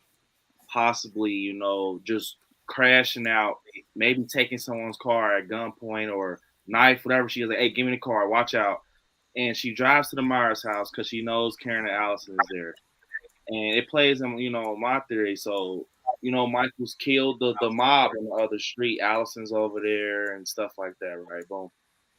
So, I would just have Lori kind of, going to the Myers house, and her and Myers locks eyes while Karen's dead body's upstairs. They start battling. They're battling right there in the opening. And Michael, like how he throws her in the trailer, and you got to think, Lori has stitches or staples. This is what's going to hurt her. So when he throws her, it kind of messes her up, and Michael, he just walks out into the ether and the darkness. And he just, he leaves and everything. And Lori losing Karen wakes her up after even when Hawkins told her, like, this is not about you. So she's like, you know what? We go back to 2018 when she had the money from the podcasters, and Lori gave her the money, and Allison's like, maybe I'll just put it in my bank account for school. So maybe Allison pursues school. She leaves Haddonfield with her grandma. They're all they got. Okay. And maybe she meets or maybe she just goes back to Haddonfield just to visit her mom in the cemetery. And she's, she can't let go of the Michael stuff because he took so much away from her. And Lori's the one, still have her writing her book, and she's embracing life. But Allison is the one that brings Lori back to Haddonfield, because Allison, you went snooping and you brought the boogeyman back after I told you leave it alone. And it's almost like, you know what? Lori just comes back, to save her granddaughter, and boom, there we go. Kind of ended off how it started with Michael and Lori. They go at each other. I want to end it like, I want it to be like the same as 78, kind of. Michael and Lori, they're kind of like cat and mouse, and they even have an older Lindsay right there. But I just want Allison to just stay there and just look, because you didn't listen to your grandma. You thought you knew it all. Everyone's dead. She tried to protect you guys. Now you got to see it firsthand. Now you're the new Laurie Strode. Now Michael's telling you. And now Lori's the new Loomis. You know what I'm saying? Like, Lori's the new Loomis. She's the one on the outside. But now, Allison's, going to get put front line once Lori dies. Now you're the new Lori. Now you're reliving the 78 night that I told you about. Now deal with Michael. I'm no longer here. And it's like her and Lindsay. It's Allison and Lindsay. And Lindsay dies. And it's like, Allison, now it's you. It's you. What are you going to do? Your grandma's gone. She told you to prepare for it. Now it's just you and the boogeyman. So, and just have Allison take him out, because she deserves it. She's been through a lot, just like 78. But just this time is going to be the end. She's going to end it off. Allison's going to be the new final girl. Mm-hmm. That's what I think should happen.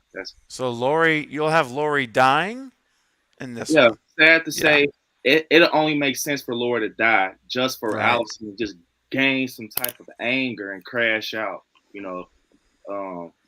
Just make her crash out. She lost her whole family, so now she's like almost in like, Sarah Connor mode. Like, she's like, like when she in Kills, when she grabs the shotgun, it's like it's like, let's go. I don't care. Like, you remember in Kills, she's like, do it, stab me, do it. I want you to stab me. Mm-hmm. Like, so I think that's what, I would like to see, something like that. It just makes sense. Hey, Val, if you're still here, real quick. By the way, Brandon, love the idea. I think you're onto something. I like it. I share some of the same ideas. And before Val goes, she said that for the Red Eye tomorrow night, she's going to be there. My question is, are you guys going to be there? Definitely. I will be there. I'll be I'll there. be there Yeah, too. I'll be there. Okay. Michael Everybody said at home. he's gonna be there. Let's go. All right. This is for Val. Get it up. Come on, Marcus.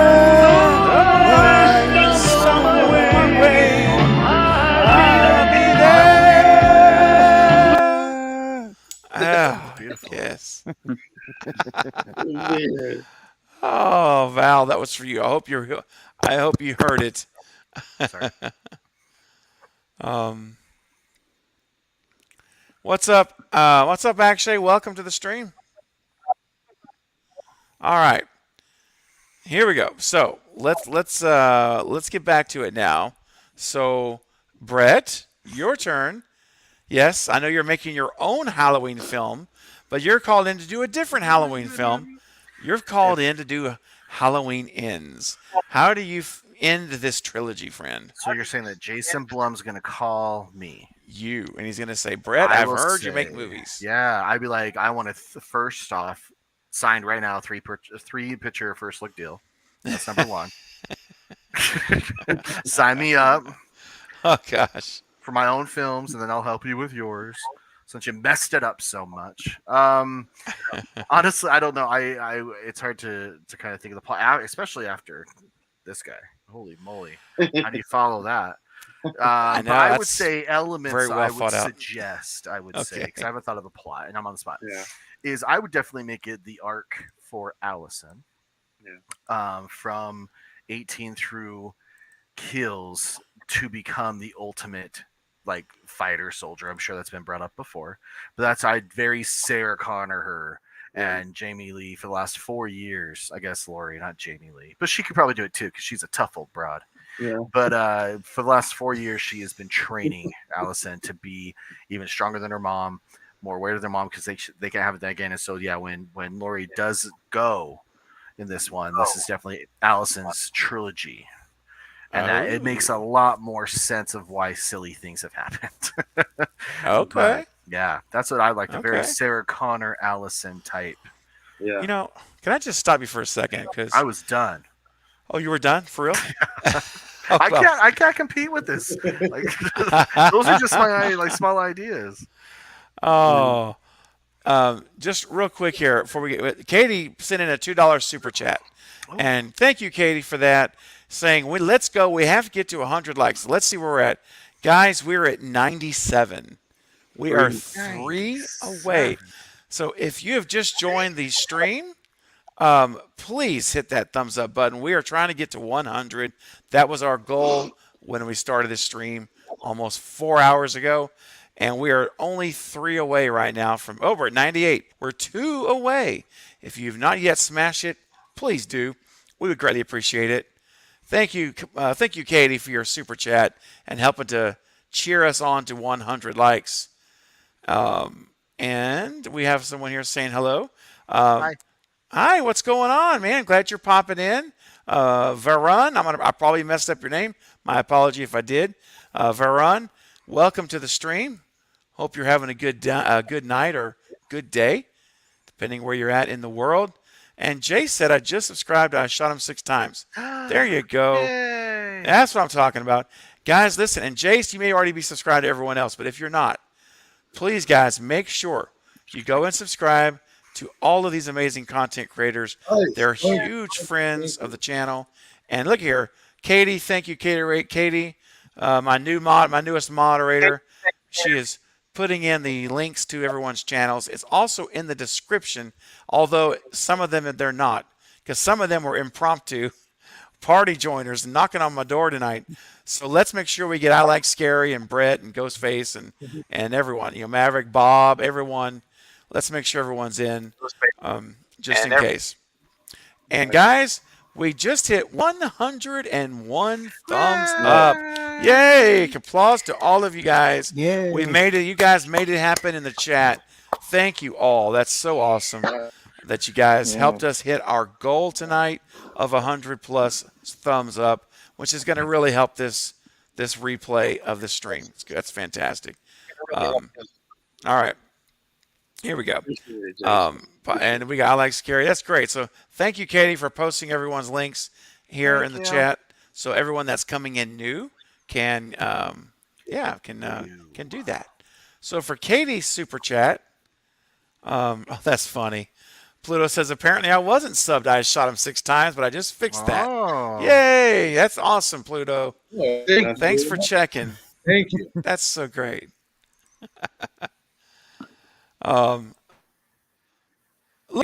With the $2 super chat, Annette, you're did so it. generous tonight. Wow, thank you. She did it. Yay. Yeah, that's right. Thanks, Annette. You helped to make this happen. We did it. Let's get those last 3 episodes of Craven's channel. Yes, thank you.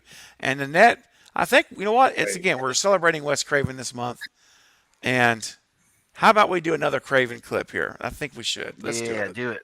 Let's do it. So, Annette, this one's for you. Yeah, I hope you guys enjoy this Wes Craven clip. Here we go.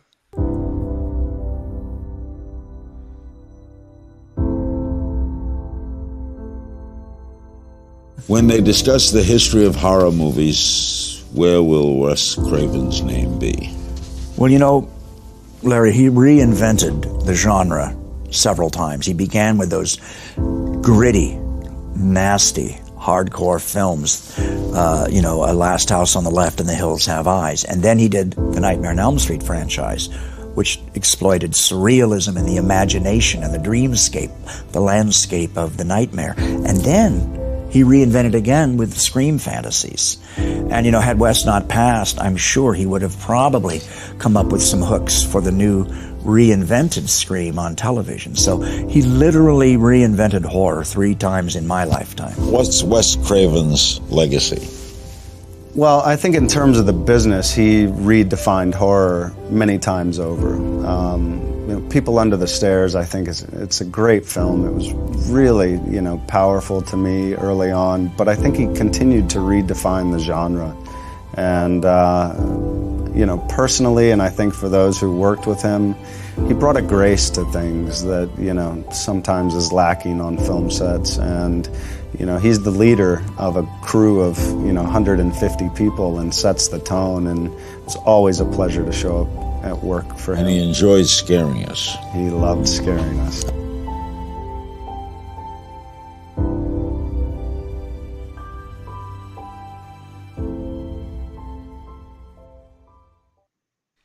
Yeah, man. To Wes. For Wes. Absolutely. Or Man. for Wes. Sorry. Dustin says, good night, everyone. Good night, Dustin. Thanks for hanging out with us for such a long time, man. Appreciate you. Hope to see you tomorrow for Red Eye, my friend. Red Eye. Red Eye. I got an eye. It's a red eye. Hey, man, it's after 1 o'clock now. The loopiness can now begin in my head. Tori says we're gonna make her cry with all these clips. Don't cry. I know but you know what? It's okay to feel that missing feeling sometimes. Yes. It really is. It's actually kind of good to visit that sometimes. You know? Yeah. What's up, Stefan? Stefan, what's going on? Stefan? I don't know. That works. Jay says, I miss Wes. I know. I do too. For sure. Yeah. Absolutely. Great. 2 boys in there. Pops, Hunting for Entertainment is 26 away from his first milestone. If not subbed, show some love. Yeah, man. Make sure There you you go. guys sub. So where you at, Bob? Tell me what's your sub count? Give us the latest. Last I know, it was 73. Oh. Wow. Man. That 100 is knocking on the door.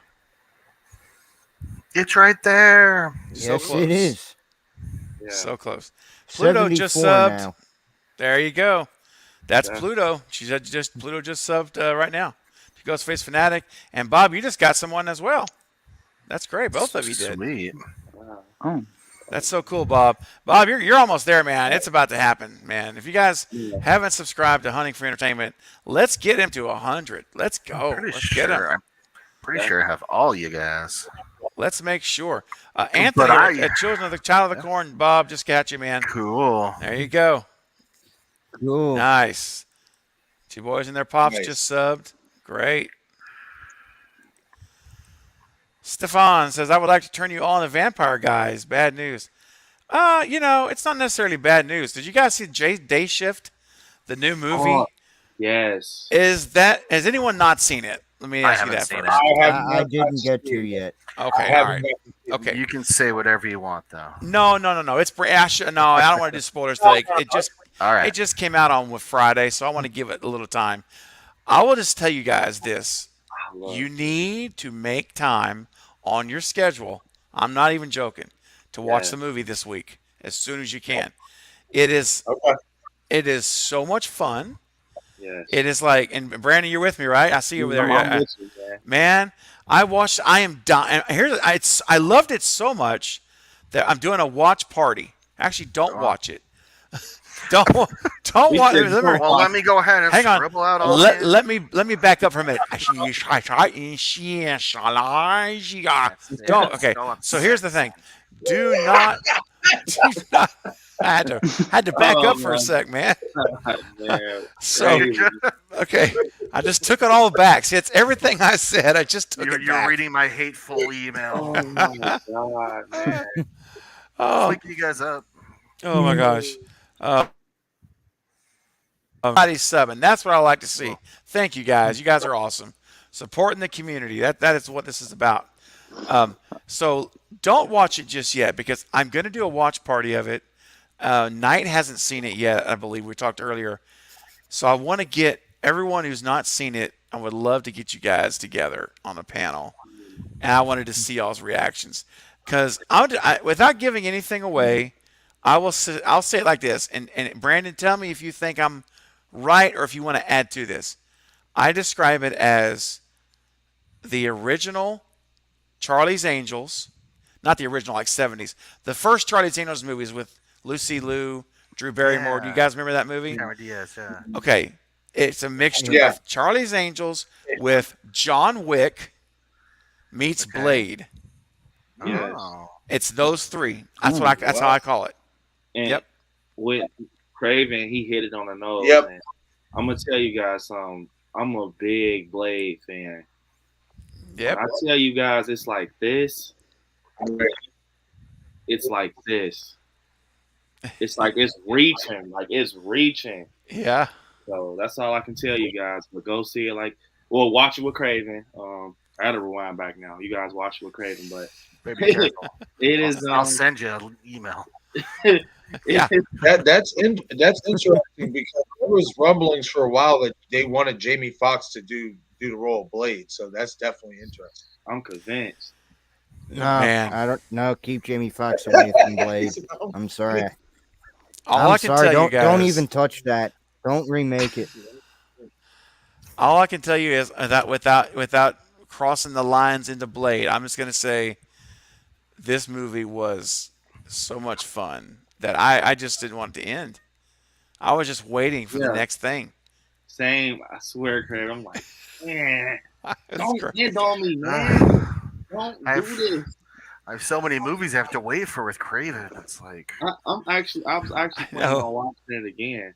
That's how good. I gotta watch it again, man. Oh, me too. I'm dying to watch it again. Like I saw it on when was it? What night was that? Friday night, opening day. Yeah. I saw it Friday night, really, really late, like around this time of night. Yeah. And I was afraid I might fall asleep. I'm like, hey, you know what? Oh. Let's just see, dude. I was wide awake, like I was all amped up in that movie. Yeah, you can't fall asleep with a movie like that. You just can't. It's impossible. Yeah. So we'll see. I don't know who's going to host the movie. It might be on Night Watch Zone's channel because when we talked last about it, he said that we might do day shift this coming Sunday night on his channel. So I don't know. One of us is going to host it. So whoever it is, stay tuned this week. And if you don't mind waiting until Sunday, if you don't have to, obviously, but if you want to wait and watch it for the first time with all of us, it'll be my second. Then I'm going to wait and watch it until Sunday or whenever, probably Sunday night. Oh, actually, you know what? I don't know. We'll talk about it. Him and I got to get together. So Yeah. it's going to be soon. Look here. We got a super chat for $2. Thank you from Anthony at Child of the Corn. Day shift better than Django? ? Oh, okay. Brandon, why don't you start us off, man? What do you think? I'm gonna have to say yes. Yeah. It's Um, a yes for me. Yeah, and it's hard to, without getting into spoilers, we can't give a lot of specifics. But who else has seen it on the panel? Ghostface Fanatic? Did you see it or yet or no? No. Not Actually, yet. I've never Okay. seen it. No. So it's just me and Brandon, right? Yeah. right? Yeah, because Bob hasn't seen it either. Yep. Okay. I'm going to say Day Shift is better than Django. Yes, I agree. 100%. Yeah. Yeah. Okay. Now I No definitely wanna hesitation. see this movie because Django's really good. Dude, No hesitation. get your popcorn ready. That's what I always say. Get your popcorn, your favorite movie snacks. Yeah. Get your drinks, whatever you want to drink. Sit down, buckle up, Buttercup, because it's about to get crazy. Yeah, crazy. That's all I'm going to say. Yeah. Nice. I'm telling you, man. And trust me, I'm thinking very clear. I am not confused. Is confusing. It is confusing. Say your god pronouns. No, it Yeah. is very clear. Just talk about it, man. It's like you got Right? You should have put that in theaters. Oh my gosh, yes. Yeah. That would have been huge.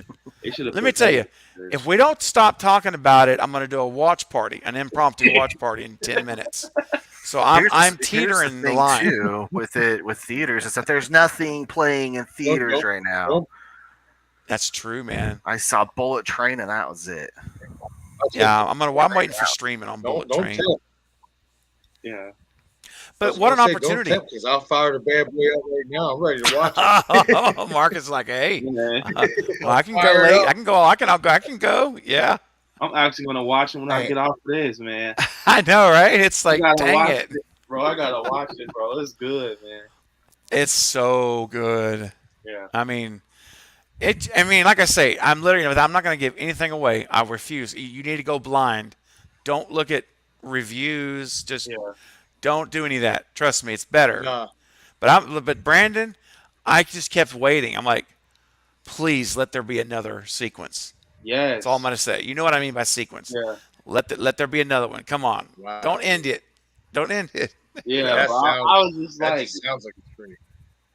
when they ended, I was just like, no. Oh, I know.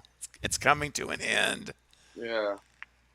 And I thought, and I'm being very careful. I'm not giving anything away, but that the final shot, and I'm going to be very careful, guys. Don't worry.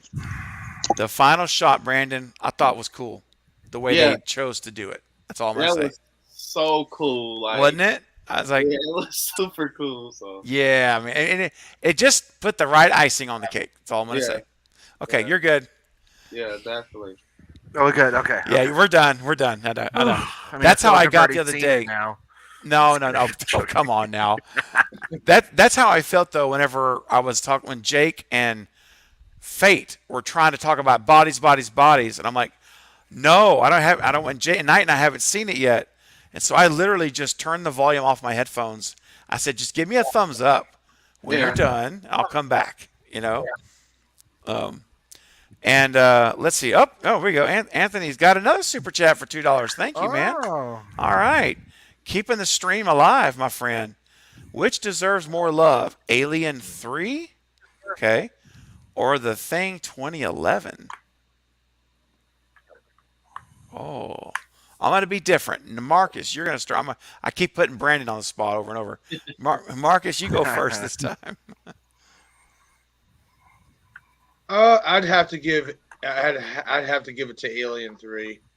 I mean, I liked the thing 2011. It was okay, but I don't know. It just didn't capture the spirit for me anyway that the original did.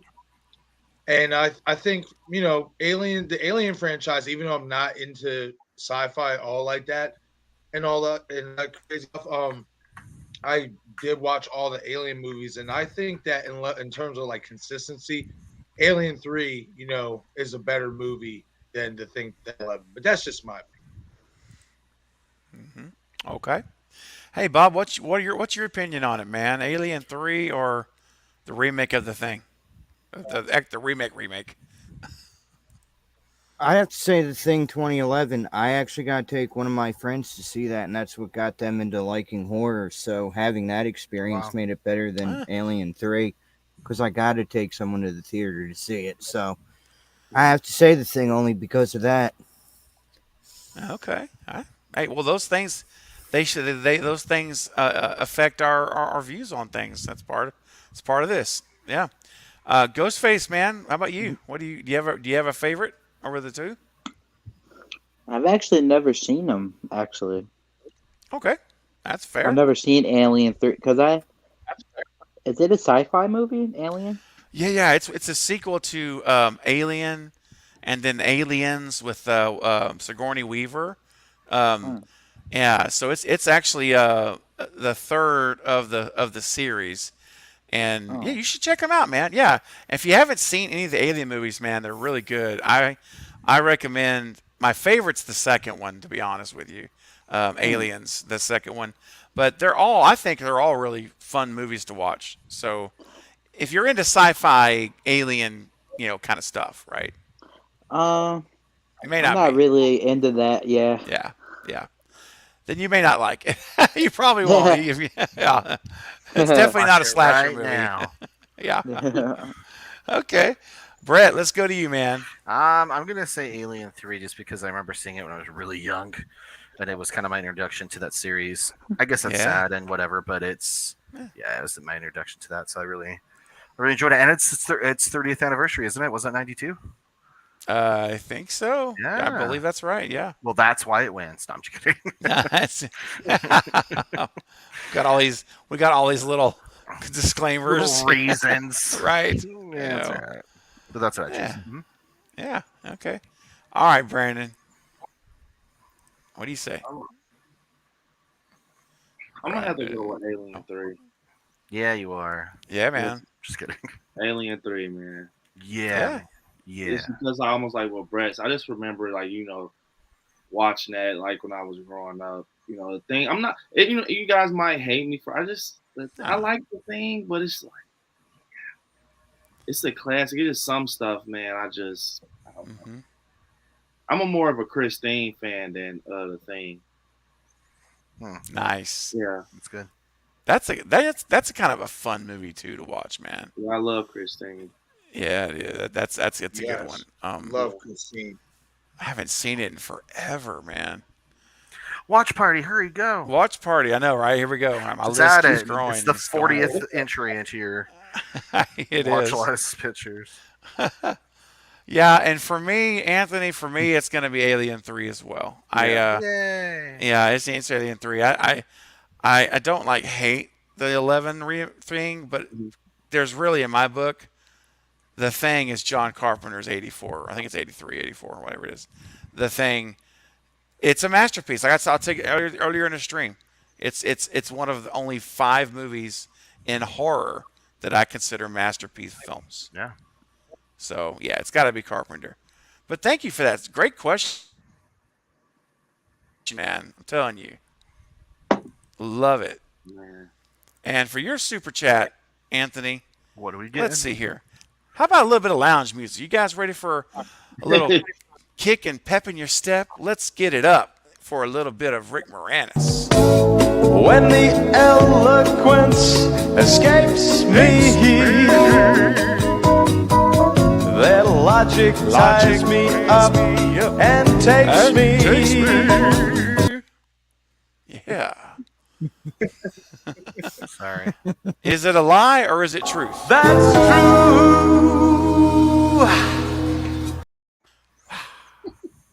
These videos, man. I'm always on the hunt for new ones for him. Always. I'm always excited when I get an email from Brett that says Super chat? Question mark? I have another one, but I don't think it's as good. Hey, just send it, dude. Send it. I'm on a roll. I know you are. You're doing quite well. And look here, 2 boys and their pops for the $2 super chat. Thank you, man. It's so good to have you here in the chat tonight. He's got a great channel as well. Let me tell you what. If you guys are into collecting, Brandon, you need to. I know you collect. You're a collector. What? And He does? these guys, I know, right? It's a breaking news that Brandon likes to collect things. Okay, but no. Seriously though, check out, if you have not checked out 2 Boys and Their Pops, you should go right now and subscribe.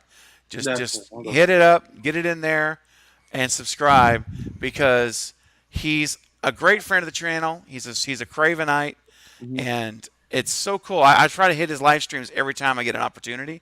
I was Yeah. on one of his streams, not on the panel, but in the chat. I think it was yesterday. Yeah, it was yesterday, I believe. And it was really fun.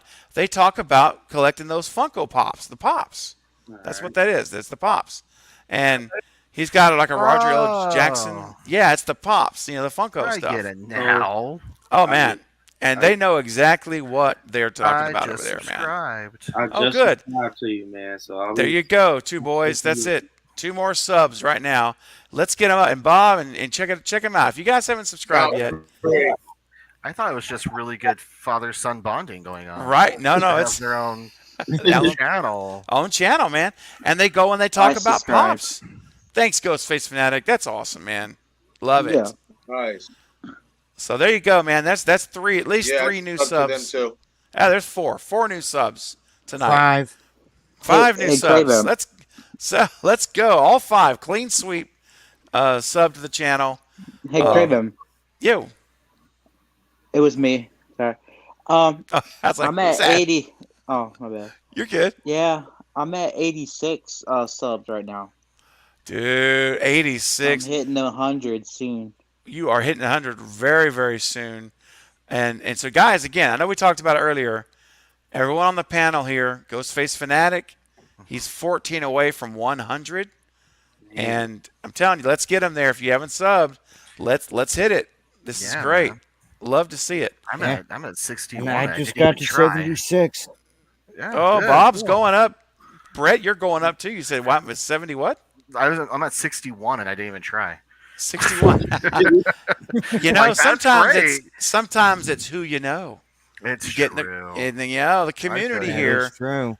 I'm We love picking each you other. up. We support one another. And I wasn't trying to be boastful like me. I'm talking about the community I know. in general. Yeah. You know what I'm saying? For sure. Um, I mean, I think I was at like 30 the last time I checked, so I don't know. See? That's weird. Anyway, You keep that's coming cool. on here on the panel, and you'll be at 100 without even sending out a video. Just subscribe, Ghostface Fanatic. Just subscribe to you. Hey! Oh, thanks. Awesome, Brandon. Yeah. That's so Appreciate fun. it. Feeling That's the so great. love. Feeling That's the what's love. up. Love it. Appreciate it, fam. You're very welcome, man. You're a part of this community now. You're a Cravenite. You are a part of. You support me in this channel, and I help to get new eyes on your guys' channels. Just subbed. There you go. There's another one. Fantastic. And Pluto said, "I just subbed to you two boys and their pops." So there we go. Keeping it going. And here we go. Ghostface Fanatic. There is his link. If you have not subscribed to Ghostface Fanatic, if you guys would just click that and subscribe. And two boys just did. There you go. There you go. So that should be 87 for Ghostface. I love this, man. Let's see. And you know what? I'm going to tell you something. And I know this is going to sound very self-serving, and I don't mean it to. You know how sometimes you want to say something and it just, it isn't going to come out right when I say it? Go ahead. Say you're awesome. No, it's not that. Okay, I will. You're awesome. Okay, thank you. No, but it's what Anthony's saying right here. See, this community is beyond awesome. The reason what I was going to say was, I'm just not going to say it's just people are going to take Just it say the it. way. Just say Well, I mean, all I was going to say was, what you see going on right now tonight, this should be going on all over YouTube. Yeah. Yep. It's not. It's not. It's like, and it's one of the reasons why when I started this channel, this is what I wanted. I wanted it to be different. I wanted it to be a community, not just a channel. And there's so much competition on this platform of people trying to keep information, hide information, not being open, talk about other channels because they may get more subscribers than them. Silliness like that. It's ridiculous. And I'm like, that's just not who I am. And I set out for this to be what's happening right now. An organically grown community where we all love one another and we support each other. And we don't hide information from each other. It's ridiculous. You know? Sometimes we overshare. Sometimes we... Yeah. I'm speaking personally. It's like, oh, this guy again. No, but Two Boys and Their Pops. You're right, man. We all share the same passion, and the thing is, whenever I find individuals who come here to the stream, like all of you came here at some point, you came here, and that's how I got to meet you. And then as we got to grow, and have more time, and you guys became supporters of the channel even before that, and I saw that there were so many of you that were wanting to do things, but you hadn't done it yet. And I'm like, I just want to encourage you guys, because if I can help nudge you just enough to get you going and start running that race, sharing your passions, then that to me is the most rewarding part of any of this stuff. I mean, I love all of it. I love every bit of what's going on. But you guys here on the panel, in this community, and that are coming together, this to me is the most amazing part of this channel. And I absolutely love it, and it means so much to me personally. So I love you guys, and I love seeing you prosper, and I love to think that in some way, maybe I had a hand in some of that. Not that I did anything special, but just that maybe I was able to give you guys enough of encouragement, enough support in some way that helps you be successful and go on to bigger and better things. So I hope all you guys blow up. I hope you guys have 100,000 subs, and I'll be down here at the bottom looking up at you guys saying, "You did it! You did it! Don't forget about me. Don't forget about my little Craven channel. Get up! We'll be right there together, man. Stop playing together. Always, man. Always. And doesn't matter, man. No matter what people think about whether we're small channels, large channels. None of that stuff means anything to me. What matters to me is people. It's you guys. And that relationships, man. I'm telling you guys, till the day I die, I hope you guys will always remember. If one day you come on and my wife says, "I'm sorry, he passed away, he's gone," I hope you guys will remember one thing, if nothing else. Relationships matter more than anything else. That's the number one. And always keep that first, and I think you're going to be successful. You can't fail. Because always keep that perspective. Always keep that perspective. So absolutely, man. Okay. 100% Enough of that. Enough of that. That awesomeness, crazy. Enough. You're I know. amazing. I'll stop. No, you're fantastic. Oh, brother. Well, thank you. Thank you very much. We have a super chat. Oh my gosh, the man himself right here just got an influx of subs. Sent in a super chat here of $2. Thank you, my friend, once again. Oh, here we go. Another good question.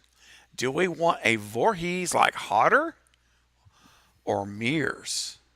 Oh man, if Nightwatch Zone was here, he would love this. Marcus, you start us off, man. Oh man. Oh yeah. Okay. I see, because I really like Derek Mears in Friday the 13th, 2009. It's funny because I was just talking to Bob and others about this about a week ago or a few days ago, how I actually, when I rewatched that movie, I actually gave it a way better ranking than I did back then. But why not get a mixture of both? Why not find somebody who can, maybe implement both of what they did? I think that obviously Kane Hodder is a legend in the franchise. You can make an argument, but he's arguably the best Jason to ever, dawn on, the suit and the mask. And but Derek Mears, he did a lot of great things in 2009's Friday the 13th. Like I like the fact that they made him run. I personally love that. Mm-hmm. You know what I mean? Yeah. And stuff like. So I why not get a mixture of both? That's where I'm going with it. Why not get a mixture? Somebody who can mimic a little bit of what both they did and both throughout the franchise. Then let's make a really cool Jason out of it. Yeah. So kind of combine the best of both worlds then. Yeah. Yeah. Right. Absolutely. Okay. All right, Bob. What do you think, man? Would you have a preference, or do you like the mixture idea? I was going with mixture regardless. I mean, I think Okay. it's time we get a little bit of that mixture because that's what made them both enjoyable, in my opinion. Both Kane Hodder and Mears did an amazing job with Jason. Each did their own things with it. I think if you can get someone to incorporate both of that, you're going to be in for one heck of a Jason. That's going to be scarier than just one or the other. Yeah, man, it would be. You could have those slower moments, right? Yeah, And the slow moments and then your faster ones. yeah, yeah, love it. Okay, Ghostface Fanatic, are you there still? Yes. Okay, all right. What do you think? I would say, man, I like Kane Hodder as Jason. So I'll probably go with Kane Hodder because of his intensity and all that he brings to Jason is just different from the other actors. So I think I'm gonna go with Kane Hodder. Yeah. Okay. Can't go wrong with either of these two. Good choice. Brett, how about you, man? I'm gonna say I'm of course gonna say a mixture. That'd be great. But if I had to choose one, I'd say Mirrors because I really did. Again, that's kind of like my Friday the 13th movie because I just really enjoyed that one a lot. Yeah. I think it's the one that scared me the most. I think abduction stuff Yeah. scares me. So Yeah. Oh yeah. So I like that idea. Yeah. Yeah, man. And before we get to Brandon, I have to ask: has anyone seen 13 Fanboy movie? Have I even heard of that? No, I've heard I've of never it. heard of it. Hold on. Okay, it is a Friday the 13th fan film, but it's made. Yes. It's made by it's made by Deborah Voorhees, and it's got actual cast members. Kane Hodder's in it. It's got action from Friday the 13th movies. And Corey Feldman, right? Corey Feldman's got a part in it. It was Drum Dums is in it. Lee McCoy's in it from Drum Dums, or Dum Drums. He's in it.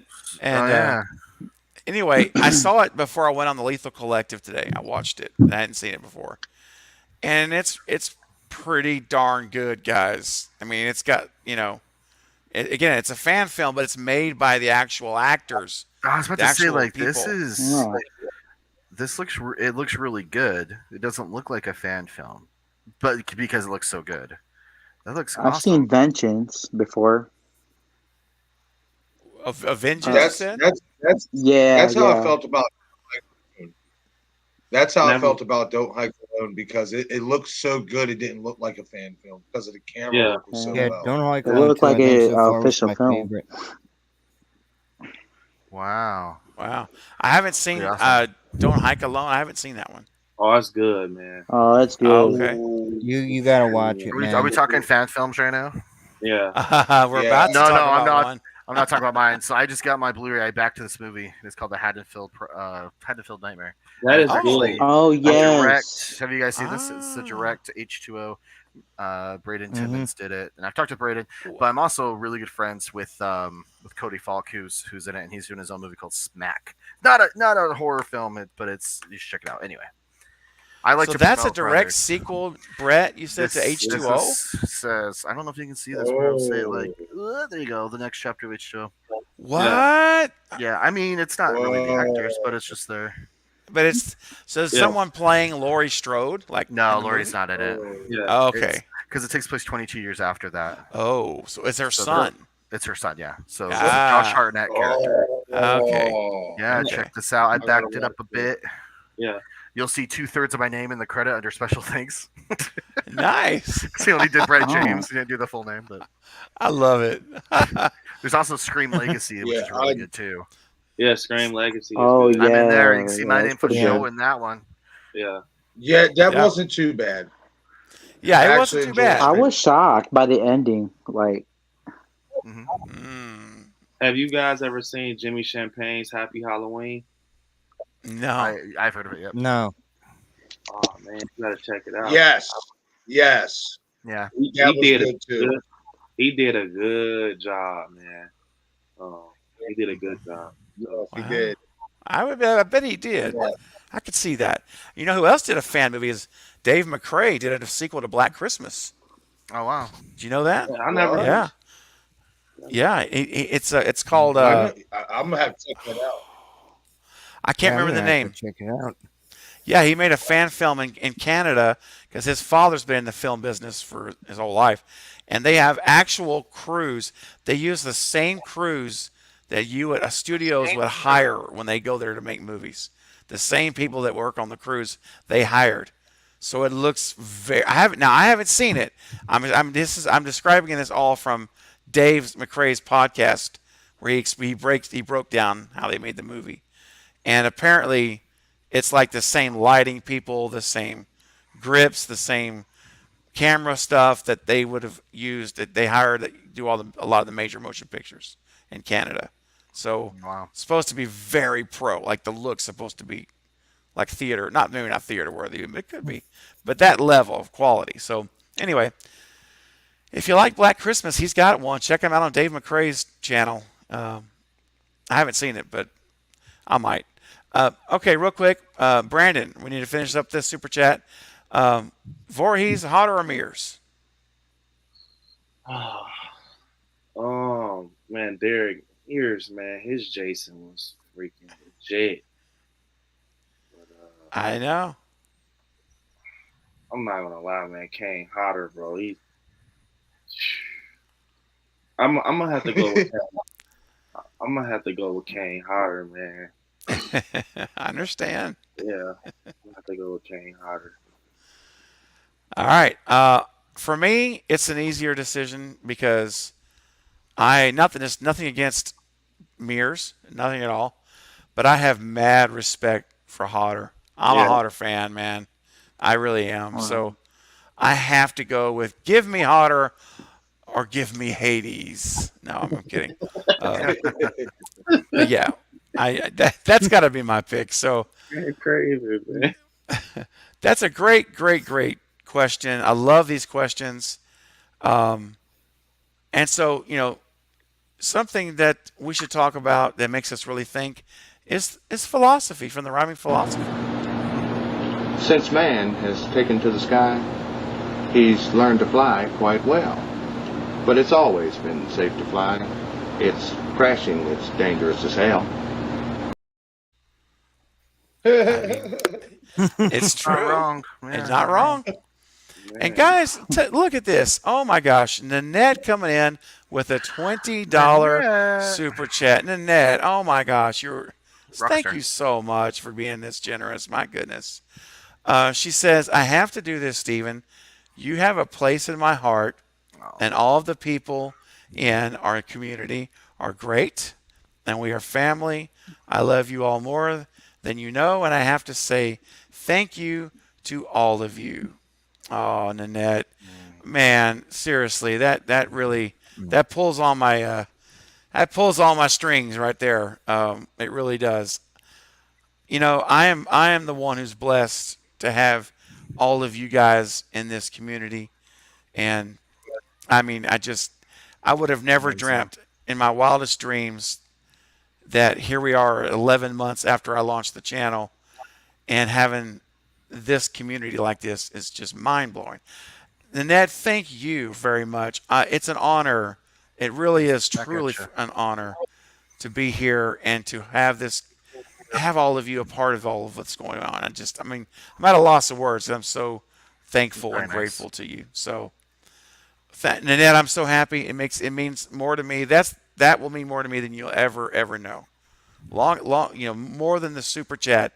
What you said is what I will remember for a very long time. And you are, and I just want to say thank you. And you are family, and you are loved, and you are accepted, and you have a voice here, and you're heard when you speak here. And I'm not going to do it, dang it.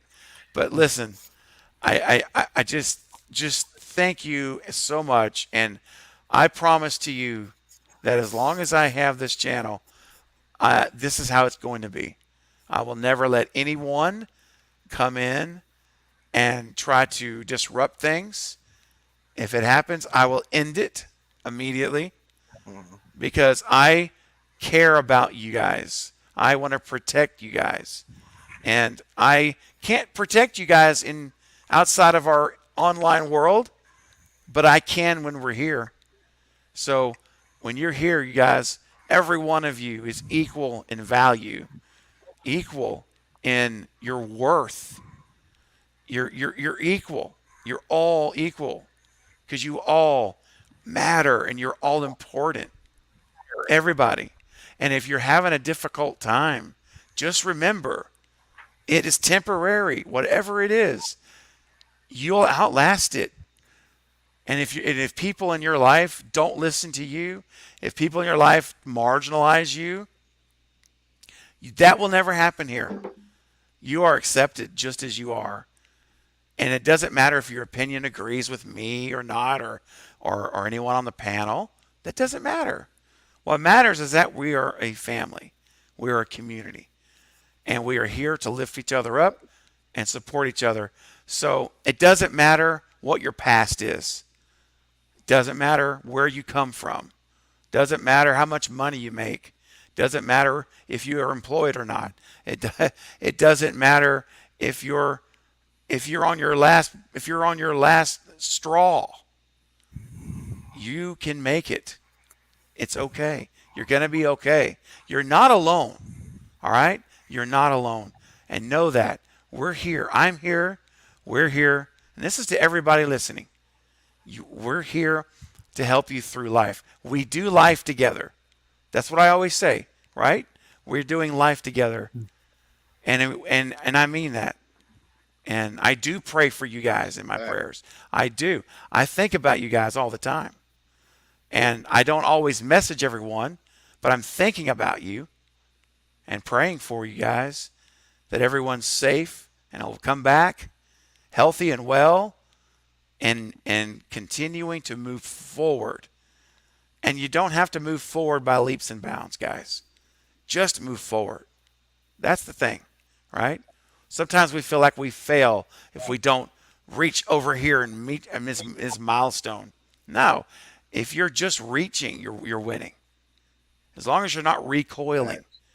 You know, right? As long as you're not recoiling back into that corner of your mind that wants to shut you down and wants to close everything up and put walls up. Break through the wall. Crush the wall. Even if you have to just start with a small little pinhole. Let the light shine in. You don't have to stay in that dark place. Because we're here to help get you out of that place. By talking about movies, talking about anything, camaraderie, friendship. That's what matters. And knowing you're not alone is huge. Because I've been there. I've felt alone. I felt like I was the only one in the situation. And it felt hopeless. Helpless even at times. But you know what? I've realized in my nearly 50 years on this earth that all of those things I felt, as valid as they weren't forever. I've made it through those things. And I look back on them now and I see how, whoa, it was by the grace of God and good people that I got through them. And I will tell you, the truth is that remains today. So if you're in that place right now, and I think you are because I'm really, in my spirit, feeling led to say this. And if someone is here, even one of you that's in that place, and you just don't know what's going on with your life anymore. It's out of control. It could be anything. It could be relationship-wise, work-wise, substance abuse. Doesn't matter. You feel like you've lost control. And you found yourself here on this crazy horror channel on YouTube tonight. Let me tell you something. You will make it. You can make it. You're not alone in it. Okay? That's number one. And number two, don't give up. The hardest part about winning life is living it. And what I mean by that is taking the next step. living life, guys, listen, we like grandiose plans. We like to talk about big things, and that's fun. But what life is just taking one step forward. One step at a time.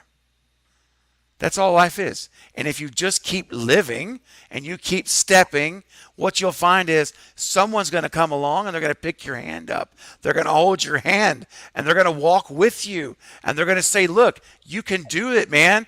We got this. We can make this thing happen together. How can I help you? What do you need? What can I do for you? Let's do this together. And you're going to find, guys, that those steps become easier to make. The next step's a little easier than it was yesterday. Now, I'm not saying it's going to be easy, but it's going to be a little easier. All right? So, hold on. That's the biggest thing to you. I want to say to you, don't give up. Because that's the place that your brain, your mind wants you to do. Is curl up in bed, shut your door, and never come out again. Don't give. That's giving up. Don't do it. You're an overcomer. You can beat it, whatever it is, with help. Don't always try to do it on your own. It's okay to ask for help. It's okay for people to help you. They helped me, and I'm in a much better place in my life. I know I went a long time there, but I would have hated myself if I hadn't done that, because I believe in my heart people here tonight. All right. And this is a place that I pledge to you will be bully free, will be a place where you're loved and accepted with just being yourself. And as we respect one another and we care for each other. All right. So guys, sorry about it. I ranted a long time, but I needed to say it. That was great, man. Yeah, definitely. That was great. That was great. Well, inspirational. Like, for real, man. Definitely, man. Wow. You said. All right. Thank you, guys. All right. I feel better. Copycat Michaels, man. Copycat Michaels. Right. Let's talk about the radio tower. Right.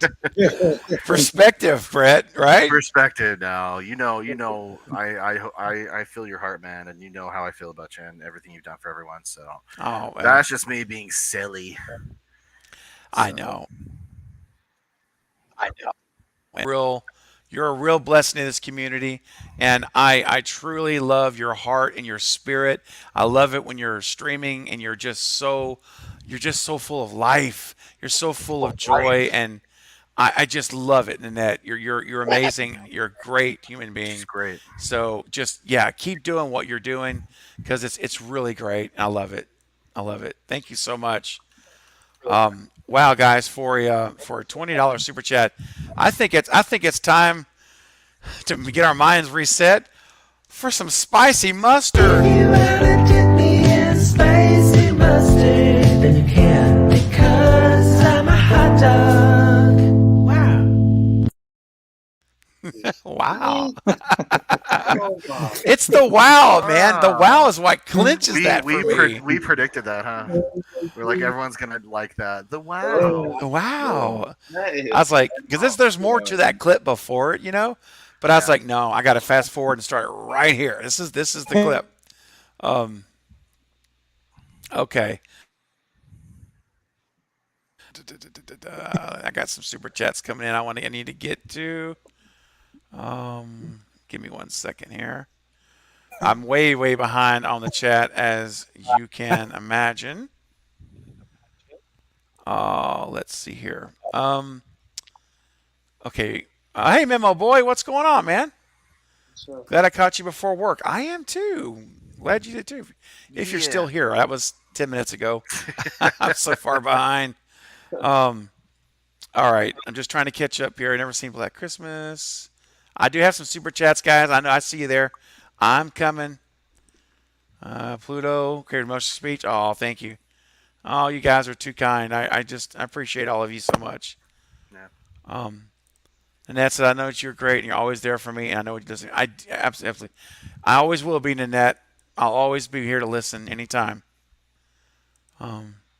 This hit me hard. Thank you for those words. Well, man, Listen, it's all good. I just if I can do anything to help anyone, even myself, keep moving. That's worth it. You know, it's worth every bit of it. We lost somebody. Who did we lose? Or did we? That's sad. Bob. Oh, we lost We Bob. lost Bob. Something just changed. Bob? Jack says coming in with a $2 super chat. Thank you, Jack. Says Michael shouldn't talk. Okay, and no natural angle. Oh yeah. So Brandon, let's start with you now. Do you agree? How do you feel about this thing about the? I've heard of rumors he may talk. I'm like, please no. If Michael, I feel like this. If I hear Michael say anything, I'm walking out the theater. I am literally getting up and I'm just going home, man. I love it. So come on, man. It's Michael Myers. He's new, bro. That's like, if Michael's talking, it's like, I can't explain it. It's like, it's so weird. It's like how would he sound? He hasn't said nothing. Like, is his voice box cracky? Like, I don't know, man. Like, what are you gonna do about that? How are you gonna do that? Like, so no, man. I will walk out the theater. It's Michael Myers. He's cute. I love it, man. I could just see Brandon, man. I'm like, man, so what'd you think about that ending? I don't know. I didn't see it. What are you talking about? He talked halfway through. Yeah, I didn't see it.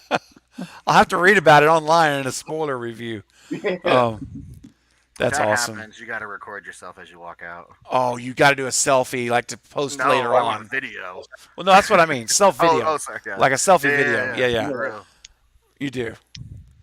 Man. Bob, if you're still out there, you're welcome to come back, man. Maybe your internet went down or something. That stuff happens too. Okay, Brett, tell us what you think, man, about the talking and the supernatural angle. Talk through your body language. That's our rule. Talk through your actions and your looks and your tilts and your thing. Supernatural, I've always been against that idea. I don't like the idea of any like transfer of power or whatnot. I mean, if you put it in there, and I'm sorry, I'm gonna compare this to my movie just for 2 seconds because these are two things that we talked about. Like, of course, we were never gonna have Michael talk, but it's always about like there could be a bit of a supernatural power to him. Okay. But what you want to do is you want to put it in a way where if people like that, they'll find it. But if they don't even think about it, your story, nothing is connected to it. You know, if you want to think, maybe, have a couple moments where it's like, this is my film. It's like, how does Loomis know where Michael is? And we talk about how when he looked into those boys' eyes, he feels like a part of him kind of stayed. He didn't fully, and that's how he feels he has a connection with Michael. Now you can say that's just Loomis being psycho, or it's some psychological thing, or you can take it as a supernatural element. So that's an example of how to do that. If you want it, it's there. If you don't, it's not going to taint the movie or try to have some narrative of its own. So okay, yeah. How's that, Brandon? How's that? Yeah. Brandon's like, yeah. when I have people watch the stream, when we watch the clip, everyone always just like leans in on Brandon for someone to see what his response is going to be. It was super cool. That's awesome. Super fun to watch him and his passion, because we made him kind of speechless, which I don't think that happens often. Yeah, definitely, man. You guys had me, man. That was fun. Anyway, but yeah, that's just my answer. I just think supernatural, just don't make it heavy-handed or a plot point. Yeah. Yeah. Okay. Who's up next? We've got Ghostface Fanatic up next. I would actually hate it because it's Michael Myers. Yeah. Like, he doesn't talk. He's silent, Yeah. It's kind of like with Rob Zombie's Halloween 2. You remember when when Michael Myers was kind of like talking. I think he said. What did he say? I remember that. I think he said die or something. He He was talking though. He said something. Yeah, He's in the in Howling Rob Zombies Part 2. Yeah, Yeah. he said Yeah. die. Yeah, he That's was right. talking. And Dude, come on, man. I'm just like, man, come on. Michael Seriously. Myers. I know. Jeez. All I right. hope that doesn't happen. Well, that movie lost. I think that movie lost everybody when Michael didn't have a mask for most of them. That's the thing. His mask was so jacked up, man. I'm like, come on. Oh man, no. Don't get me started on that movie. I swore I'd never watch that thing again. I can't. They went too far. Yeah, You know. Yeah. they did. They did go too far. I agree. Okay. Next up, I shot him 6 times. You do it so much better. Okay, man. What do you think? Well, absolutely. I'm with Brandon on the whole talking thing. If this goes down, I'm out of there. It just it takes away from the whole mystique of the character. I mean, you mean to tell me after what he's going to be 65 in this movie, if I'm correct? Yeah. So yeah, he's going to be around 65 years old. So you mean to tell me for what 59 for the better part of almost 60 years, he hasn't spoken a word. And now all of a sudden he's just going to speak now. For what reason? What reason do we need him to speak? You know, what was he gonna say? and with the whole supernatural thing. Oh, what the? There's supernatural for you right there. I hacked your computer, Craven. What just happened? You will watch my preview. Like, oh, we're watching this. All right, put it up. I'm like, Marcus is talking, and all of a sudden, sorry. Yeah, like I don't know how to like undo that. What's going on? Hold on a second. Asking you shall receive. This is just so bizarre, guys. Brad is funny. He said, "Ask you shall receive." I don't understand it. I'm hacking you. Let me take your mouse. That was good. That was literally perfect timing. Okay, there we go. I have something to show you guys in a minute. Go ahead, Marcus. I mean, it's like I said earlier. In terms of the supernatural angle, I mean, it's ingrained. I mean, we know this for a fact. Just speaking reality, no human man is going to be able to take the punishment, the gunshots, the stabbings, the beatings, everything that this man has taken. Even going back, even though he was dormant for over 40 years, even going back to the original Halloween and all that stuff, like. I just feel like the supernatural element is already there to it. You know what I mean? So it's like we're already there, you know? So, I mean, it's just what it is at that point. But no, I don't want to see Michael speak. It's just nonsense. Just like I seen a Screen Rant article the other day, and they're like really leaning heavy that most likely we will get a reveal that Michael and Laurie are brother and sister again at the end of Ends. And I'm just like, well, why would you do that? You done built all this up, you know. That'd be so lame. You know what I mean? Like you done built all this up, and you're not brother and sister. Like if this was the route you were gonna go, you should have just went from that from the beginning. You know, so I don't know, but yeah, definitely don't want to see Michael speak. Yeah, 100%. And I agree. I'm with you guys. I'm with everyone here. It's a consensus. I don't want him to talk. And yeah, I mean the supernatural angle. Honestly, I think he's had some type of supernatural ability since the first one in '78. So I don't have a real problem with that one. Some people I know don't like it, and that's fine. But as far as him speaking, no. Yeah. Don't do it. I agree. Thank you for that super chat, Jack. Much appreciated. And I have another super chat that came in. But first, real quick, in the order that it came through here, I want to share. Two boys and their pops says I've been dealing with my oldest son going through anxiety, depression, and the S word. I got to be real careful with that on YouTube. Yeah. Thoughts. So definitely having an outlet helps. Oh man. Man, look, the fact is that you're there, and you're doing all that you can. That's huge. Being present, right? That's huge. Being present. So, hang in there. I know you are. Just keep fighting, and I'm glad this is an outlet. I know you have your channel, and I'm glad you can come over here where you're not having to run a channel. Everybody on here knows. You guys all know what I'm talking about. It's different when you're behind the controls, and when you're on a stream where you can just kind of really relax and just it's a different vibe. Yeah. So I'm glad you can come over here and just relax and get an outlet, just a mental outlet, because that's very, because I have a counseling background. That's what I do, right? I'm a degreed counselor. That's what I do.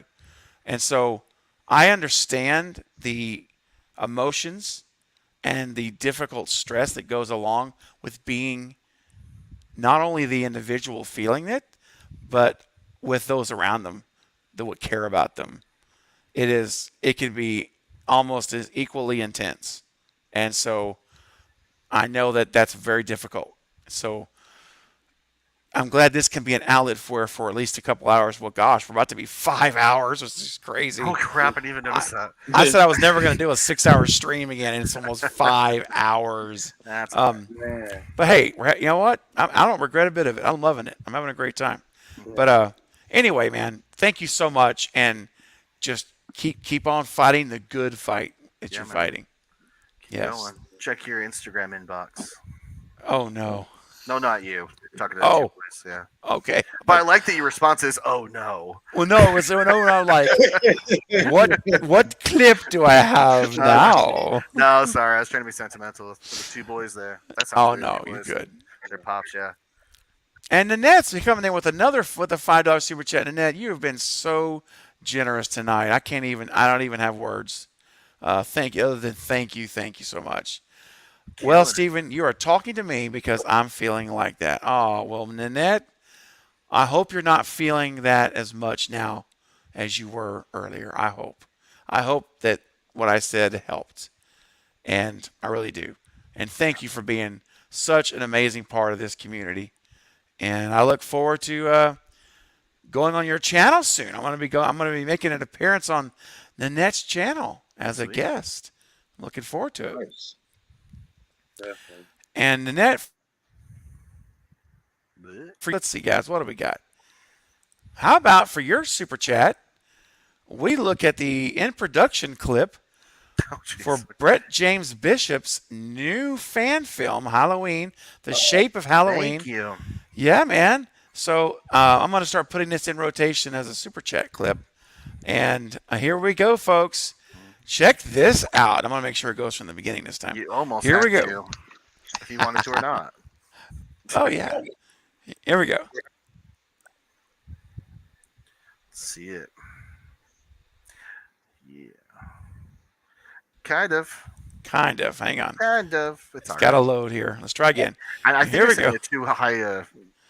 I think so, man. If you could dial that down, yes. I was already thinking for the trailer. I was like, I'm going to send him more of a Facebook high def version. That would be perfect. Yeah. Because this streaming is not like that too much. I hate that so much. Lesson learned, guys. Right? Yeah. Oh yeah, man. All right, we'll try again. Here we go. Hopefully they'll cooperate. Okay, here we go. 34XY, take 1, soft sticks, Mark.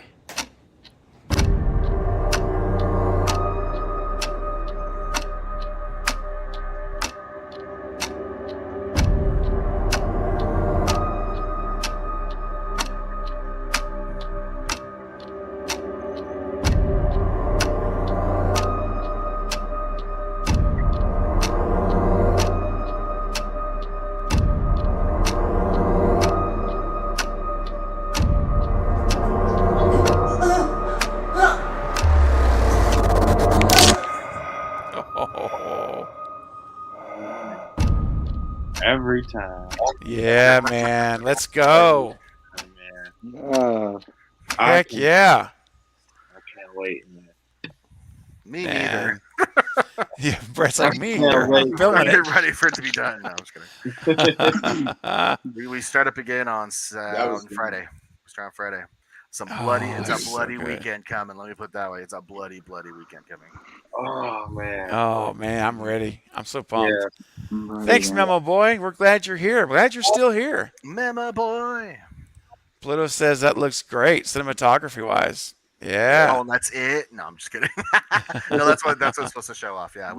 So- A great DP on this. A great, amazing Leon Clayton. It's amazing, amazing, great eye. He's great. Brett, can you just promise me one thing? Ooh, what? That you're going to have some wide shots, some Wes Craven wide shots, not this radio silence 6 inches away from the face cuts. I'm going to put it this way for you. I think the first shot in the teaser trailer will suffice for you with that. Beautiful. Let's just say a lot of drone. There's not a lot, but there are drone shots that we use. So, Okay. like when you saw the gas station, there's this Mhm. really cool drone shot following an investigator, cop car. They lift the police tape and it goes under and it just follows like right with it. And you see, yeah. So it's, Ooh. yeah. Oh, that's so great, Brett. I'm so excited. Man. Watch party. Yeah. Brandon, that's like my guy, man. Like I know I'm doing it right. If it's just a, Yeah. I'm ready, man. I'm locked in. I'm ready, bro. I can't wait. fly out to Utah and I'll put you in it. People Man, are digging I it, wish- Brett. I wish I would come out there so fast. I'm serious. We'll find you a spot. Man. Bob's back. That goes Dude, for are you everybody. there? Hi, Bob. Yeah, I'm here. Yay, you're back. All right. I heard the power went out, man. I figured that happened. Yeah, there was a loud bang. Somebody hit a pole or something. Oh, gosh. Boy. Well, you know what they say? Stevie Ray Vaughan said it once. When the house is rocking, don't come a knocking. So Yeah. I'll just leave it at that.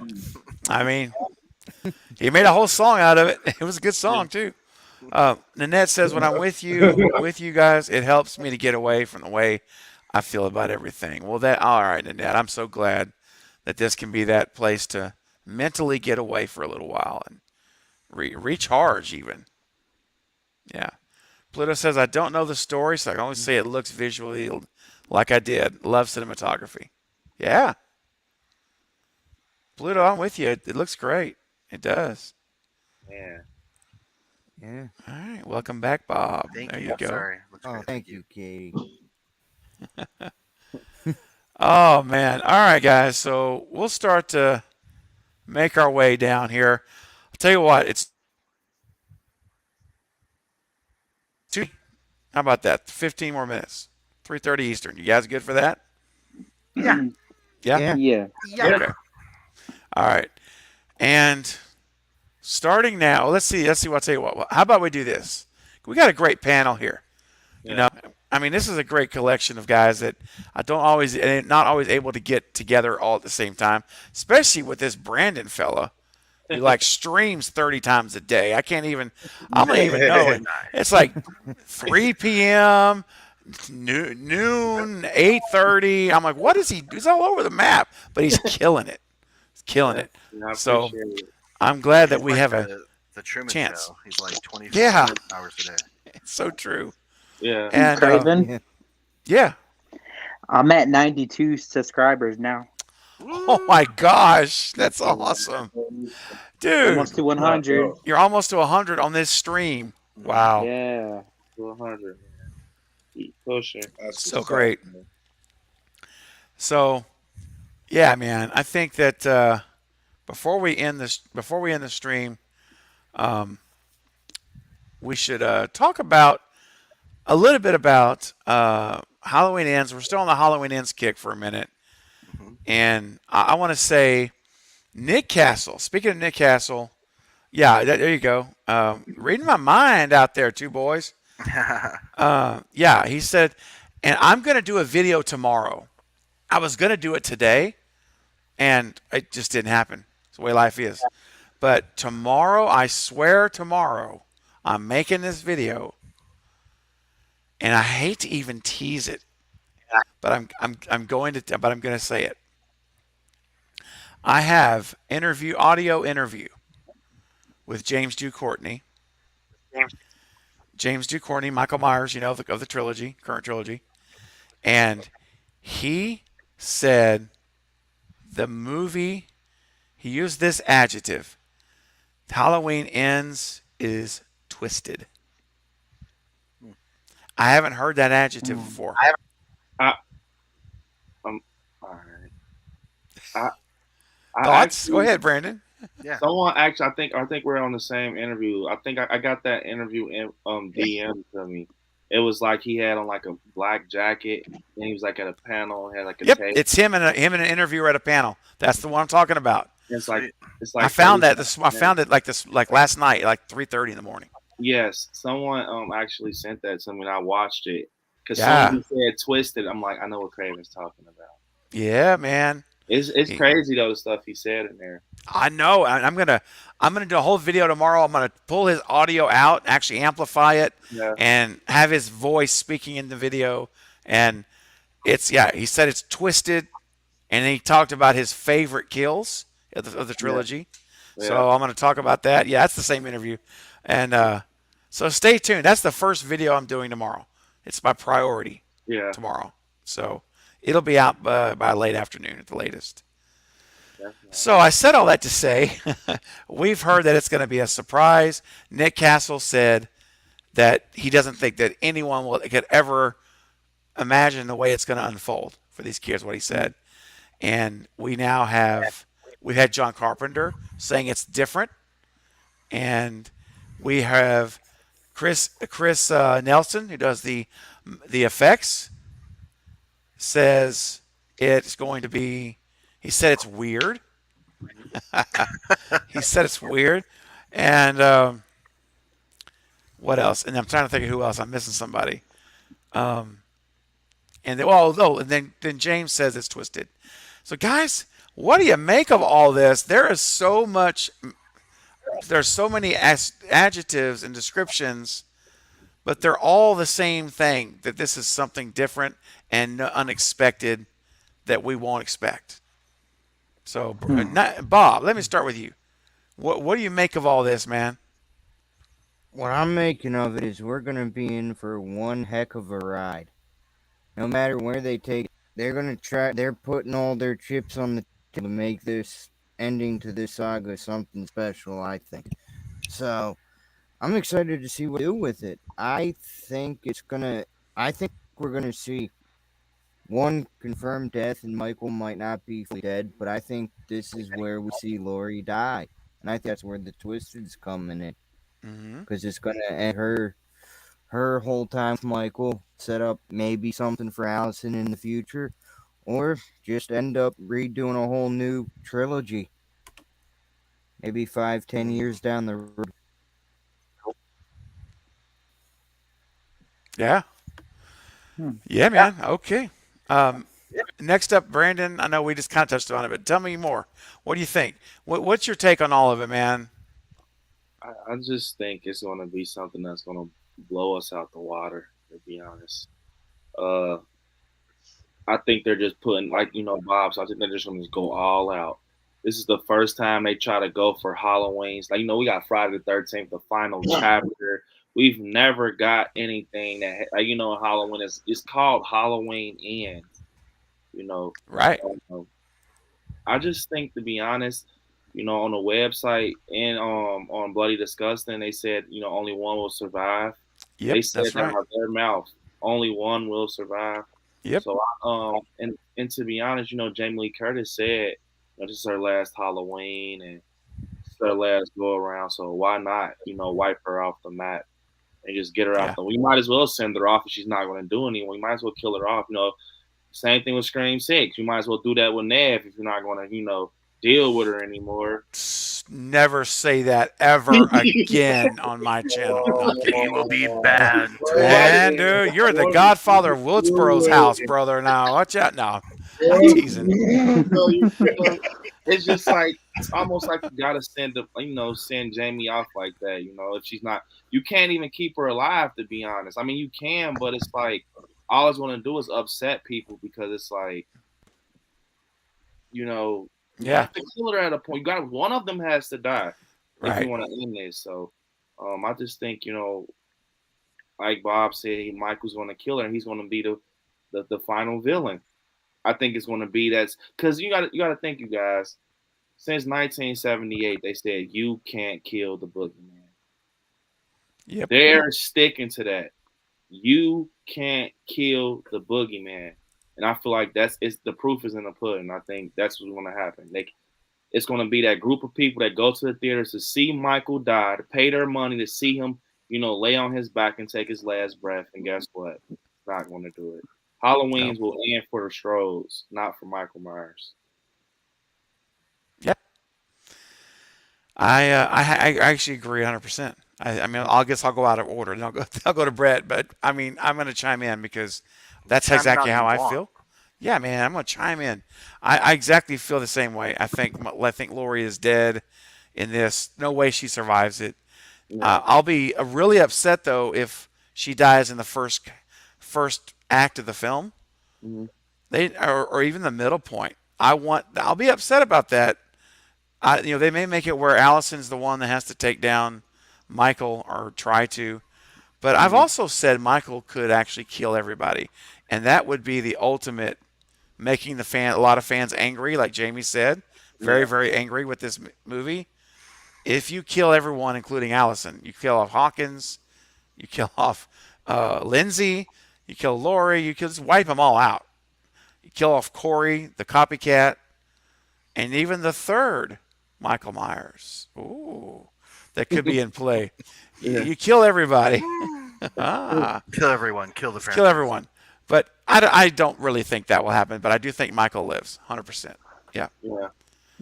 All right, Brad, give me your final word. I mean, not necessarily the final word. We still got another month and a half. I mean, final word for tonight. For tonight. That's what I was thinking, too. Yeah. Everything you just said. Go. Next. No, I'm just kidding. Yeah. Right. Dude, I'm going to kind of bounce out a little bit away from what you guys are talking about. Here's if they're going to come out swinging, they better know what they're swinging at.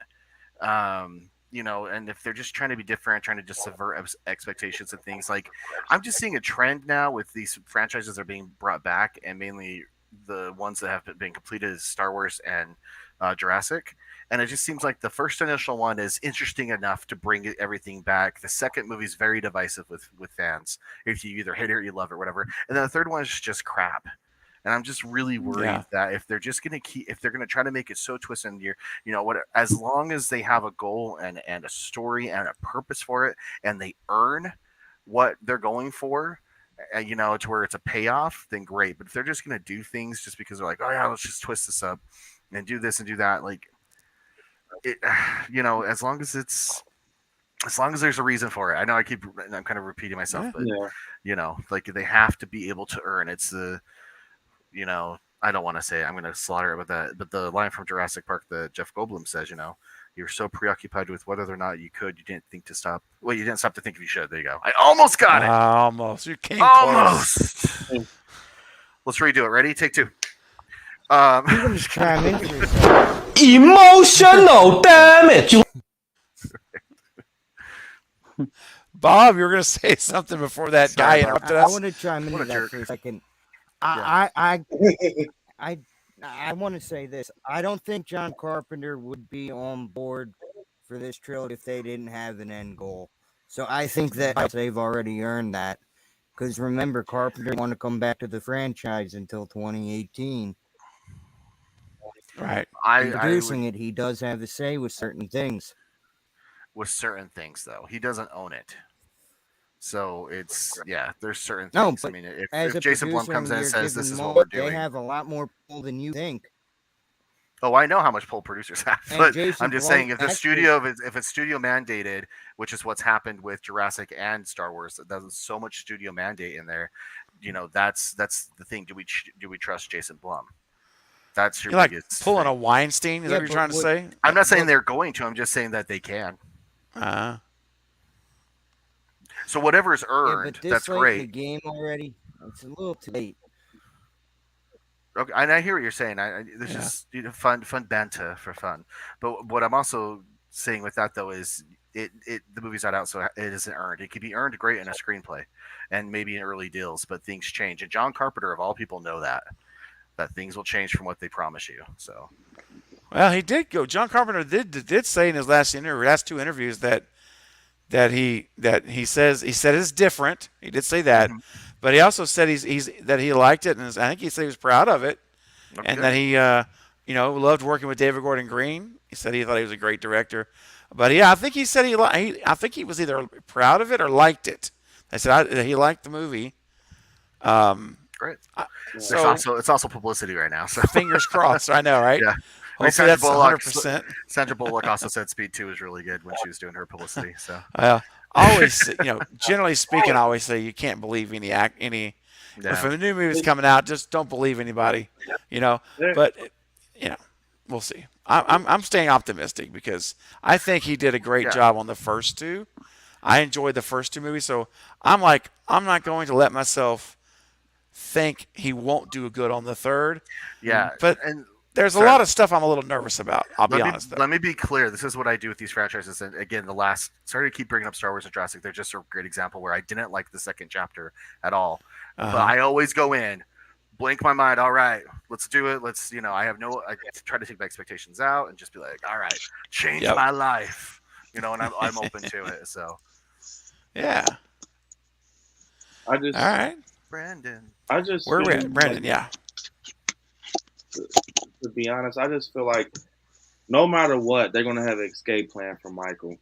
He's a cash cow at the end of the day. It's going to be something we can't even see in the movie. But as we watch it through the years, not even the years, the months, after we see it on Blu-ray, we're going to be like, oh my God.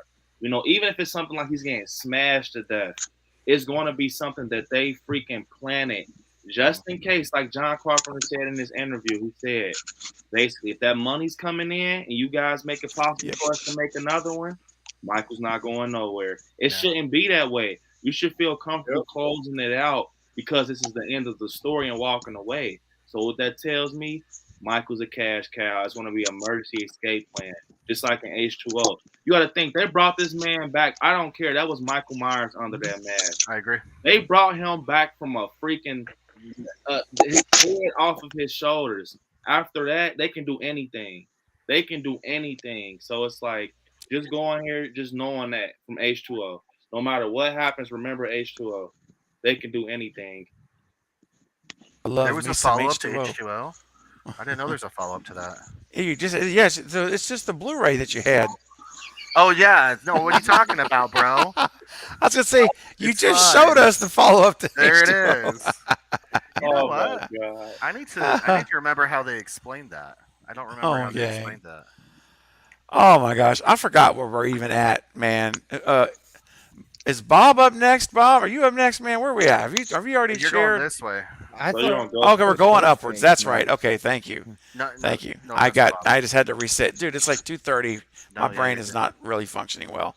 Ghostface Fanatic, my friend. Dude, I've been going for 5 hours and 18 minutes here. I'm not even gonna have a voice tomorrow. I don't know how I'm gonna do a video. Ghostface Fanatic. I'll be like my first video. James Stu Courtney came out and said he thinks it's twisted. I can't believe I posted that. Listen, man, my first video. You know what's so funny is that my 1 year anniversary is coming up. It's September the 4th for the channel. Awesome. So I'm having a 1 year birthday party on Saturday night, the 3rd of September. So don't be surprised if you all guys get invitations to come and help me celebrate on my birthday, my channel birthday. And my very first video, it will be talked about. I'm gonna take a clip of it and play it on the stream. When I had the pandemic thing, I had it. I was like on my second week of it, and it took like 3 weeks. I was completely shut down. First 2 weeks I couldn't even move hardly. Yeah. But anyway, when I started getting a little strength back, I still couldn't taste, smell, nothing. But I started getting some strength back, and and I made that video with every bit of energy I could muster to get that thing done. And that was my first video. It was about Rose McGowan turning down the voiceover offer for Scream 5. And the rest is history. But I sounded horrible. It's like, I can't believe anybody even kept coming back. It's like, yeah, Rose turned down this offer. And it's like, oh my gosh. And I thought it sounded good. That's how bad it sounded before. You couldn't even hear my voice. All right, where are we at? Ghostface Fanatic, man. Yeah. You're up, buddy. Oh, yeah. I don't know what that could mean, but I kind of think that, I think Lori's gonna die. Yeah. Obviously, I don't think Michael's gonna die. I don't know what that could mean. I mean, I know it's definitely gonna be the end of the Laurie Strode and Michael story, though, and they're gonna be. I think Allison will probably be like the new Laurie Strode. Yeah. In the end. Yeah. For sure. I agree. Very good. Okay. Marcus, you finish this up, and then we're going to do the super chat, and then I think we're going to call it a night. So, guys, listen, if you want the stream to go any longer past the next maybe 5 minutes, send in a super chats, because if otherwise, we're going to shut down, and we're going to call it a night at the 5.5 hour mark. Marcus, so I was never doing 6 hours again. Lost my voice for like 2 weeks from doing that. I'll hack you again. I'm telling you. I know. It's like, oh, here I am doing it again. All right, Marcus, tell us, buddy, what do you think, man? Go ahead. I mean, in all honesty, I think this movie could go in any which way possible. I think anything's on the table, including both of them dying. And I mean, they said, obviously in the marketing, one of them will die, but we'll know for sure when we get there. And the reason why I say that too is because I remember when you did your trailer breakdown, Raven or whatever, you showcase where you can see Laurie and it looks like she's like out the door or like out the front door, and then like the police lights are flashing on her. Mm-hmm. And I thought that was kind of interesting because that's something, in my opinion anyway, I mean, could it be maybe the beginning of the movie? Sure. But I felt, just for me, that felt like somewhat like the ending. So in all honesty, I would not be surprised at all, because this is Jamie Lee Curtis we are talking about. And she was able to swindle her way into getting her way in H2O before it got flipped on her at the last second. It would not surprise me if she wanted Michael to die in this storyline. And they can still make more Michael Myers movies because there's opportunities to do retcon. They can just blow it back up and just like restart the entire story from scratch. Yep. They can do whatever because Michael Myers is a household name. They can go in so many different directions. Do I think that Allison will be like the new Laurie Strode in the Final Girl? I do. And it's not that I don't have I've wanted to see that, but as time has progressed, I do have some concerns with that, because if you are supposed to be ending this storyline or whatever between, Laurie Strode or whatever, I mean, obviously Allison will be a whole different character and a whole different avenue to take. But at the same time, then at that same point, you're getting repetitive. You're not doing anything new. You're just basically following up to what you already. Basically, you're following up basically what you did with Laurie, just with her granddaughter, right, and stuff like that. So, like, I want to say Laurie's going to die in this movie. I do. I think my probability for her dying is about 60-40, but I would not be surprised, in all honesty, if both of them lived in this movie, just because, like. I just gotta. There's definitely going to be an interesting final act and an interesting ending. I think it's going to be an ending we don't expect. Like I said, I mean, yeah, they can say one of them is going to. I mean, one of them will live or whatever, or one of them will die, but we'll know when we get there. That could be all this stuff that they've been saying could be just marketing. One thing I do know for sure is that one way or another, there will be another Michael Myers movie, because John Carpenter just said it himself in a recent interview. He said there will be more Halloween. He said he doesn't think Halloween Ends is the last Michael Myers movie. So, there's no way. You'll definitely see Michael Myers again in some capacity. Yeah, he's gonna be in Brett's movie. So Yeah. I mean, but think about this. I mean, that's true. But think about this, guys. $250 million. $150 million. And that was with a dual release at home and theaters. This movie is the one that I would think even more people want to go see because it's the end. It's the battle of the final showdown. And they're not going to do, I don't think, as of now anyway, they're not doing home release. It's theater only. This movie's going to make, I'm telling you, write it down, it's going to hit 200. Yeah. And that, my I'm telling you, friends. it's going to be 350. Ooh, you think it's going to outdo 18? Whoa, that's Yes, okay. Because of the hype all around it. Yeah. Hey, I mean, that would be amazing. I mean, 250 is what 18 did, right? So let me put it this way. If this thing hits 200 or more, I'll say it like that.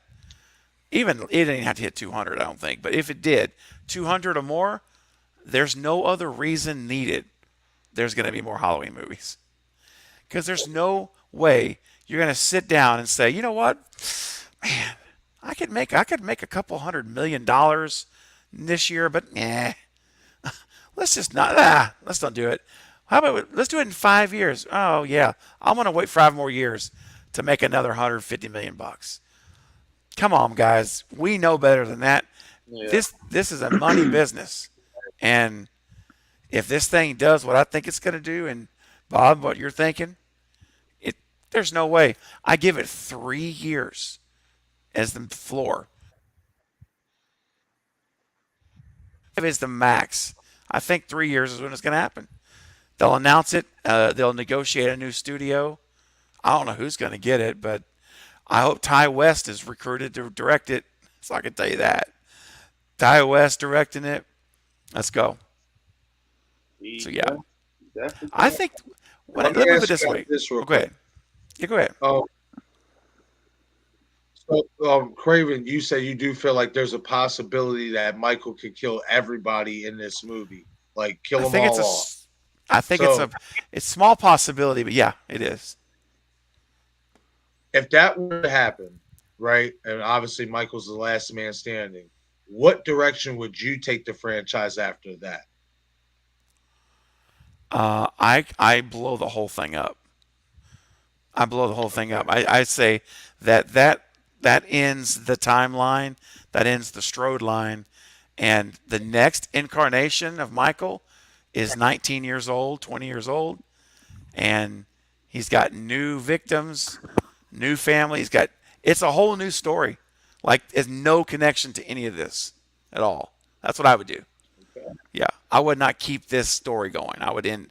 This would be it. So in a way, it would be ends because it ends the story that we're in. It ends the Strode story.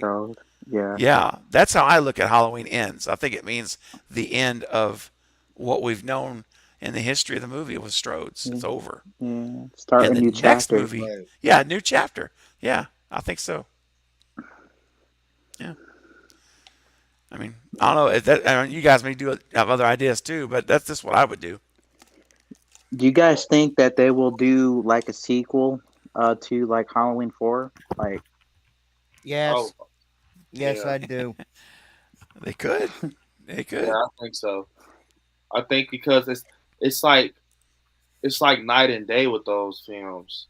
You know, it's like 78 is in his own bucket. That storyline's in his own bucket.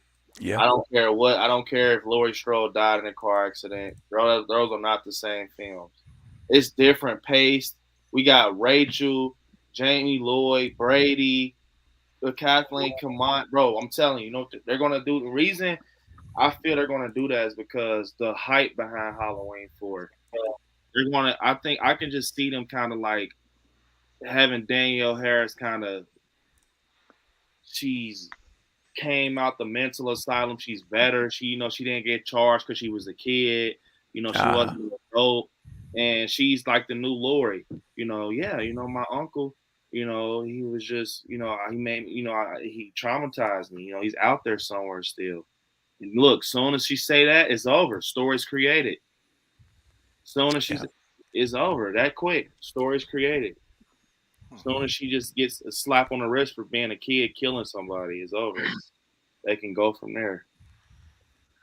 It would be nice to And see the it franchise. could work that way too. Yeah. Because it Go could ahead. work that way too, because especially diehard Halloween fans and stuff, Yeah. they want to see Neil Harris back in the franchise Yeah. to make up for what happened previously, with 5 and 6.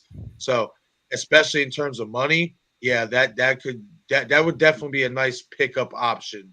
You know what I Yeah. mean, and stuff, if they want to make some money and tell a good story. Or go off of Halloween too. They can do a lot. They can do a lot. Like, that's the thing. They can go off so much. Go off Season of the Witch. Silver Shamrock, baby. They can Get the Colonel in here. They can. Where's the Colonel? Where did you go? Sorry. Really, you're gonna really take advantage. Here's what I think, honestly, as far as where the franchise goes, regardless of box office. I think they're gonna really try to push everything with Peacock, because that streaming service needs way more subscribers, and it needs more content. And I think they're gonna do like little series like the What If with Marvel, and I think that'd be really smart if you did like you did movies like that, show Jamie Lloyd or show what happened after 2, and show, and you can do several different versions of it without it feeling like it's like, with the intention of it, the point is like, what if this happened? What if, this continued, or whatever that is. But I also can see them, if they're really smart, if they're super smart with ends, start having a mythology of where Michael Myers has been for 4 years, and then do a Peacock series showing those events happening with Michael Myers during those 4 years. Because you don't need Jamie Lee Curtis and everyone else for those if he's off in the woods I don't somewhere. know if I'd. Right. I don't know if I'd want them even in a show to explain that, though, because it's more terrifying without a reason. Like, why was he gone? And then he just shows up again. That's more terrifying. Even if we get it afterward, then you're taking away from that chill factor from the last movie, so you're kind of ruining ends with that little detail they put in there. With a What If series, really. I agree. I agree with you. Doing a 4-year explaining. Yeah, just the campfire tales of what happened during those 4 years. I get what you're saying, and I agree with you. Again, it's all business, so I don't know. Well, if there was a but series... also, if they do go ahead. try to, they're actually going to lose money. If they what? Because streaming services are so far in debt. Sooner or later, streaming are going to be so far in debt that they're not going to make money back. As much as I think the way to go, you're better off doing an anthology series on a normal television station. You'd be actually getting more money.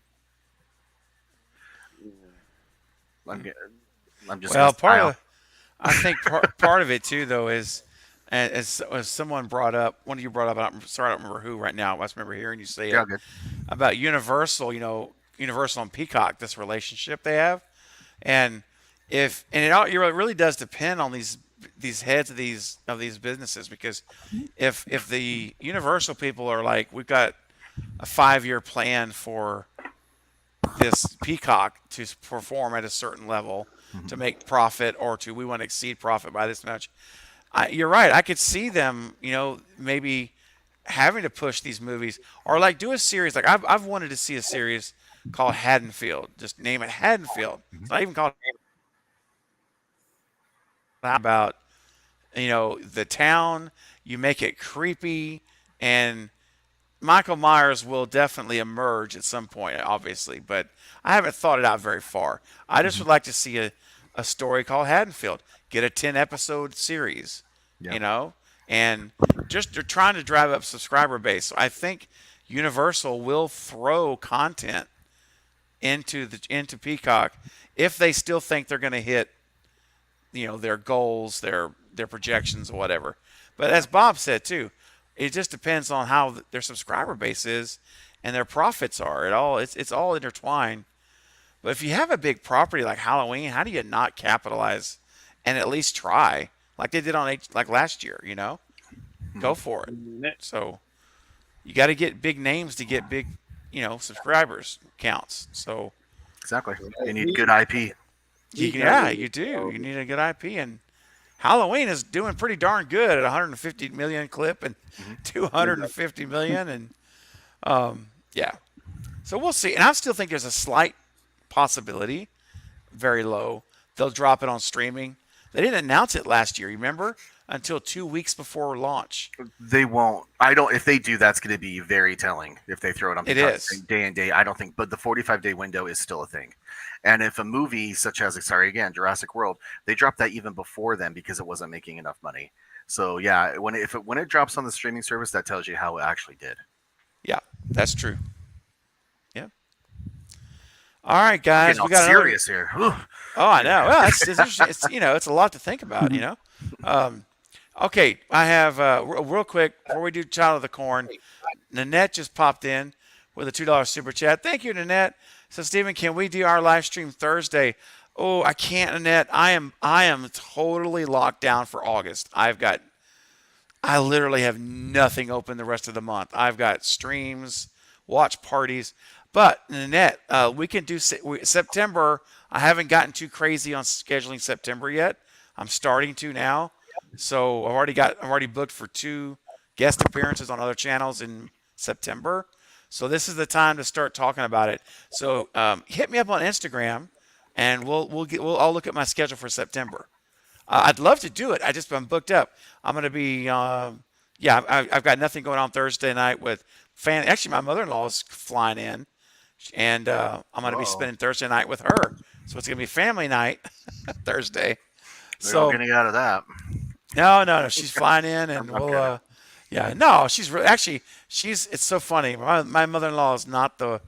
Whenever I see these movies with the stereotypical mother-in-law thing jokes, I don't relate because my mother-in-law is like amazing. I love her. That's awesome. That's great. So it worked out great. So that's fantastic. Anyway, Nanette, thanks for asking. I definitely look forward to us getting together in September. Mm-hmm. All right, guys, let's hit this real quick, then we're going to shut the stream down. Let's do it.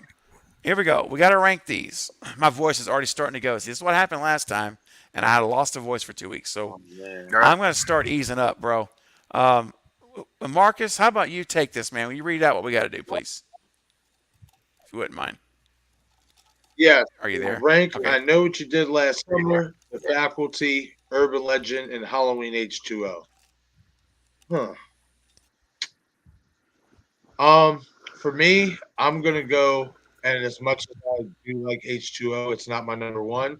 I actually have The Faculty as my number one for this. H2O will be number 2, Urban Legend will be number 3, and I Know What You Did Last Summer will be number 4. Okay. There you go. Yeah. All right, Ghostface I Fanatic. like The Faculty a lot. It's really different. It is a different movie, man. It is. It's good. I've never watched the Urban Legend and the. It's good. You have a good time coming. So good. Ghostface, add that one to your watch list, buddy. Yeah. I only watched H2O. I was about to say, out of all the- watch party. Man, Right. you're a Scream fan, so you gotta watch Urban Legend. An Urban Legend swatch party. That would be awesome, man. Is it a Dang it. slasher? It is. Yeah, And it's they're a all horror whodunit. It's a whodunit. That's Yeah, so you It's got a good. Who Done It? Oh. Yeah. Oh yeah. Yeah. It's I know. in my I love opinion. that. Oh, me too, man. It's like, in my opinion, it's my number one non-Scream movie in the post-Scream era. Yeah. That's my number one. It's so well done, acting, directing, cinematography, everything. And my second's Valentine, if you're wondering. That's I why love Scream's Valentine. my favorite because of the Who Done It. Oh, bro. All right, have you seen Valentine, Ghostface? I think so. Yeah. Okay, Marley Shelton's in it. Maybe. Maybe. Judy Hicks is in it. Okay, if you gotta watch Urban Legend. I mean, that's worthy of a watch party, guys. Dang it. Number 46. I know, number On the 46. Exactly. All right, who's next? Let's keep this going. Brett, you're up next, I believe. Okay. H2O for show. Okay. And then The Faculty, back to back, just like Josh Hartnett filmed them. I see that. And I know you did last summer. R.I.P. Anne Heche. She was a super nice lady. Yep. Super funny. Yeah. I only spent time with her twice, but she was great person. And then Urban Legend for me. Last. Wow. Okay. They're all good though. These are all good movies. That's Like you why might it's as well just such do a them hard question. alphabetically, and that's fine too. All right, Brandon, what's your ranking, man? H2O number 1, Urban Legend number 2, The Faculty number 3, and I don't know what you did last time. You were ready to tap out, bro. Yeah, man. I'm with you, dude. I'm with you too. My throat is tapping out, literally. Bob, how about you, man? After you drink your drink, sorry. Urban Legend, The Faculty, I Know What You Did Summer, and H2O. Okay. All right, and my ranking is Urban Legend, H2O, The Faculty, I Know What You Did Last Summer. Sweet. Yep. All I really good has. choices. Yep. So I'll have fun. to check out Urban Legend. Oh, yes. Yeah, Yes, check you it do. out. And Katie's never seen Valentine. Oh, Katie. Katie, add it to your short list, please, for a movie review. I would love to see your review of Valentine. So good. Guys, and listen, everyone in the live chat who's still here after 5 hours and 41 minutes. Warriors, I'm telling you, man. And Brandon's like, oh, man. Because Brandon knows all about these late night streams, man. I This stuff- did 9 and it killed me. You could not pay me to do a 9-hour stream. I You mean, couldn't pay me $1,000 to do a 9-hour stream. I'm not tell gonna you. lie. I swore the same thing about 6, and here I am. I can't believe I'm actually with this long. But it's been so much fun. Yeah. Guys, listen, if you have not subscribed to everyone here, please do. Please subscribe to everyone if you just coming in late. Pluto, you take care. Pluto hung with us the entire stream. Pluto's a warrior. Thank you, Pluto. That's so awesome. Have a nice night, Pluto. Thank you. Now it's dark. We appreciate you. Thanks, Anthony. We appreciate you, man. Great stream. It's a must for Ghostface. Yeah, you're awesome. Who else? All right. So everyone here again, please subscribe. Take care, American Exorcist. Thanks for coming into the string and hanging out with us. If you have not seen Red Eye, or even if you have, you want to see it again, come watch it tomorrow night. It is at 9:30 Central, right here on the channel. And it's going to be a good one, guys, right there. Do you know if it's on like Prime or how you're doing that, or? It is on Prime. I'm going to be doing an Amazon Prime watch party. Cool. Okay. So if you guys want to rent it on Prime, I'll give you the link so we can all watch the same time code together. Yeah, man, it's gonna be a lot of fun. All right, guys. Katie hung with us the whole time as well. Thank you, Katie, so much. See you, Michael. You take care. And you have a great night as well. Two boys and their pops. Have a great night, buddy. Appreciate you spending so much time with us all tonight. It's been great. Luck. Yes. Good luck, brother. Prayers. I'm going to add you to my prayer list, my friend. All right, guys. Everyone on the panel, thank you all. For those who were here earlier and left, and all of you that are here now, Michael Myers is literally stabbing Brett as we speak. We're witnessing a homicide. And by the way, if you have not gone to this link, thank you, Katie. This is the Red Eye Watch Party link. If you guys haven't hit the thumbs up button, do me a favor. Even if you can't watch it, if you just hit that link, smash that thumbs up, because, again, it'll go out to more people tomorrow night. I would greatly appreciate it. You guys are awesome. That's right, Brett. I already did it, and I did a comment already. Oh, look at you, man. I had to make up for today. Yeah, I had to make up for today. All right, guys. Well, listen, to everyone in the chat, I'll see you backstage in like 30 seconds or less. And to everyone here on the in the live chat, thank you guys. Appreciate you all. I will see you hopefully tomorrow night at 9:30. Bye, everyone. See you soon. Take care. Peace. Peace.